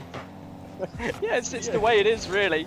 We're all just sheep at the end of the day as Envy is going to push that ball to the left-hand side. A lovely chip up high, and now he needs to filter this infield to another option in Cedric. A great shot on target, but Wormsley deep enough as a final third player to remove that opportunity. And Gids with an escape route to the right. The Welshman does approve of the sheep here as Gids will pop this one up high. Cedric will send this one downfield. Take control here as Onza will send this one to the side wall after a pretty solid clear, but Wormsley then on the backboard carries this one downfield, gets a beat on one. Gids will send this one to the corner. It looks like an opportunity if a demo comes through. It doesn't really matter. Envy's awkward, and Onza will find the first for the Falcons in this game. Big goal for Onza, who I think needed a bit more confidence and a bit more of a reason to believe, and it's a great ball from Gids, who did all the heavy lifting to make that happen. But as things stand, RAF Storm Shadows, they're sure to move forward to that grand final situation. But the Falcons have 3 minutes and a half to make their response. There's plenty of time on the clock, especially barely even gone through a third of a game here as Envy on the back will get a touch. It's a bit of a flailed one. It will be favorably actually from that 50 falling to Samez, and it'll be passed inside, bumped Onza there, and they're all uncomfortable in that net, but they do manage to get it clear. Cedric with a pass inside, Wormsy with a heavy touch, but Onza manages to find in a redirect opportunity, but Envy was back and it was wide regardless. Great clearance from Cedric, and now it's going to be Onza to make a really difficult jump up and get a great touch as well. And what a 50 that is to control the play too. Cedric with a little tappy tap. And now Wormsley's going to come forwards into the corner. 2 players extended past that front post situation as Gids is surely going to barrel this one underneath. Almost a 50 past 2 defenders. And now finally the RAF Storm Shadows can sense a bit of freedom. Halfway through the 5th game here, and Envy looking to redirect that one. I guess had no real choice. Samez sent this one to the to the sidewall, but Envy now will pick up the ball. A bit of awkwardness in the corners, a pass towards the middle, it was dangerous. Wormsy was there to get to it, and Gids with the demo will open up space. Wormsy with a pass inside, potentially. Onza finds a redirect off the backboard and is cleared away just about by the Storm Shadows, but Wormsy coming in for another bite at the cherry. Lovely touch from Envy, and now Onza's going to sweep into the mix. He's got 100 boost from the backboard, or the back boost rather, to continue all by himself. He doesn't have many options to work with, but Wormsley's there in a great third man spot. Cedric with the routine carry from his backboard has done very well, but it's straight back to Gids. And now Storm Shadows are struggling to connect with each other downfield and get out of defense as Falcons are going to continue to wage this war. 1 minute 40 left. The reigning champions need to rein this ball in and send it downfield, which they did, but Onza again picking that one up. Gids will send this one, and it's a double commit by the Falcons. Desperation, will it matter? No, it won't. Cedric gets it clear on the back line. Onza tries another attempt, just completely misses, but Wormsy with a powerful shot towards the back. Well, they are absolutely hammering this net. They just haven't found the final touch. Samez now with a clear on the back line. Gids has another opportunity, but Envy is up high, and it is cleared away, and we can take a minute to breathe here, Saigo. I think 5 chances back to back to back to back to back. That's a lot of back, but they haven't found the back of the net as a shot comes through from Cedric. It's 3-1 for the Storm Shadows. They've just got 1 minute left, and their job is done. Autoromus to my side is absolutely dying after that comment. A lot of back. A lot of back. The Storm Shadows got back. 3-1 on the scoreboard. They managed to get out of their own half, and just like that, they managed to quickly convert. That is painful for the Falcons here with 60 seconds left to go. Onza trying to get this team any sort of momentum downfield. Gids will send this one back the other way. Wormsley not getting anything to it. Envy with a 50 up high, and Cedric will look to just drop this down to Samez, but it's a misplay. Wormsy has an opportunity. It's off the backboard once more. Cedric with a miss, but a fantastic save through no choice of his own. Onza now infield. He's gonna dance around the last defender. Envy with a great save. Wormsley is there. He's given a lick of hope for the British Army Esports Falcons.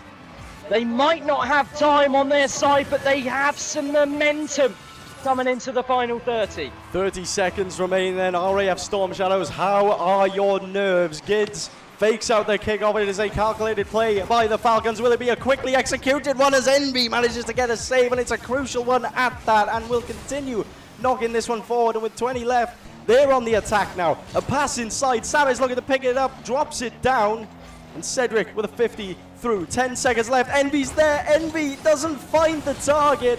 And the Falcons, they have one last-ditch effort at keeping this series alive, carrying it downfield. Gids will be there. Cedric with a 50. The clock hits 0. So here we are at the final moments of this upper final. It's faked away. And the RAF Storm Shadows head to the grand finals. 4-1 on the scoreboard.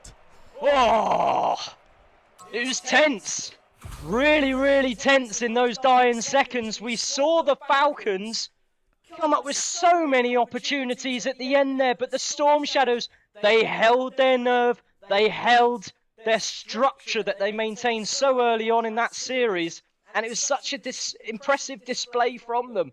moving forward to that grand final, whatever that does look like, I think Storm Shadows are going to come in with a new surge of confidence, a new surge of belief that I don't think we saw from them in the group stage. And I know for a fact that Stelios is going to be absolutely elated down by the audience, as is the rest of the RAF camp. But for the British Army Esports Falcons, it's certainly not over yet. Absolutely not, but this is a completely different performance to what the Storm Shadows put on yesterday. 3-2 was the result in that game, and they were 2-0 up with a 3-2 reverse sweep by the Falcons. It has to be reiterated, it has to be mentioned how important that result was and how we thought the way today was going to go. But the Storm Shadows have woken up completely fresh, and they've come out and brought a result. It wasn't even close in the end, series score-wise. Throughout the series, yes, it was pretty damn close. But the Storm Shadows managed to come out and keep fighting through. 4-1 the series score, and this could very well be a sign of things to come. Absolutely so. And look into this lower bracket final matchup. It is going to be the two remaining British Army teams duking it out for a spot in that grand final. Of course, we have the almighty Kestrels, who delivered such a strong performance in that lower semis to get to where they are now. And British Army Esports Falcons with a chip on their shoulder coming into this next match. It's going to be a really, really interesting one to watch. But I think we're going to see you after this short break. See you then.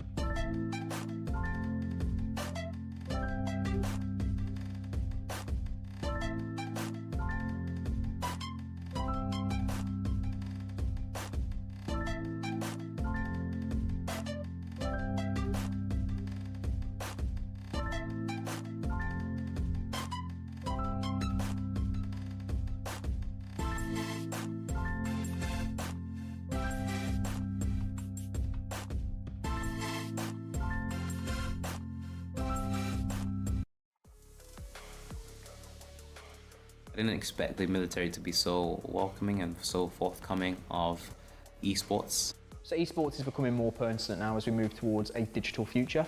We only have to look at current conflicts to see that it is all about drones and AI.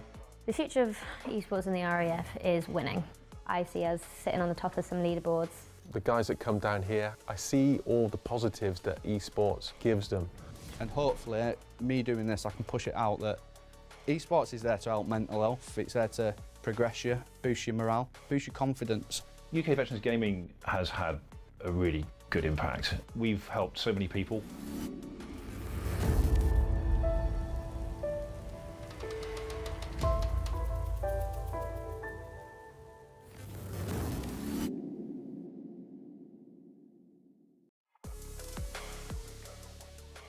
I didn't expect the military to be so welcoming and so forthcoming of esports. So esports is becoming more pertinent now as we move towards a digital future. We only have to look at current conflicts to see that it is all about drones and AI.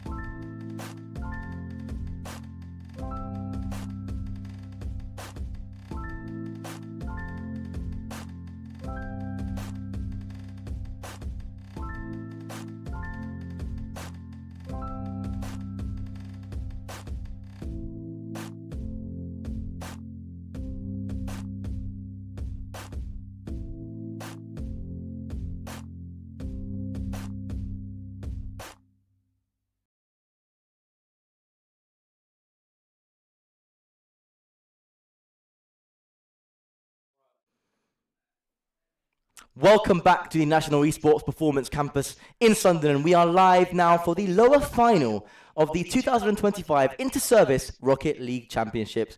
What a story we saw unfold in the previous game between the Aria Storm Shadows and the Army Esports Falcons. It was Storm Shadows who took their place in the final, hoping to retain their championship. Which Army team will join them?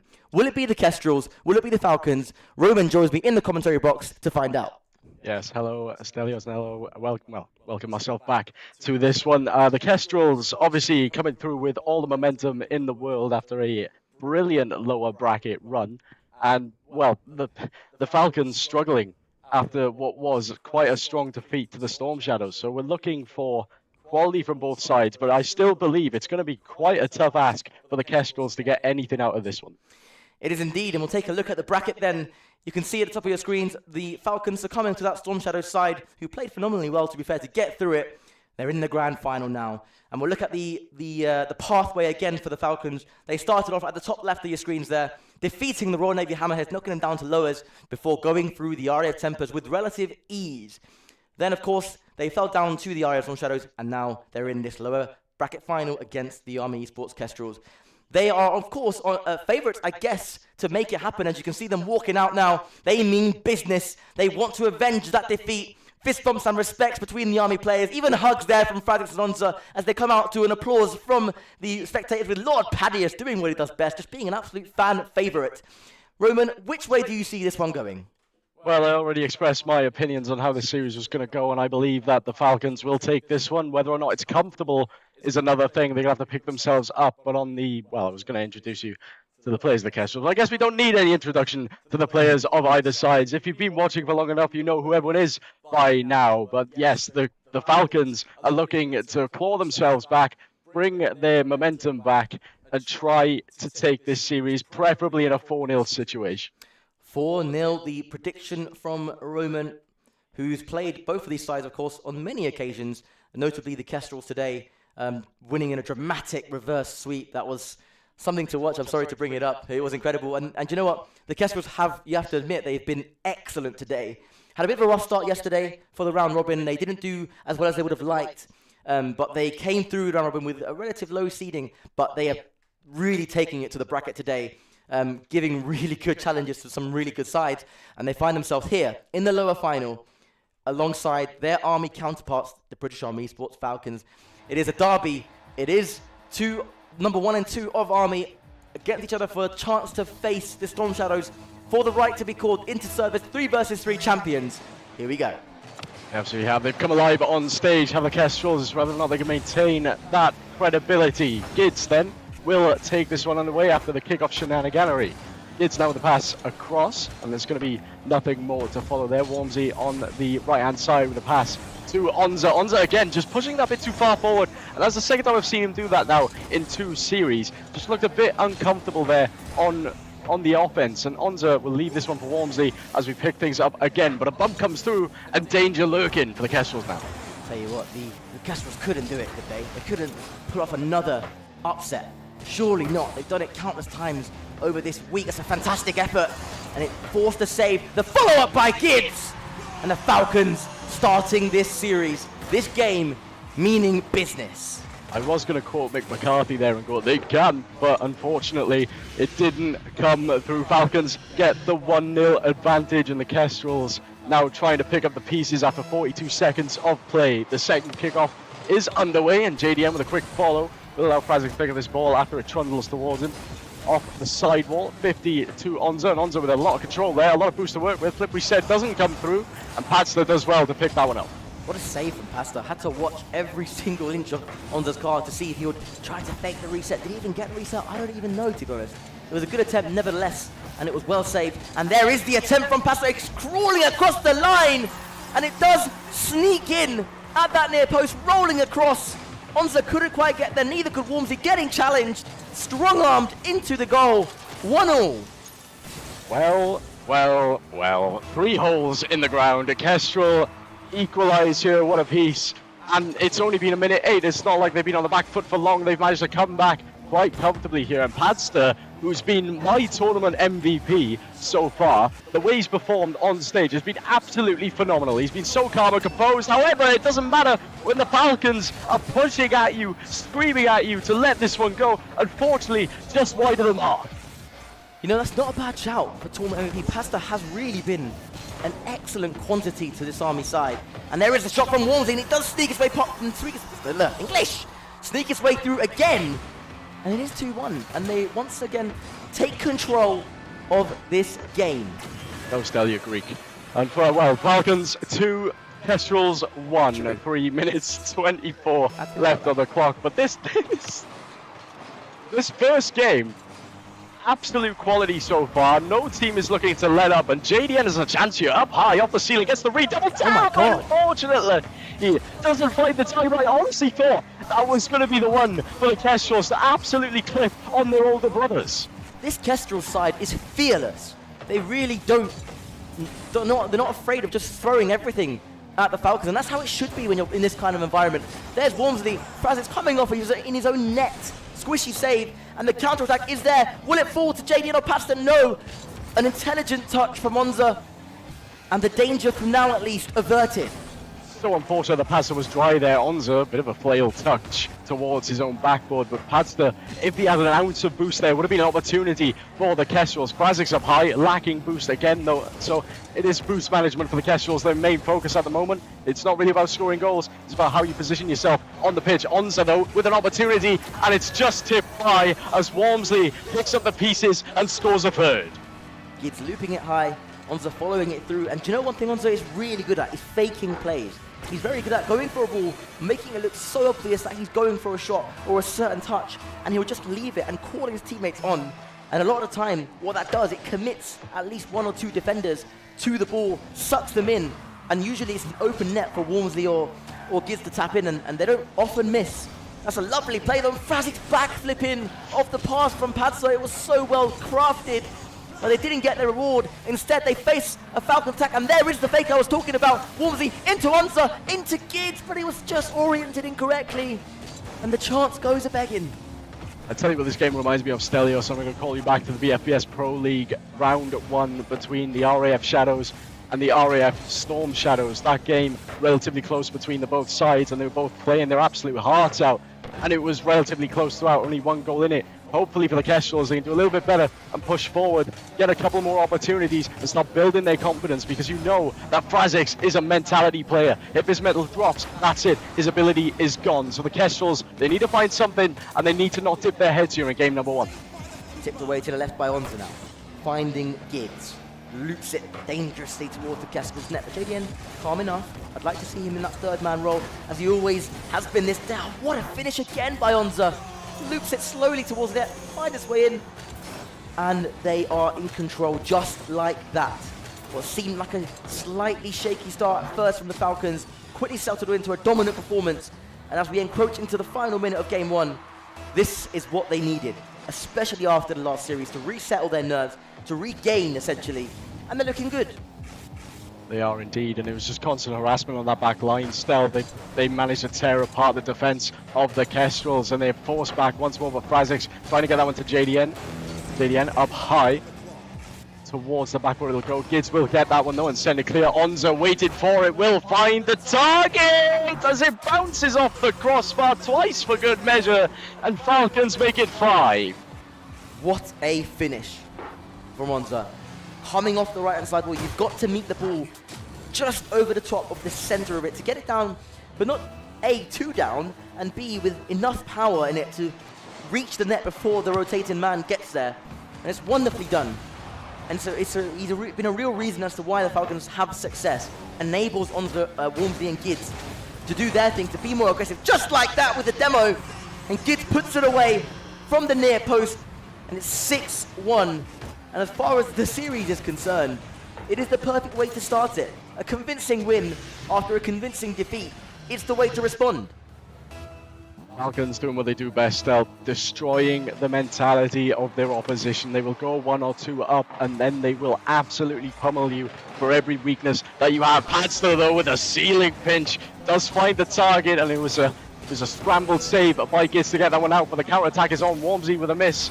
Was it calculated? It might as well be, with Gitz coming with a quick follow. But Padster now going up high, tries to go for a bump, but Fraz again just missing the play, and all of a sudden you can see the lackluster starting to creep through, the disappointment from the Kestrel starting to creep through. You don't want that to happen if you're on the blue side. You want to keep things motivated for yourself heading into game number 2. And with 5 seconds left, this game's very much a done deal for the Falcons. They're like, yeah, right, we can move on. We've won this one comfortably. Let's continue to do that. But for the Kestrels, they've scored a goal. They know what it feels like to play against this team so many times. It's just whether or not they can convert a bit more than what they already had. Yeah, the Falcons doing a great job at settling their nerves and regaining well after that last series. They started off a little bit tentative, but as soon as they got that first goal, they never looked like stopping. And Padster and co, JDN and Frazix, really couldn't do much to thwart that pressure, to thwart the press. And when they did break out to the side of the pitch, when they did find some glory or some kind of a chance, it was swatted away, like it was never even a problem. Yeah, Frazix leaving the match there. Looks like maybe a car change and probably a mental reset as well. Smile on his face, though. Still has what looks to be a little bit of motivation in this series. There's still a bit of confidence between the 3 players looking to try and get something out of this one. In fact, there's a bit of conversation between Onza and Frazix there. I'm going to laugh back and forth. It's good to see the camaraderie between the 2 army sides, even though one of them has just been pasted. These guys know each other well, and they'll know each other's strengths and weaknesses. So there won't be any question in the minds of both teams what they need to continue doing. But for the Falcons, it's just more of the same. Keep them pressed inside their own penalty area, in their own defensive third, and take all the boosts, take the pads even. Go for demos on rotation, nothing forced. And they'll get their chances, they'll get their glory, which is exactly what happened. For the Kestrels, because of the way that the Falcons play, it's so, at times, risk-heavy with how much they commit forward and how much they go for demos. A big looping clearance can sometimes be a good thing. Bonus points if you aim it at one of your teammates as well, or in the general vicinity of a teammate. That's how you counter-attack against this kind of play style. Look how in the penalty area the Falcons actually are. It's a risky play style, but they execute it so well that when it works, it really works. And if you learn to punish it, it's really punishable. It's disgustingly aggressive by the Falcons on that offensive move. Like, you had 2 players on the defensive goal line. They were stuck there, the Kestrels. They couldn't really move forward, and once that ball flew past, that was it. You could guarantee it was a goal for the Falcons, and they have the confidence. You could see it on the pitch. It's evident in front of you, and it's whether or not they can carry it now. Because, like, if they win this series, which they probably will with my 4-0 prediction, it's just, I'm still standing strong with that one. If they win this series and come up against the Storm Shadows, they're going to be refreshed, and they're going to have a different mentality going into that one. They have momentum, and they're going to be comfortable heading into that game. So it's, they're going to want to get everything they can out of this series. They're also going to be tired. This has been a very long day for these players.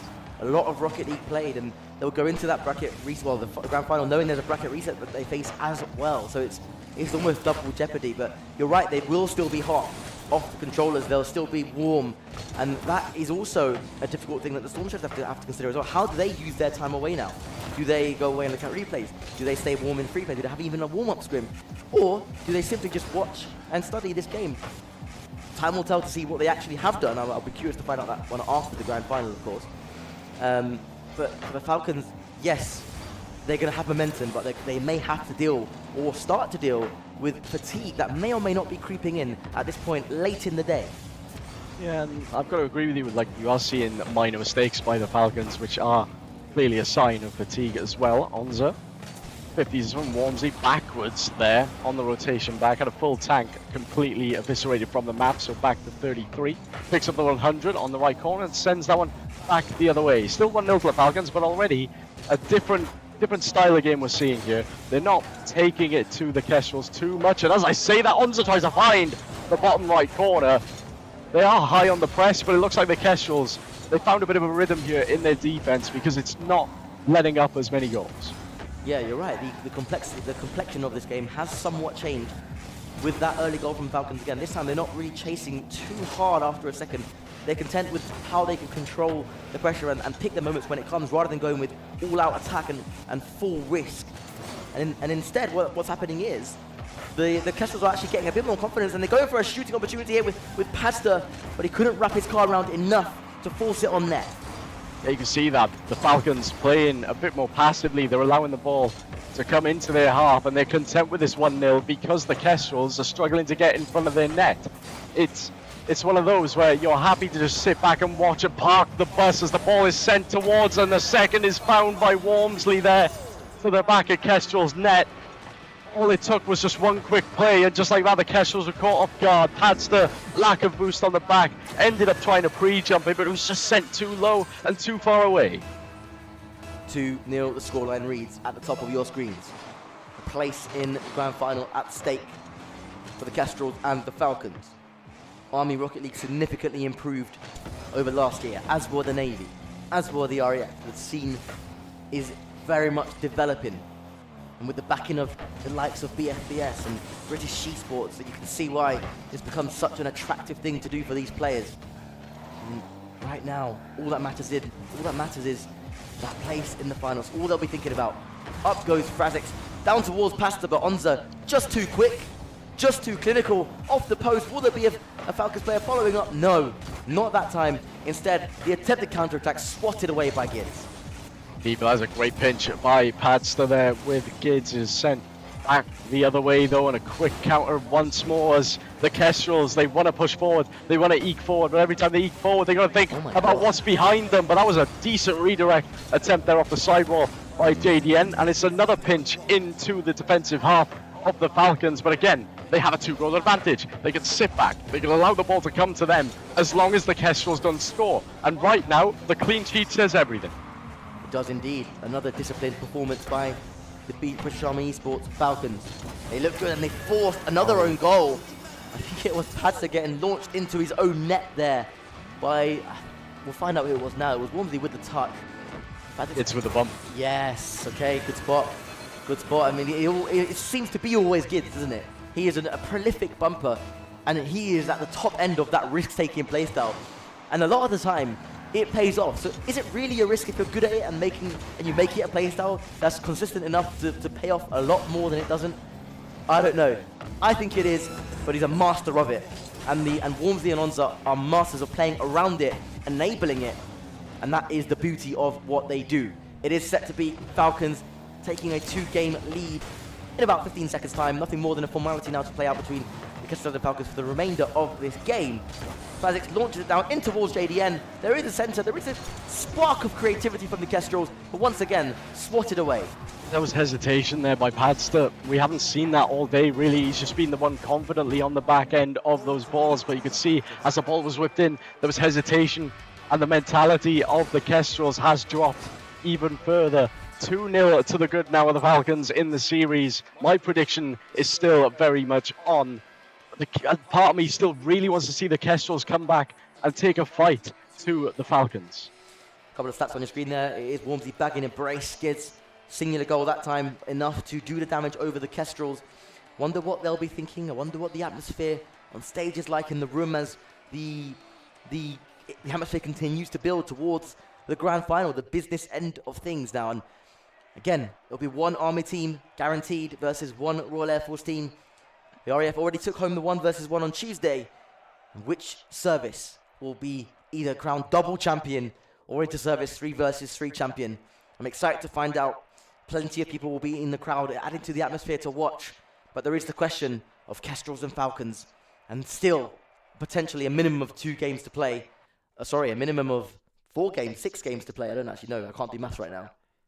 They're 2-0 up. Yeah, they're 2-0 up. There's 2 games. Yeah, minimum of 6 games. Minimum of 6 games to play. If, of course, the Kestrels can mount another reverse sweep. It can't happen again, surely. It can. No, I'm not banking anything on that one. I mean, the Kestrels have been proficient at just showing up at the last minute in a series and taking you out of the tournament.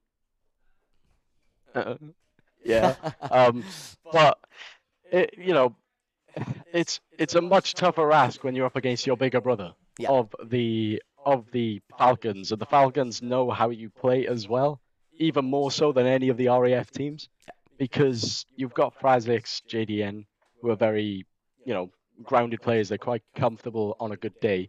However, when you start losing and falling behind, you can see it in Frazix's face. You can see that he just doesn't have have that mentality anymore of, right, we're going to go out there and win. In fact, I believe that the Kestrels have gone to this game going, it's the Falcons or the Storm Shadows. I'm not really too bothered by how this is going to go.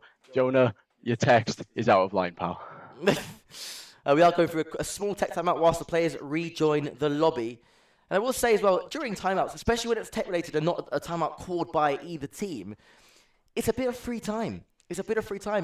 And on the odd occasion where I do call timeouts for the RSS teams that I coach, sometimes when there's a high stress environment, when there's a lot being said, a lot of the time in timeouts, I will say nobody say a word for a good minute of it, for at least half of it.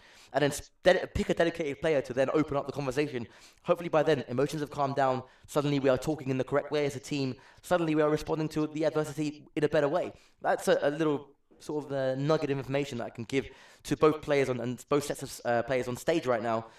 Take the time, use the time wisely in this tech timeout, and recover your mentality, recover your abilities, and talk. I think one thing that we're not seeing from the Kestrels that they offer a lot of the time is they're not fighting each other as much. Suddenly their third man, JDN, isn't as prolific and he's getting targeted and he's getting demoed. They need to rediscover that. They just need to be aware when Falcons are going for the high risk, high press and know when to just beat it with a big long clearance towards a teammate. That's all it takes, I think. And there potentially is a route back into this for them. If, however, Falcons start off fast, I would say we're looking at a game, set, and match situation. Yeah, absolutely. It's a quick counter play that you need against the Falcons. You know it more than anyone else. Talking to the Storm Shadows, I brought that up in the previous game. There's three ways the Falcons will play, and it depends on how they choose and what they want to do with that information. But game number 3 is on your screens, and that tech pause is over. I don't think a tactical timeout was called, but Frazix immediately on the start gets a 50. It's a winning one, and JDN will get the first goal for the Kestrels, and they have an advantage for the first time this series. That's one way to do it. Who is the defensive wall for the Falcons? It is Onza. What's one way to get around the wall? Not necessarily get around it, you just go straight through it, and that is exactly what Frazix did. Took Onza out, didn't need the demo, just needed the bump, and it's a fast start inside 8 seconds for the British Army Esports Kestrels as they look to respond now to this Falcons onslaught. There's the miss by, I think it was, I believe it was Padster. Yep. But now the ball, just needs to stay close to Frazix's car. Good flick as well. Demo for his troubles. Onza with a rare miss. JDM will press. It will be temporarily open. Gibbs has the boost for it. And Frazix gets there in the nick of time just to do exactly what I said, which is a massive clearance. And look how far they were able to come forward. But it's a lovely fake by Onza into the back of the empty net. That is pure composure. That is pure clinicality. Wow. Padster, who's had a bit of a nightmare in the second game, only scoring 34 points, will add to his tally of disappointing plays there. Gets faked out by Onza, no fault of his own, of course, but you've got to pick yourself back up. You have a goal's wiggle room as Frazix goes to the Octane, tries to find a flip reset, but there were still 3 defenders back, and Gids was there to pick that one up. Onza with the plastic. Gids doesn't find the angle of the shot, but Wormsy there with a follow. Padster left uncomfortable on the back line, and Falcons have come back through to make it 2-1. JDN couldn't get to that first ball. It fell to Wormsley, and that man doesn't miss from that range, certainly not often. Not something you could afford to give up too easily, and just as quickly as the Kestrels went in front, they find themselves behind and chasing the game again as they start to kick off fast. Onza will come across, but we'll see Frazix going up. Looks inside towards JDN, who actually does get the beat on both Onza and Wormsley. The shooting opportunity potentially for Padster, but it is away. Gibbs will hunt it down, collect the boost as well. Frazix will be left on none. Someone's got to meet them. Someone's got to meet them quickly and stop giving them the respect that they are given, the space and time that they are being given, because that is where they are most deadly. JDN inside, and Onza takes it away to the left. Onza carries this one downfield, gets a beat on Padster once more. Gids looking for the opportunity of the shot, doesn't come through. JDN will pick that one up, and back to the corner it goes. Frazix missing the play there, but fortunately Wormsley ran out of boost, didn't really have enough to work with. There's a good second man push by Fraz though to get that ball back downfield. There's a mistouch by Gids. JDN waiting as that ball comes lurking across. And again, just composed are the Falcons. They know where the ball's going to be. They know what they want to do. And as I say that, Onzo was just randomly in the corner as Gids rocked up and gets demoed in the process for good measure. So it's reset time for the Kestrels. Back the other way, Padster with a great 50, up high. Warms in out with control, drops himself down, but Frazix finds the opportunity to pads the mid-connection there. It should have been 2-2. Thus, such is the life of Rocket League. It was fair as the margins, it should have been level, and unfortunately for them, we are still, the Kestrels still have a one, actually 2-goal deficit as Padster has made himself known on the pitch. You've got to be making connections with those chances. You're not going to get a lot of them against this Falcon side who are very disciplined in their approach in defense, maybe not so disciplined in offense because they go so hard at times, and he can leave them exposed, but they are able to recover their cars. They're able to plan their boost recovery strategies. They know where they're going, they know where they're recovering to. They're in constant communication.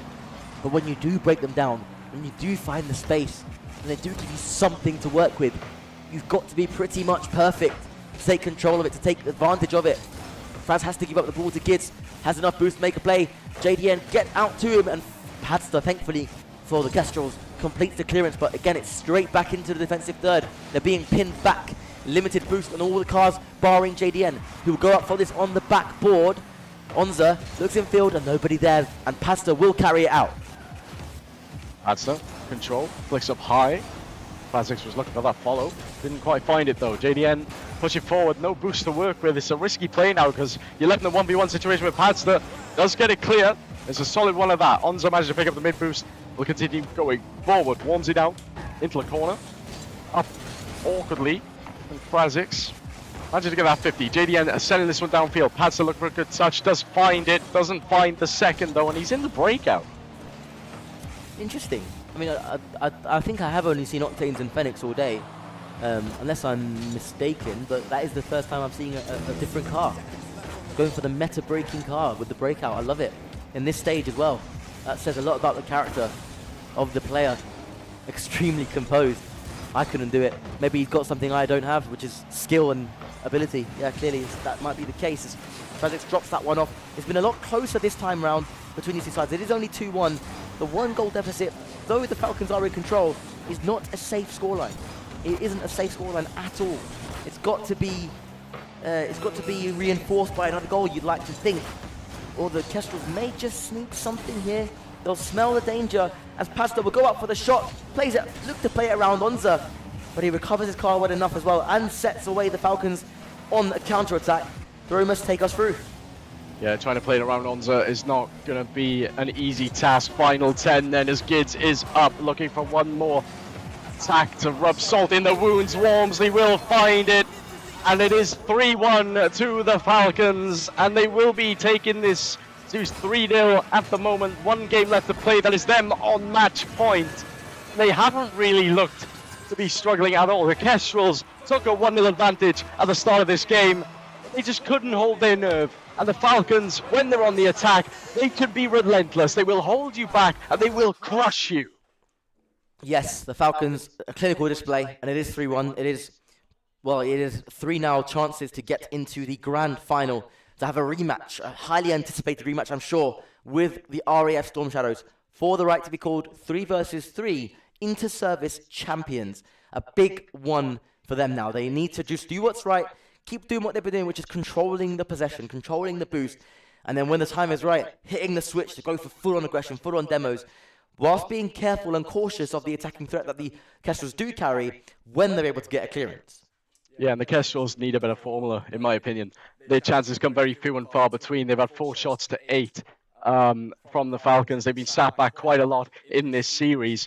Once they start pushing forward, they get the opportunities. And of course, they've had 4 shots, which means they could have had 4 goals, right, if hidden properly. But just take a bit more time as we take a look at the screen here. We have numbers instead of player names. No, except they're only numbers for the tags. We can see it in the bottom corner. That's JDN there on your screens. But the rest of it, we have number 6, maybe 7, heading towards this ball. Oh no! We're not. No, we're not doing that. Yeah, we're shutting that down straight away. No, but we can't even avoid it. It can't We even can't avoid avoid 6 or 7 because there is a 6. But there is no 7th man at the moment. No, there will be a 7th man. Guaranteed. Who's that? There's 7. Nah, 7 is on your screen. We have 6 and 7. You want to know why? It's because number 1, who's there, is on your screen. Number 2 is on your screen. Number 3 is on your screen. Number 4, the Observer. Okay. Yeah, fair one. You got me. Anyway, it is Walmsley. It is Walmsley in the centre of the park. Dribbles past 1. Looks to fake the 2nd. Shot on net. Will it be enough? No. Pressure from the Kestrels. Relieved that time. Frazik's challenged on his own backboard. There is, I think that is the car of Pasta just rushing the play. And that's Frazik's being challenged as well. Walmsley, fantastic effort. Oh, it's a beautiful fake by Gids. That there is experience. That there is composure. And that is how you do it. 1-0, they retake the lead. And you're right, there is a number 7. I didn't even know that. I thought you were joking. Oh no, 6 with a pass to 7. Makes out 2 of the players. I'm pretty sure it was 3 and 2 there on the pitch. Stelios is dying on my left, but 6 is up. Pass to 7 once more. We continue carrying this one downfield. 3 will get this one to 1. No. It looks like an opportunity for the Kestrels. Unfortunately, cleared away by 5. Onza down the right-hand side, cleared away by the Kestrels. Down the opposition right-hand side now. There is a looping clearance by Gids. It will fall to the car. I believe it is JDN. Onza faced up again with the Kestrels attack. They are trying and trying to break down the Falcons' defense, unable to do so. Like I said, the strength, in my opinion, of the Falcons is not necessarily their offense, because I do think it's very risky how they play, but it is in the discipline that they have in defense. At times, they can be unbreakable, and it takes a considerable amount of skill and a good play to break through. And then when you do break through, that's when they start to leave a couple more gaps as they begin to chase games. But because they're rarely in those positions, they're rarely having to do that. And that's why maybe when the Storm Shadows are testing that defense, they do find a bit more joy. But for now, 2-0 for the Falcons. They're in full control. And again, 1 foot firmly in the grand final. Oh, you couldn't have said that at almost the worst time, as the Kestrels had a very close opportunity to getting a goal here, but Walmsley will be quick to challenge this one, and Padster sends that one downfield. Gids has control, 50 with Fraz, and I'm trying to make out names. I'm going to have to say the numbers for the sake of ease, for the sake of ease for us in the commentary box, because I can't keep assuming who the players are. But 7, who is Gids, misses out on that one, and Walmsley has a shot towards net, saved away by Padster. Onza will take control of the play now, putting it onto the backboard, looking for a teammate, but again, the Kestrels able to clear. Lovely flick down that right-hand side. As you look on the Kestrels side, it's a lovely backboard attempt. He almost connected with the double. So unfortunate. And now they face a counter-attack for about the 18th time this series. It's all in the counter-attacks for the Falcons. They are an expert at applying the pressure at a moment's notice. And the Kestrels survive another one though. Still only 2-0 the scoreline. Not necessarily the safest of scorelines. Not necessarily the scoreline with the most insurance. But it is one that the Falcons have been able to comfortably defend. And add to, indeed, throughout the series. As they're now going for pre-flips. They feel the job is done. They feel that they're going for the kill now with this next goal. It will be the one. But the Kestrels resist yet another wave of Falcons attack. Final 90 left to go in game number 4. Kestrels required 2 to stay within any sort of touching distance of the Falcons, but unfortunately they just haven't had the opportunities, and they haven't been converting the ones that they've had. Paz had a fantastic opportunity earlier on, unfortunately just ran out of boost in the final moment. But that's a long booming clear. Hold on a minute, Stelios. They've got one back with 60 seconds left to go. Maybe not done, maybe not dusted. If, of course, the Kestrels, past the JDN and Frazix, who have battled so long, so hard to get to this point, can find another. Will there be at least a glove laid onto Falcons here? Time will tell.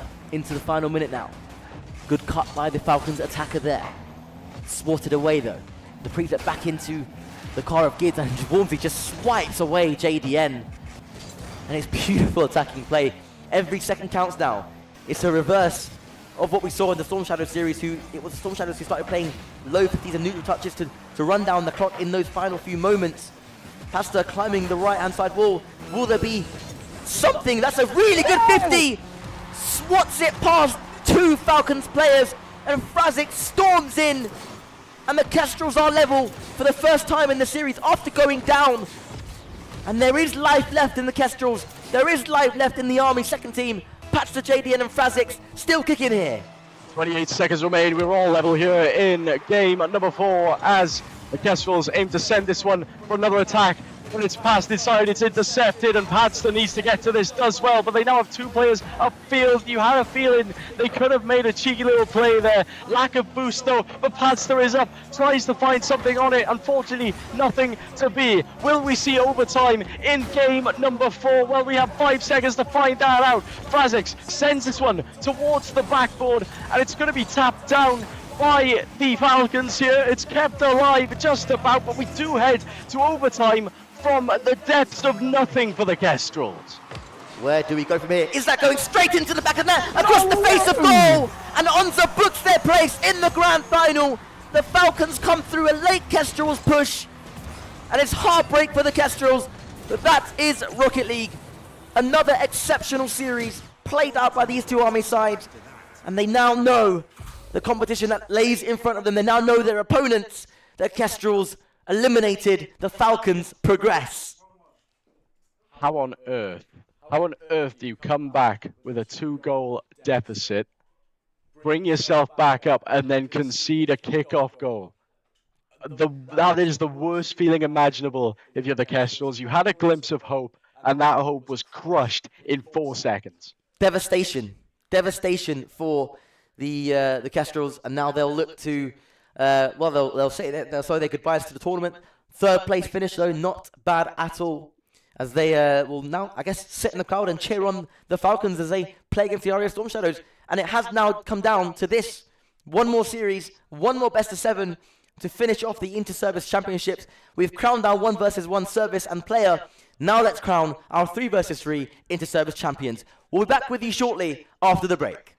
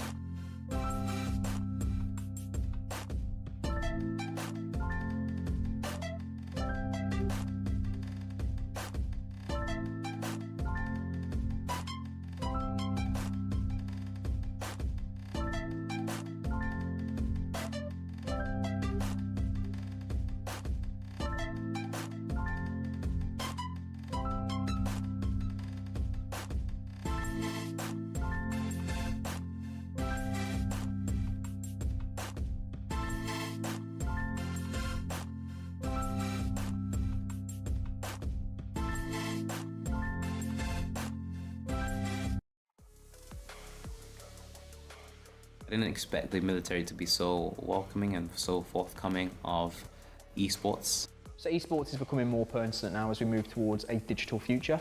We only have to look at current conflicts to see that it is all about drones and AI. The future of esports in the RAF is winning. I see us sitting on the top of some leaderboards. The guys that come down here, I see all the positives that esports gives them. And hopefully, me doing this, I can push it out that esports is there to help mental health. It's there to progress you, boost your morale, boost your confidence. UK Veterans Gaming has had a really good impact. We've helped so many people.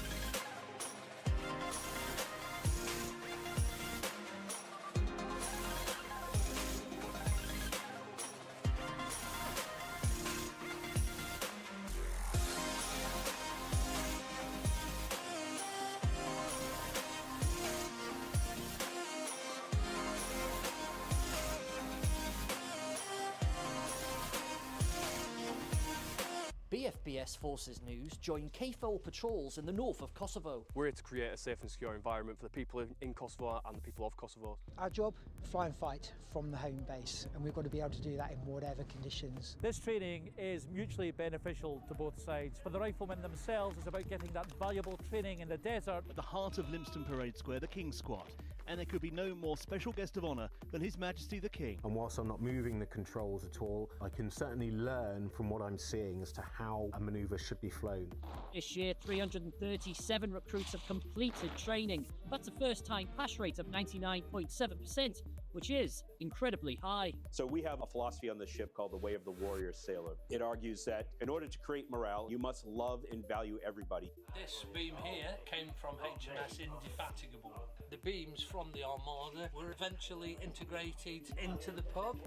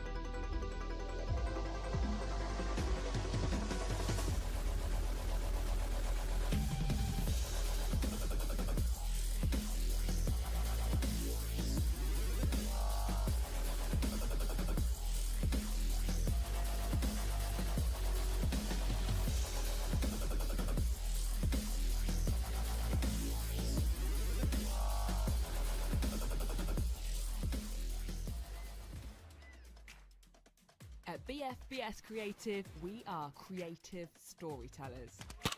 We are specialists in unravelling the untold, even from the most difficult locations.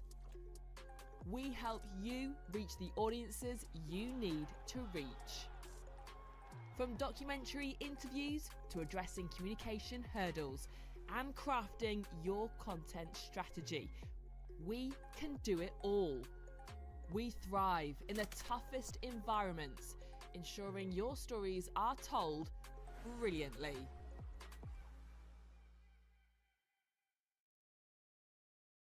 Good evening, everybody. Welcome back to the RAF Storm Shadows channel. I am once again.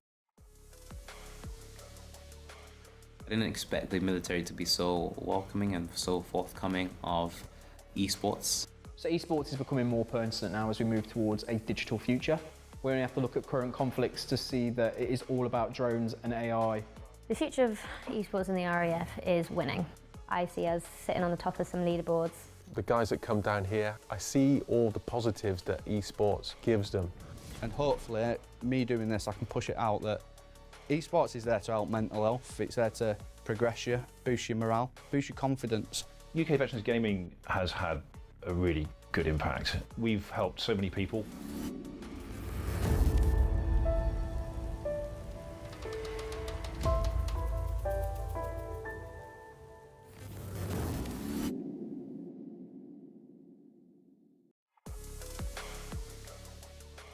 I didn't expect the military to be so welcoming and so forthcoming of esports. So esports is becoming more pertinent now as we move towards a digital future.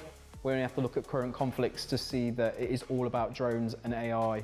The future of esports in the RAF is winning. I see us sitting on the top of some leaderboards.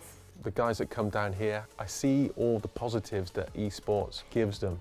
And hopefully, me doing this, I can push it out that esports is there to help mental health. It's there to progress you, boost your morale, boost your confidence. UK Veterans Gaming has had a really good impact. We've helped so many people.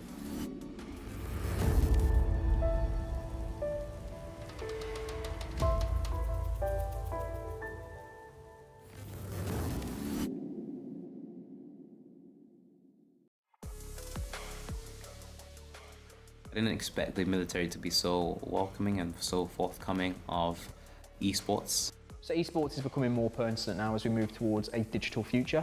We only have to look at current conflicts to see that it is all about drones and AI. The future of esports in the RAF is winning.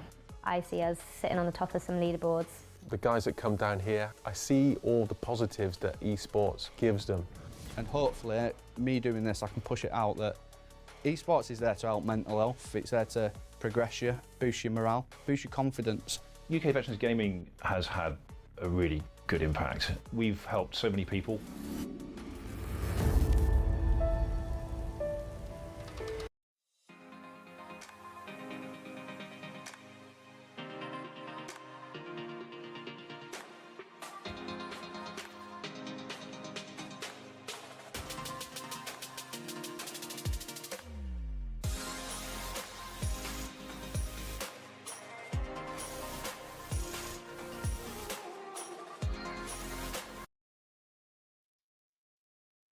Good afternoon, and we are back one final time for the Interservice Rocket League Championships 2025. As previously mentioned, on Tuesday we crowned the 1 versus 1 championship winning service and player. It was Envy of the RAF Storm Shadows, and right now he attempts to make triple Interservice championship winning history if he can lead the Storm Shadows alongside Samez and Cedric to victory over the Army Esports Falcons, who have been excellent throughout this year and provided Storm Shadows with many beatings in the past. They need 2 of those beatings now to overcome the Storm Shadows threat and challenge. And joining me in the commentary box to witness history again is none other than Sir Pegasus. Welcome back to the booth. This is the big one. It's been a great day of action. We've seen so many teams step up to the plate and improve, but at the end of the day, Stelios, there are 2 teams that consistently in the Interservice scene have remained at the top. And that hasn't changed. It's not looking to change anytime soon. It's, of course, the RAF Storm Shadows and Falcons, who have, of course, played a few times already in this specific championship. In league play, it was a win for Falcons. In the first stages of playoffs, it was a win for Storm Shadows. And it's quite interesting that Shadows are going to have to actually prevent the score from being equaled if they don't want to lose this tournament. No matter what, Stelios, at least you can have that in your back pocket. Very, very true. And a quick point to note is Army teams have had 4 reverse sweeps this championship. Now, this is a big point to make, because with the bracket reset, if they can get past it, get past the first series through the Storm Shadows, then all of a sudden it opens up a whole can of mental worms. If, of course, Storm Shadows take the lead early on in the series and get a couple of games in, I can still have that threat of reverse sweep, as seems to be the Army gene. As we take a look once more at the journeys of the RAF Storm Shadows and Falcons to the final.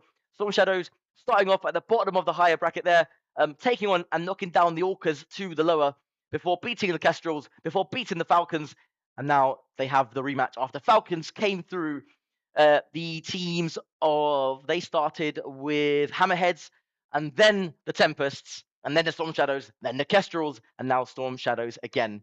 The stage is set for these players, for these teams to make history. Who will it be as we bring out the players? Will it be the Storm Shadows? Will it be the Falcons? Let's get the action underway as you see the players walking out. Oh my goodness. And can you imagine the pressure that is been felt right now by these both sides? They've been in this position before. They've been at the top of the Interservices side for what feels like forever at this point, Stelios. But the room at the top, it's very tight. There can only be one team to come out victorious in this grand finals. Storm Shadows versus the Falcons. I'm really struggling to go either way on this one. I want to give you a prediction, but it's just going to have to be decided on the pitch this time. Well, I can actually give you one of my own. I don't know, is my prediction. There I just don't know, Pig. I couldn't call it. Now, obviously, Storm Shadows came through the most recent game, but across the year, it is the Falcons that have had the better of the Storm Shadows in the winter qualifier and in other show matches, and it has been that way. Even in the Pro League qualifiers, there was a few matchups there where the Falcons came out on top. So the Storm Shadows seem to be tournament players in the likes of Germany, in the likes of the land today, where they bring the action, they bring and deliver the game plan. Can they do it one last time? Time will tell, Pig. But as far as the prediction goes, from where I'm sat, I just couldn't. I just can't. And I just won't. Can't. That's fair. That's fair. And of course, either way, I feel like you're going to anger some kind of group of people. But here we go, ladies and gentlemen. Your first kickoff of this best of 7 grand finals. It's immediately hunting for the ball. Envy hunts it down line. Cedric cuts back and looks to find Envy, who rises high. Sammers will rotate back onto the ball. Just knock it to the side. Nice soft touch. Gids challenging Cedric as Cedric away down the right side. We are well and truly underway for the grand final here.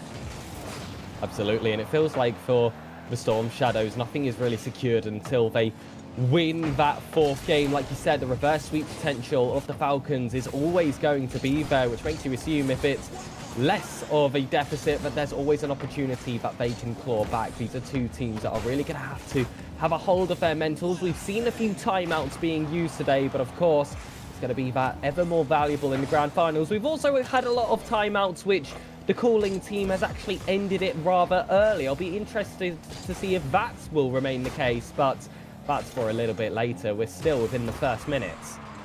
I wonder if that comes down to like a lack of experience and at LAN and not using the time in full. It is such a valuable resource as Cedric comes through into Envy, and there is the opening goal for the RAF Storm Shadows.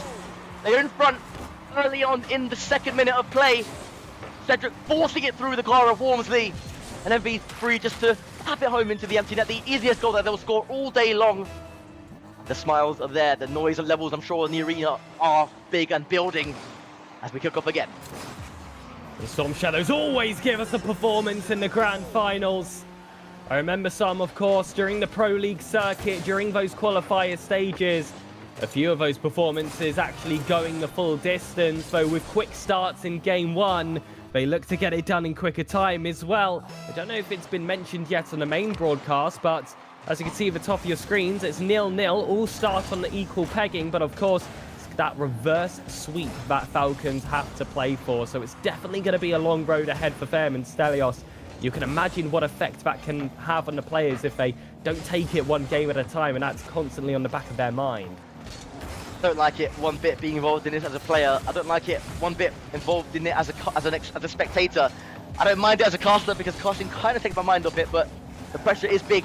Both these two sets of players. Wormsley looks central. Cedric combining with Envy gets a nice skim touch, and he will continue the chase with limited boost. It's there. Sames cut in by Onza. Cedric risking it, but it's a calculated risk again. Sames looking inside. Wormsley's there. Envy will go for this ball, and he's been so electric, Envy, by the way, since Tuesday. Has played phenomenally well in the series earlier. A real danger point for the Storm Shadows. I've always called him a sharpshooter. I think he's one of the best strikers of the ball in the Interservices scene, but Gids showing what he can do offensively. The first real chance for the Falcons, and he's made sure to take it. That is a wonderful power shot off that side wall. Those are deceivingly difficult to find, and it's not a position that the Storm Shadows necessarily expected a shot to come. That's why it's undefended, but you've got to be able to patch down all of these holes when you have two teams that are so strong in that final third. They will constantly go for those heads up. Long shot, Salmon's going to attempt one here on Zabo. Will get that save off his own line. Has to try and control it in the corner. Did not get that 100 boost and looked like it was going to be conceded to Cedric instead. He's going to decide to chase his way back. Lots of threat in this initial attack. A lot of respect given to Falcons. Cedric, good 50 by Onza. It's dangerous times here for the Storm Shadows. Living dangerously inside their own penalty area.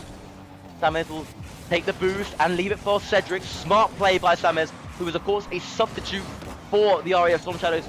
Filling in phenomenally well, forcing the play through Onza. And then be demoed as he was lurking for the finish. Cedric gets a good first touch, going for a demo of his own. Nobody there to connect with though. Envy with the shot, drops it high, Onza away. Wormsley looks for that redirect, takes it off that back wall. Cedric does well for the backboard read though. Onza's going to have to start again from his own third with one less player available, but Envy gives them a further chance. This time is that double commit, and I mentioned it earlier today, you do not want to give the Storm Shadows the slightest of gaps. They're such a fast-paced team and they will punish you really quickly. In fact, that just feels like it's in the blood of the RAF sides, because the Shadows are frankly the exact same as well, but there's a higher quality with this Storm Shadow side, and you've got to give them compliments about how they've been able to bring in Samez into the side and still face that same level of success. Yeah, Samez is a player who has been on the cusps of Storm Shadows level for a while. He thought he was ready for this, and he has so far proven it. He's walked the walk, and after talking the talk, then he flicks high. Onza will go high of his own. Wormsley drops it down, a bit of a double commit. Kids has to play aggressive to keep the pressure alive now. Inside the final minute of play, Samez playing it slow and limited. Kids challenges, but a good 50 by Samez. Envy though beats into it, Cedric temporarily alone. Kids into Wormsley, fantastic shot, fantastic save by Cedric. 41 seconds on the clock. Falcons though, they won't let off now. Still 35 seconds and they'll use every single bit of it. They've got to be efficient. They're starting from their own thirds. The demo comes out. It's a 2v1 versus Envy, but Cedric is able to dive himself back in time. And I spoke about those precious seconds. They're looking to be spent by the Storm Shadows. The Falcons are trying to see the full value in it. Cedric clears out once more. He's been that main defensive threat in these dying lines. The ball's on the wrong half of the pitch, but Gids will soon chase that. Onza and Wormsley though, they've got to be able to keep their composure, got to keep their spacing, but got to pounce on every ball should it be available. It's not in this occasion. Storm Shadows take away game one. They kept their calm, they kept their composure, and they've got one on the board. That's 3 games now left for the Storm Shadows to claim the championship. The Falcons, Sir Pegasus, looked dangerous. They really put the pressure on, and you could argue, you could make a case for them being unlucky, slightly hard done by not to have another goal. But for the Storm Shadows, the plan executed perfectly. They got in front, and the solidity was there, the comms were there, and they backed each other up, and they got game one on the board. Storm Shadows are so good at getting themselves ahead early. They don't need that time to warm up in a series. They've been an established side for quite some time. And saying that, of course, with that substitute, Samez in this occasion, you expect that to complicate things for them, but that truly has not been the case whatsoever. Clearly, there has been a lot of experience previously between these 3 players regardless, and of course Pierce is going to be a player that is eternally missed, but after a game one like that, you assume that they can reach those same heights, but that's not the greatest touch in defense. Gids this time will open up the score, and that's when I was talking about how good Storm Shadows can be off the start. There's actually another one sniped near the halfway line, which feels like it's part of a game plan here for Gids. Yeah, he's very good at making awkward plays and getting bounces just like that. That cause all kinds of havoc as the Storm Shadows look to respond. Wormsley looking to be left a little bit awkward. Gids has to turn. Cedric with a shot on limited boost. And then we will watch this one sail high and somehow gets the read. Somehow gets the shot on goal. Onza on his own backboard, limited boost. Cedric cuts it across the face of goal. And it's a good save by Wormsley. Gids with a whip or fake, depending on how you want to see it. Wormsley with another one of his own, shot by Envy. But of course, Onza is there. He seems to be always there. He is a defensive wall, and if the Falcons are to have any joy in the series, they're going to rely heavily on that. Has Gids lost to 50 in these first 2 games so far? He has been stalwart in the midfield, constantly able to advance the play, and he's easily going to be my best performing player of Falcons. Already a second goal picked up. It comes from his second shooting opportunity. Pure efficiency, and that is a high requirement when Storm Shadows get themselves in the swing and force you into defense. Not saying that's been the case though whatsoever. Falcons are taking control. Yeah, it's a good press by the Army Esports Falcons. They've got, I would say, a deserved two-goal lead in this series, and they're beginning to link up, beginning to find each other a little bit more now. Cedric on limited boost, centered by Gids. It's a fantastic save. Envy and Samet will watch it come down. Onza lands the wave dash and Gids cuts again. They're trying to play that risk-heavy playstyle, which at the moment they're executing wonderfully. 50 between Gids and Cedric. Another one for him. Going for the second as well. You might be onto something with those 50s. He is playing every single one of them like his life depends on it. Oh, so fast with that ball as well. Pops it up lovely here to Walmsley.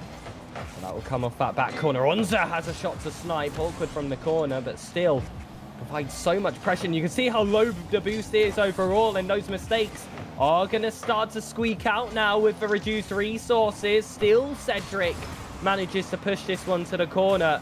That's another warning from the Falcons. They have really stepped up in this second game, and Storm Shadows have actually been the team somewhat brought to the ropes. They definitely slowed it down at the end of that first game. That felt like them trying to just ride out their lead they already had, but that's when you've got to get yourself back in the mentality that's front-facing. But Onza steals it once more inside, and these interceptions have just been so consistent from Falcons. They seem to be there in the right place at the right time. Envy left stranded there at the back. Couldn't react to the shot. Well placed. And the British Army Esports Falcons, 3 goals to the good and in full control here of game 2. This is only 2 of potential over 14 if things go a certain way. Samet's 50s and Gids wins another. And another he wins. He is a 50-50 machine at the moment, and it is getting and stealing yards up the pitch for the Army Esports Falcons. Onza watches this ball go down. Samet will be able to get that clear once more, but I feel like there's been a few opportunities like this now where Storm Shadows have all been left to no real resources out of their defense, and they just boom that ball forward, try to give themselves some time to pick up pads, and still with what limited they have, they look to maintain that press so that they can build once more. They did that wonderfully with that previous clearance. Beforehand, they were not finding much success, but now they're finding a new groove, a new way to play, and Falcons are still reading through it. That's an opportunity for another goal. Inside pass, it's gorgeous! Phenomenal play again from the Falcons. This is what they do best.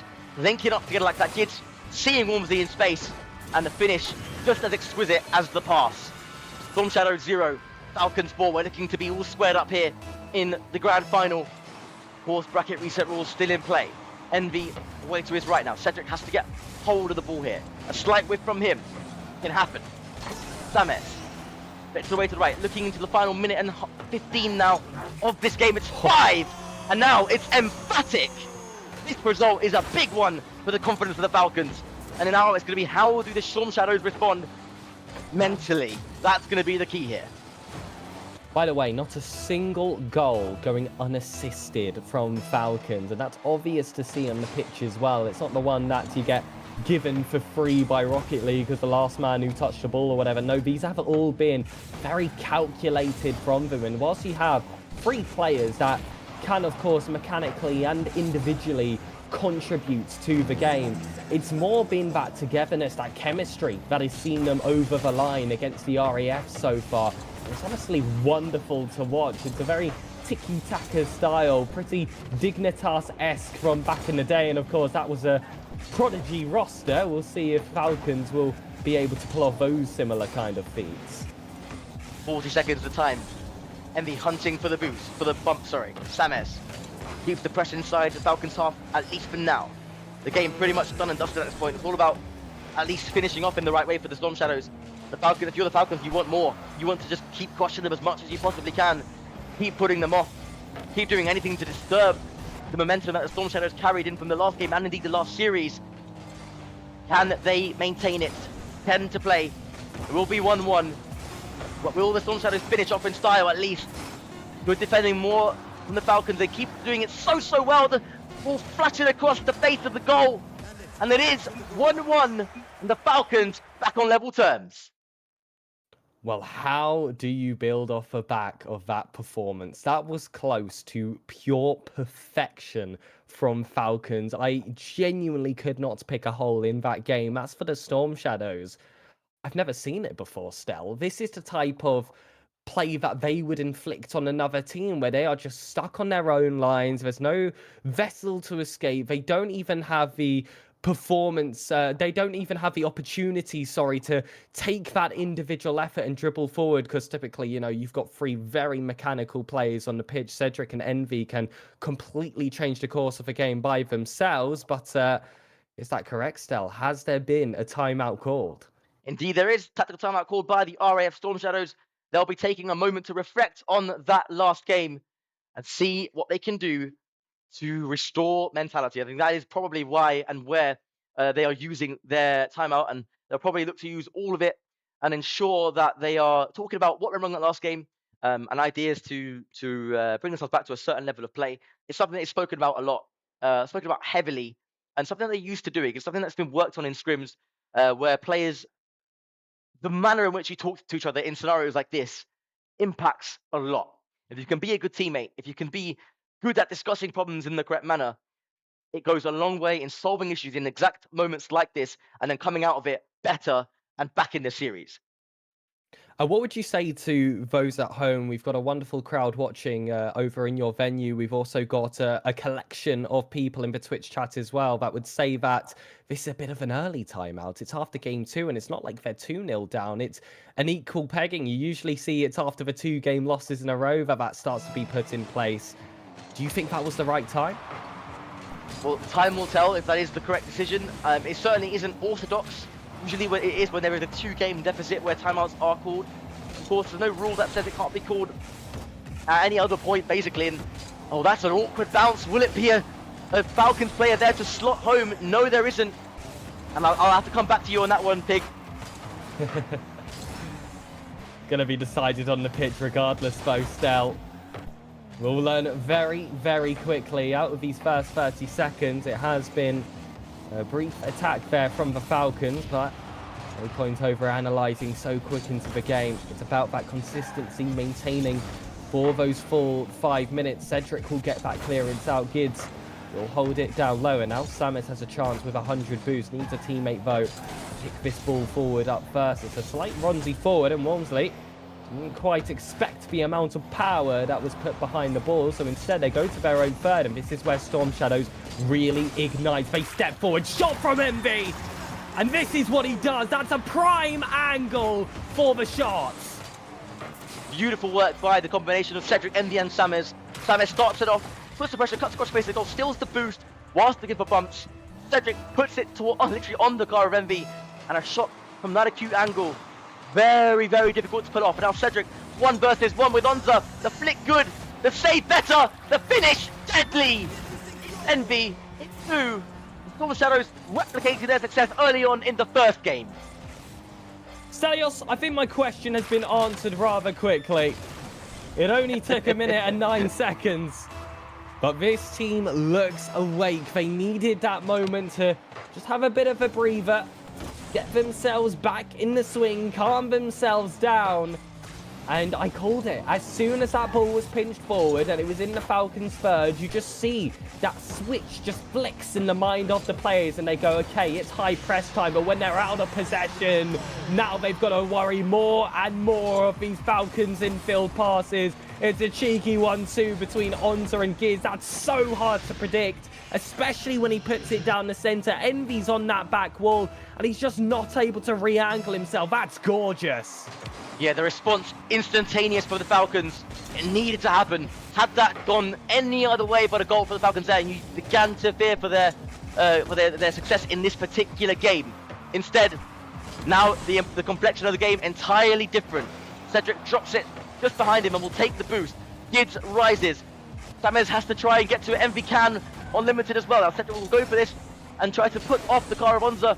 He gets there first. The shooting opportunity is there. Palmed away by Walmsley. Gids across now to Cedric. He'll just send this ball back down to safety. Samez is just going to rotate over. There's no one to pass this ball to, but Cedric, so good at taking a ball on his lonesome. A musty flick will go inside. It was actually on target, but Walmsley not beating that accord. Also goes for a sidewall read to progress the play. Both teams looking to show off that little bit of mech that we know they have. That's the first time in a long time an infield pass has gone unanswered, but Envy looks to create one for himself, and the player's position any differently there. That was going to bounce in for an own goal. A very cheeky attempt. Walmsley picks their pocket, and it's back to equal once more. The Falcons don't know the definition of quits. Beautifully done, and you can see the ball, unfortunately for the Storm Shadows, and Samez skim off of Samez's car into the perfect position, and it was forced home, and the lead splashed into half and then into nothing. Falcons are right back where we started now. And the up Gids has to pop it back up onto that sidewall. Samez looks to pounce on that early opportunity, and I feel like this is going to be the swing goal, that goal number 5. It's either Falcons re-establishing themselves or Storm Shadows cementing that this is going to be a game you will not steal away from them. A flick over, Cedric's caught off, and Gids will take it. He's always going to challenge there, and I feel like he was expecting a 50-50. But the slightest of mistakes there from Cedric. It's a heavy touch off first, but it's always the second that's the killer. That backflip just on his own lines as a result of that panic has given it back towards the Falcons. And I said it was an important swing. The statement has settled. Falcons look to steal this. Poacher play, expert poacher play by the Army, and Gids. I've been saying all year round how good he is in front of net, in the penalty area, poaching goals left, right and centre, and he does it again right when his team needed him.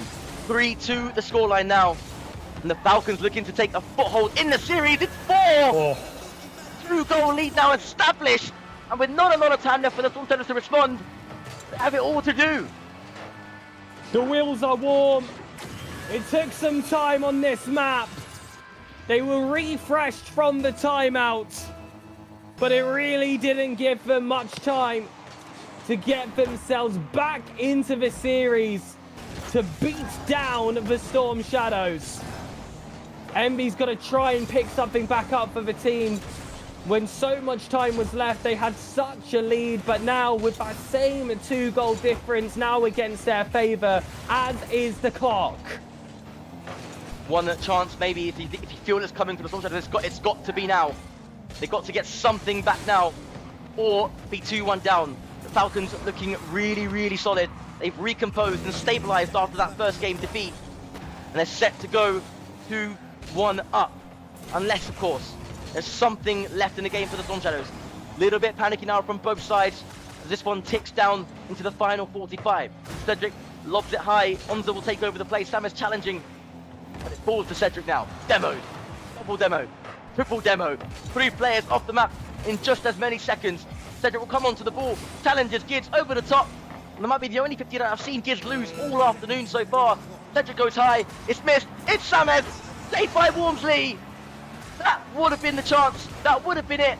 It's now going to be Falcons' game. Walmsley onto the backboard. It's sniffing the danger, just waiting for the touch. Knows they don't have to commit. And it is smart play by the Falcons. Professional stuff as they go 8 seconds away from 2-1 lead. Every single resource of their opponents burnt. Their boost in defense, their mentalities, and most importantly now, Stelios, their timeout as well. That goes to waste. That's unavailable for the remainder of this series. Falcons look to reverse the brackets. They're on the way. The mission has begun for the Army Esports Falcons. Good spirits on the stage right now. They've just got to keep it composed. For the Storm Shadows, they have a minute. They have the time to restructure, restabilize, and go again and begin to find the form that they found in the series before, and indeed in game number 1. It's all about going into the lead and being stubborn for the first couple of minutes after, and have a stable lead rather than a leaky one. Suddenly the mentality is different as we kick off game 4. They wasted no time getting into this game either. Like you said, that 1 minute post game is free for the players to use should they wish, but they don't need it. Early goal for Cedric. but they've been in this position before. It's the next 30, 45 seconds. I need to remain impressed. Good start again from the RAF Storm Shadows, but again, the Falcons simply won't be phased. They've been in this scenario countless times now. The first time it didn't go well, the second and third, they converted into clean wins as the series progresses. This grand final heating up. The neutral crowd is enjoying it, I'm sure. The RAF crowd contingent and the Army contingent maybe not so much, as this nail-biter continues to excite everybody involved. It is the culmination of 1 year of play for these sets of players. Online qualifiers into LAN. Up goes Envy, drops it down, and Wormsley will clear. Cedric back into his own half. Picks up that 100 boost as well. Wormsley's going to have to bail away from that one, and Cedric loves to go for these coast-to-coast plays. That flip reset lands nicely for him, but Onza takes that ball back to safety. Samez pitches it off his own teammates, and that was a play that could have gone very, very well should the fortunes favour him. Instead, rather neutral position. Envy's going to be able to take it across to Samez. Some composure needed in the corner, but luckily, despite the lack of it, Envy was waiting right behind. Is he going to be able to get that 50 afterwards, though? One inside pass is made, not as dangerous as the ones we've seen before. 9 frees that shot from Wormsley. Cedric will take that to safety and take a soul as well. Onza, big, lengthy clearance. Cedric is waiting though. The position now from the RAF Storm Shadows is a lot better, a lot more composed. He'll beat Gids to it, goes underneath both. Envy onto the backboard. A chance for Samez maybe, but no, couldn't quite get there in time. Onza brings it away now, limited boost. He will have a second touch. Cedric will realise surely that he's got nothing and will have to challenge, and he does. But onto the 50 is excellent. He gets it inside the Storm Shadows defensive third. Wormsley loops it high. Away goes Envy, leaves it for Cedric. Slight mistake. There needs to be someone there to get it away. Even more confusion. Forced to Wormsley. Can he find the net? No, he can't. Instead, it's Samez. It's onto the back of the net. Defense to attack in one single touch. The Storm Shadows double their lead. This is how you hold your calm. This is how you keep your head in the game. It's not always going to go right. It's not always going to land in your favour. But you've got to have your contingency plans, and they certainly did. Falcons got a little bit overzealous. Underestimated the recovery time of Storm Shadows, and oh, how recovered they are. Much better from the RAF Storm Shadows, now beginning to control things and expressing themselves in defense. And for once, the aggressive style is coming from the opposite side of the pitch to the BAE Falcons. That is what they are known for best. And the benefit of having a buffer of a couple of goals lead is you can go for the odd risky play here or there, knowing that if it doesn't work, you still have a buffer to work with. An insurance policy! And this is a sign of weakness here from the Falcons. Unheard of all week long. They've not done stuff like this, and unfortunately for Wormsley, he cut across well-intentioned. You could see what he was trying to do. And unfortunately for him, it just ended up in the back of his own net. The Falcons, I'm sure, will not be phased. They have to continue to play out the series of the game and recover. Now it's their turn to restabilize, their turn to go back to the drawing board mid-game, because there is still time left to play. And do you know what? Come back from 4-0 down at this level. It's not impossible. It's not the strangest thing in the world to happen. But you've got to be perfect, and it's got to be done now.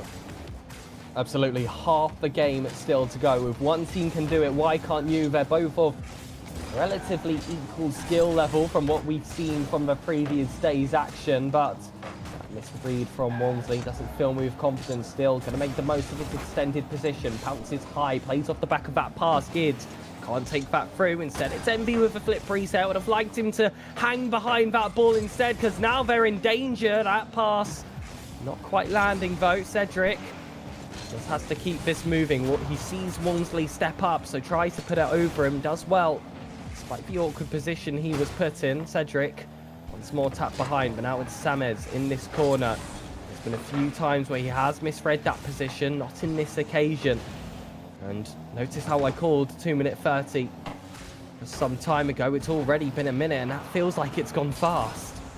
Yeah, they've been playing smart Rocket League, using possession and low 50s and collecting pads just to run the clock down, playing smartly. Every time the Army do not score from their attack, it's another 10 seconds gone from the clock. If you told me 3-4 weeks ago when, oh my God, that is disgusting by Onza. What A phenomenal finish. Gets the first touch over one. Gets the reset. And the reverse flip. Oh my goodness. Phenomenal. Unbelievable. And that's what you call a momentum builder. That rallies your troops. That's a timeout without burning your timeout. The confidence is back in the side of the Falcons. Now to see how they carry themselves forward off the back of it. I said that all of these players were capable of that individual prowess, but when they connect as a team, they can beat that next group of players in front of them. But now Wanza has galvanized the side. This has been a tough performance to face against. Storm Shadows has been strong. Cedric has got himself a hat-trick as well. But you'd feel like after this game, after a goal like that, after the troubles they have faced in days before and still been able to come back from, even if a fifth is added by the Storm Shadows, the Falcons shouldn't be too phased. Not at all, not at all. I mean, they showed a glimpse of their quality on an individual level with Onza's goal there, but it was answered back by the Storm Shadows. And that is a mental boost for them as well. It's always not a nice feeling when you get pretty much clipped on, but the way to deal with it is to respond exactly like that. Get the last goal of the game. And it's almost like a mental game of, I've got the last word almost. That's essentially what it becomes. And the Falcons will want to respond by themselves, and they might do just that. And they do respond. 5-2 the scoreline. No, we've got the last word.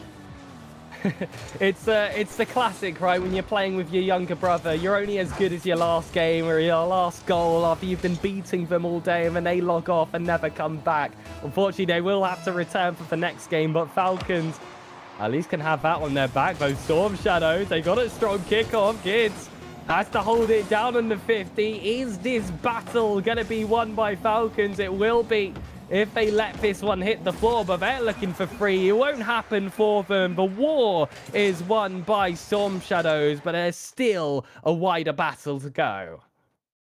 You can see them now just having a little bit of a conversation, making sure they're all in good spirits. A little sip of Lucozade is that from Envy. Other energy drinks also supported. Cedric down the middle, just making sure his team's calm.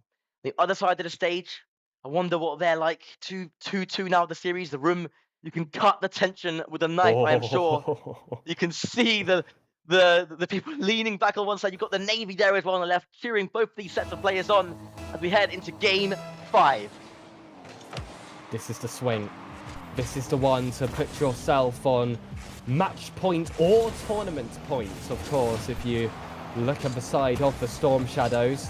That best of 3 format can be so brutal. Both teams are warmed up, and Envy once more finds the back of the net. This time, a drilled shot into that bottom corner after a gorgeous double B. That's a one-man army. Again, this happens. Again, it's a rinse and repeat of the start of about 3 of these games now out of the 4, where the Storm Shadows take the lead. Usually, another one follows soon after. Can the Falcons respond early enough where the Storm Shadows can't gather enough momentum? Envy goes high. Stammersville 50 with Wormsley. And Wormsley does enough. Wormsley, an incredible asset to this side. Gids comes high and towards Envy. Envy smartly plays it slow. Almost drops the shoulder. Gids getting bumped and Cedric away. Gids going to leave this one to Wormsley. Comes off that waterfall, and Envy gets such a great read on it. That's going to force out a touch from Gids. He'd prefer that to stay closer to his car. Sammers, though, make sure there's no car there in the first place. Envy, tight angle, goes for net instead of that back wall, and Cedric will tap it up. Sammers is up early. Wormsley, though, still able to get this one on the catch. Has a few extra touches to go. Will come off that back wall. Envy once again playing high. Bells away for Cedric to creep in the corner. And this is Storm Shadows. This is their bread and butter. It's in that front 30. You're going to see all 3 players hunt around that halfway line. They don't like it to return to their side, and if it does, it better come with that boost advantage. Cedric certainly has some. This is the play you want to go on that coast to coast and puts you in that prime position. It's the sharpshooter again. Cedric, the danger man there, creating the play. And of all the players in the world in Military Rocket League that you're comfortable for that to fall to, it is Envy. And he slots it home top right. And the Storm Shadows extend the lead. But again, the Falcons are dangerous, and they come straight back. And it's 2-1. This is why you can never, ever relax in Rocket League. There's the instant response. It needed to happen for the Falcons. They got it. They restabilize, and they'll go again. And you can see the concentration on their faces. They know the situation at hand. They know they cannot allow Storm Shadows to run away with it. It's another kickoff strategy, and it fell to Onza once again. This time, though, they've ended up leading that one back to Cedric. The ball goes back into the danger area. Onza, make sure it isn't as dangerous as that initially seemed. Walmsley takes it over one. Samez is that Lone Ranger in the corner, but the substitute steps up, gets that touch. Cedric takes this ball over, looks for that second ball, but Onza plays for that miss regardless. Knew he could trust that third man behind him should that connection have been made by the opponents. And this is what they're so good at doing. Covering all their angles, keeping that fight going despite the deficits. Onza's 50 will not land in favour. Envy will take it over, and despite the target found, Walmsley makes sure that ball is cleared out to safety. Gids looks to snipe. No. That was dangerous. You've seen them do that move countless times, and it works. Where a pass on the counter-attack lands and it connects, and that's a lovely pre-jump from Onza, but actually, maybe rather fortunately ends up in a path. Cedric demoed Envy going for the flick there, but Sammons has to dive and does, but now leaves Onza 1 versus 1 with Cedric, but he just ices him out. Ices out 2. Onza demoed 1 versus 1 with Walmsley. The 50 was good, and Onza recovers. Over half a game to go. And you're seeing Falcons in a completely different light now. They face a heavy defeat off the back of the Storm Shadows. That pace is starting to return to them. It's going to be Gids to turn on this one. Great 50-50 leads out. Envy, though, surely going to leave some control. That ground game has been such a vital aspect of this match, but it's another inside pass attempted. It's a team pinch between Envy and Samez. From box to box, goal to goal, Storm Shadows extend. The scopes are calibrated. And that would have been commed. It's something that they have done countless times.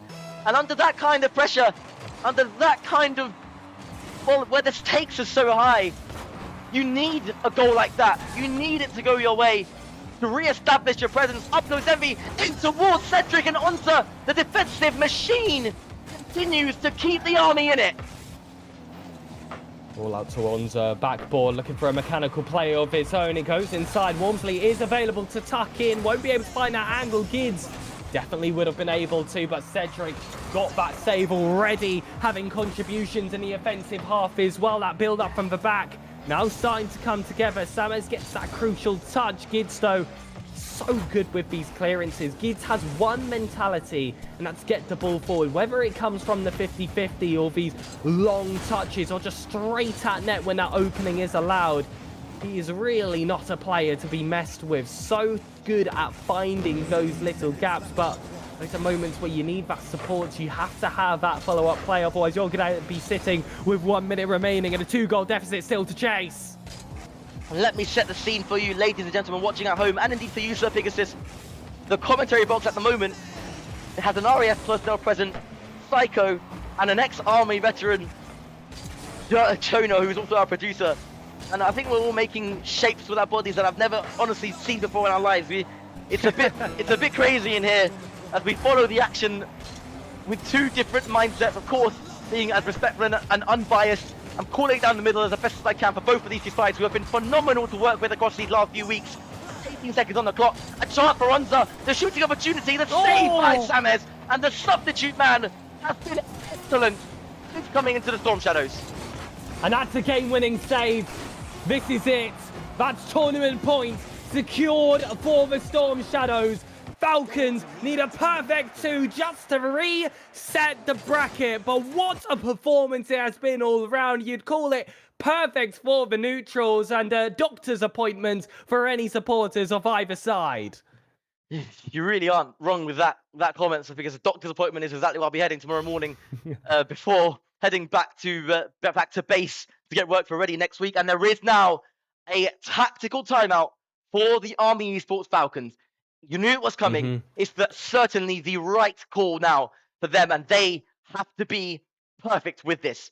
They need to talk about things in the correct manner. They need to present the problems in the correct way, where they all can give an opinion, where they all can do have an input. And if they do that right, Pegasus, There is a route back into this for them. But for the Storm Shadows, more of the same.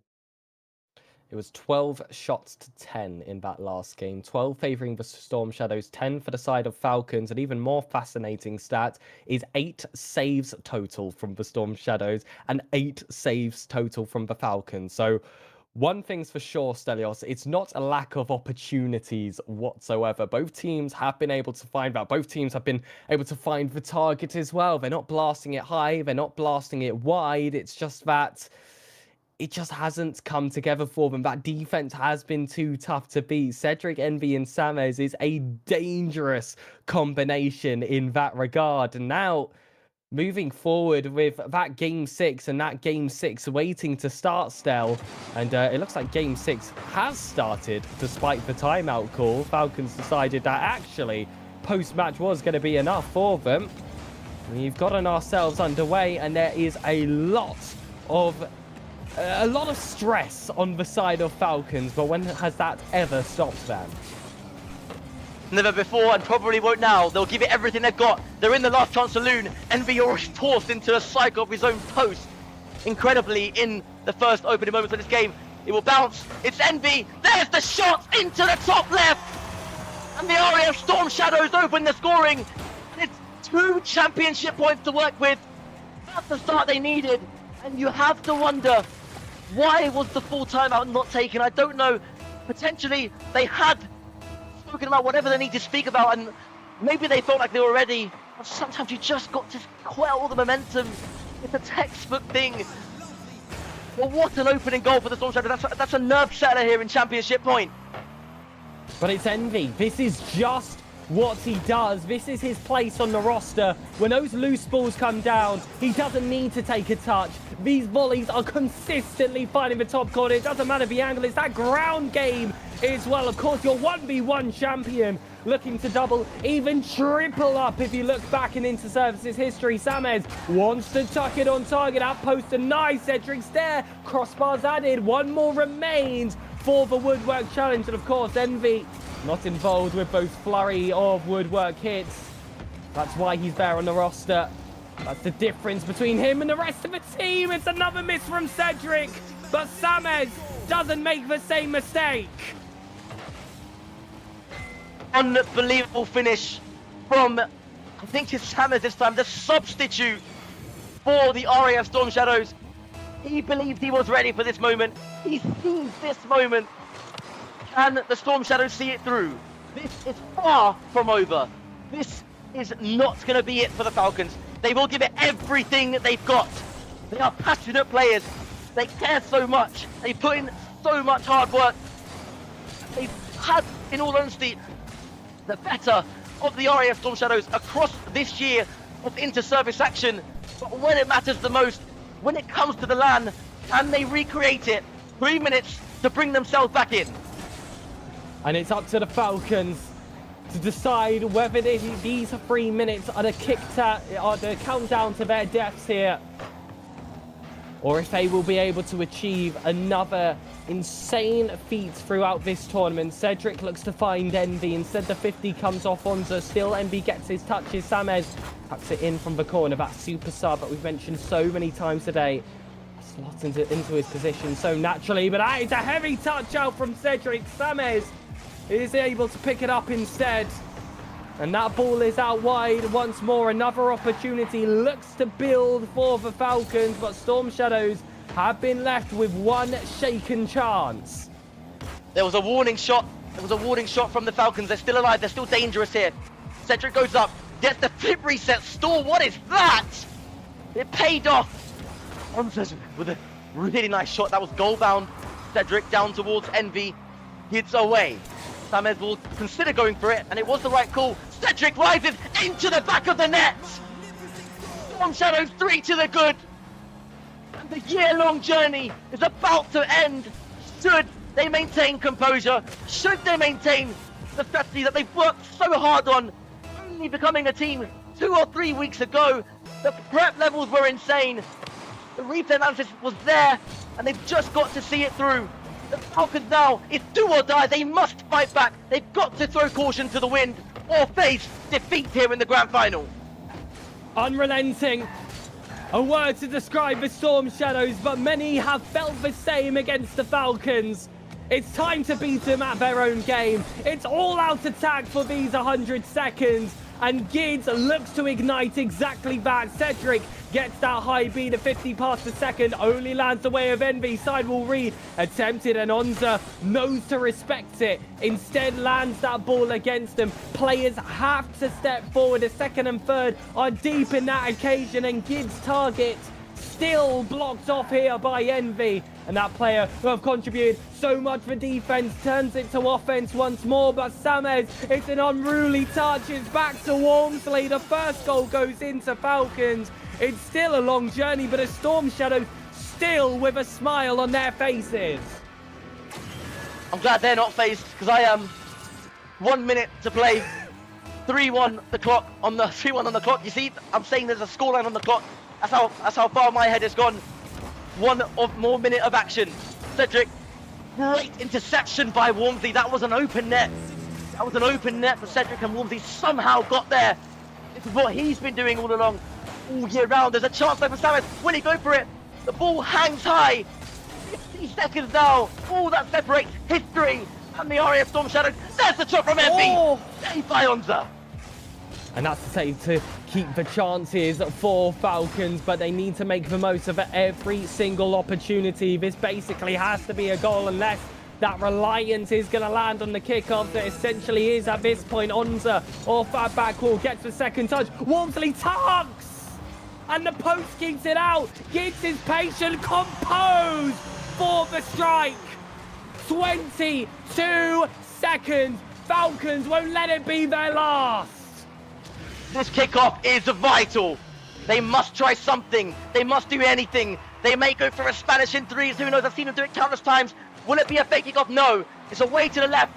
It's inside towards Unsa. There's the shot. Cedric away to the left. Inside the final 15. Will it be the Storm Shadows' day? Envy finds Cedric. There's the shot again. Another save by Samet. Into play now. Take us through. Envy up once more. The ground is heating up, ladies and gentlemen. Cedric will take the final strike. It's on the final touch. Walmsley tucks it over, and Onza watches that ball hit down, and the championship handover to RAF Storm Shadows again. Ladies and gentlemen, your Interservice Rocket League 1 versus 1 and 3 versus 3 champions, the RAF Storm Shadows. But please give it up for the phenomenal British Army Esports Falcons. They have been incredible and will look to build again. But for the Storm Shadows, more history. 3 Interservice titles won. They've done it. And it's the grand final that leaves you begging for more. It was such an entertaining fight throughout. It's one of those grand finals that secures once more that RAF Storm Shadows have done it. They are your Inter-Services champions. Ladies and gentlemen, producer Joan here on the mic now while Stelios makes his way downstairs to meet his team. One excellent performance, Pegasus. I mean, Stelios is absolutely overjoyed. I mean, I could see how much it meant to him and the team, but nonetheless, the British Army with the best performance I think we've seen this week. We're speechless here in the commentary box. They are amazing. I mean, both of those teams are deserving of that first and second place spot, of course. There's also that story in the lower finals that came to an end. The Kestrels really being a side that has stepped up to that Inter-Services plate. They had a whole day where they had to play that RAF gauntlet. They had Storm Shadows first, face defeat.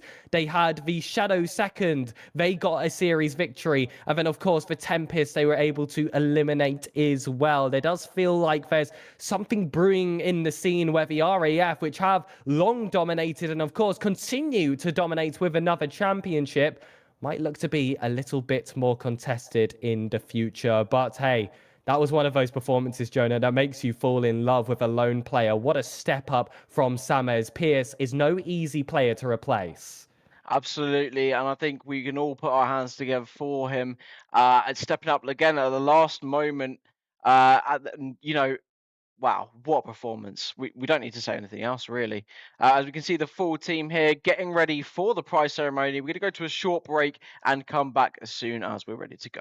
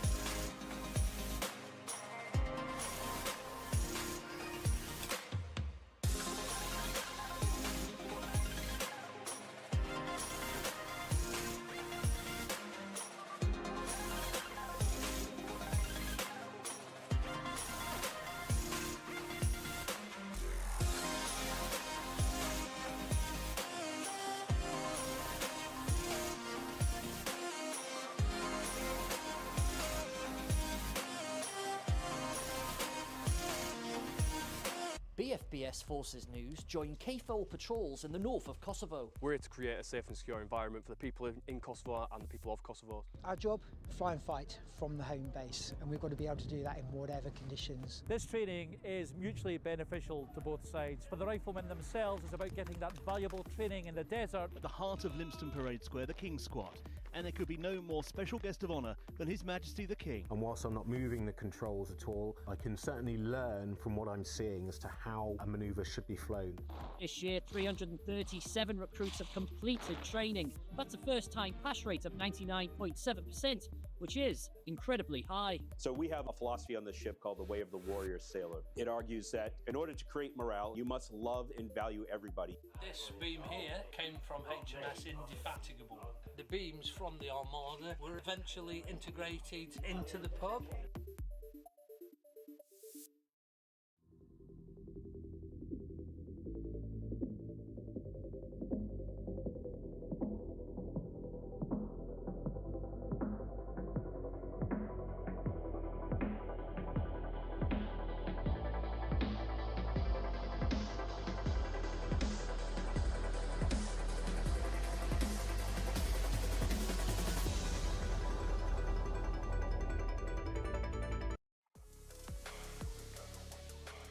I didn't expect the military to be so welcoming and so forthcoming of esports.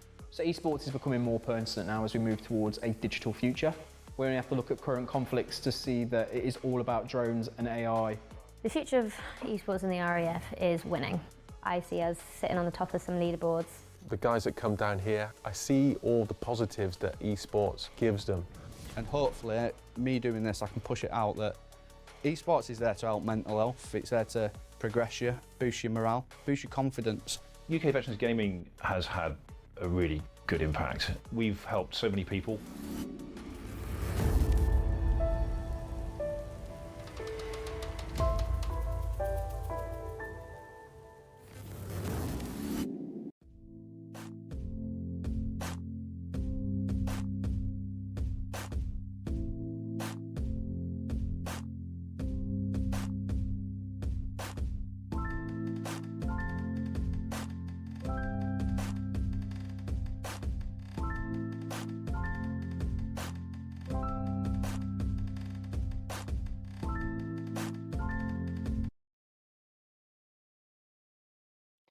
And we are back. As we can see, the teams there getting their photos taken with the trophy. The RAF, very excited. Commiserations again to the Army. What a fantastic performance they've put on. Absolutely, that was a wonderful grand finals, but of course they didn't earn position just from one series. They had that hard-fought group stage, and then of course they had to qualify through that upper bracket. It wasn't their first time beating that Falcon side today, and they are no easy team to beat. It feels like a coin flip in their best moments, but this time, even with their substitute, they just proved they were better on the day. Absolutely. And if we just look back at the journey that both these teams have had here during this competition today, we can see it's been no easy feat getting to that grand final. They've played each other once, and on that rematch, unfortunately, the Army came closer, definitely, but not quite being able to put everything over the line. But nonetheless, what a performance from all the teams involved today. Say what you want about the best of 5 stages. Storm Shadows do typically lose a game or two when it comes to that point, but then when it is do or die time, when you're in that double elimination or even single elimination, which a lot of these tournaments follow, it just feels like they do unlock the extra echelon and they are close to untouchable. And that definitely was the case today. Falcons were certainly the closest team towards that mark, but there can only be one champion, and Storm Shadows will be that champion. Absolutely. And to Pegasus, in terms of the best goal you've seen today, which one takes your fancy? Oh, it was that flip reset to backflip goal we saw in that grand finals. It was actually on the side of Falcons, and sure, it might not have the whole moment aspects behind them. They had very much lost that game. It was very unlikely for a comeback. But if you're going to put it in a vacuum, that has to be it for me. Otherwise, the Storm Shadows team pinch, because that definitely did have an impact on the grand final, and that was electric. Absolutely. I think for me, I'm very torn between Onza's goal, as you say, with that flip reset, with the rear. It was absolutely stunning. But then also Frazik's earlier on in the competition, the low bracket quarterfinals against the Storm Shadow. Sorry, the Shadows. My apologies. Um, an absolutely stunning goal in that quarter. But wow, what a fantastic event. And I think from all of us at BFBS, we want to say thank you to British Esports for hosting us, to all of the services for making it happen, and all the service leads who have worked tirelessly over the last, well, full week essentially to get this event up and running. And that's from myself and the team at BFBS. We want to say thank you again to Pegasus for joining us, and we'll see everybody in the next one.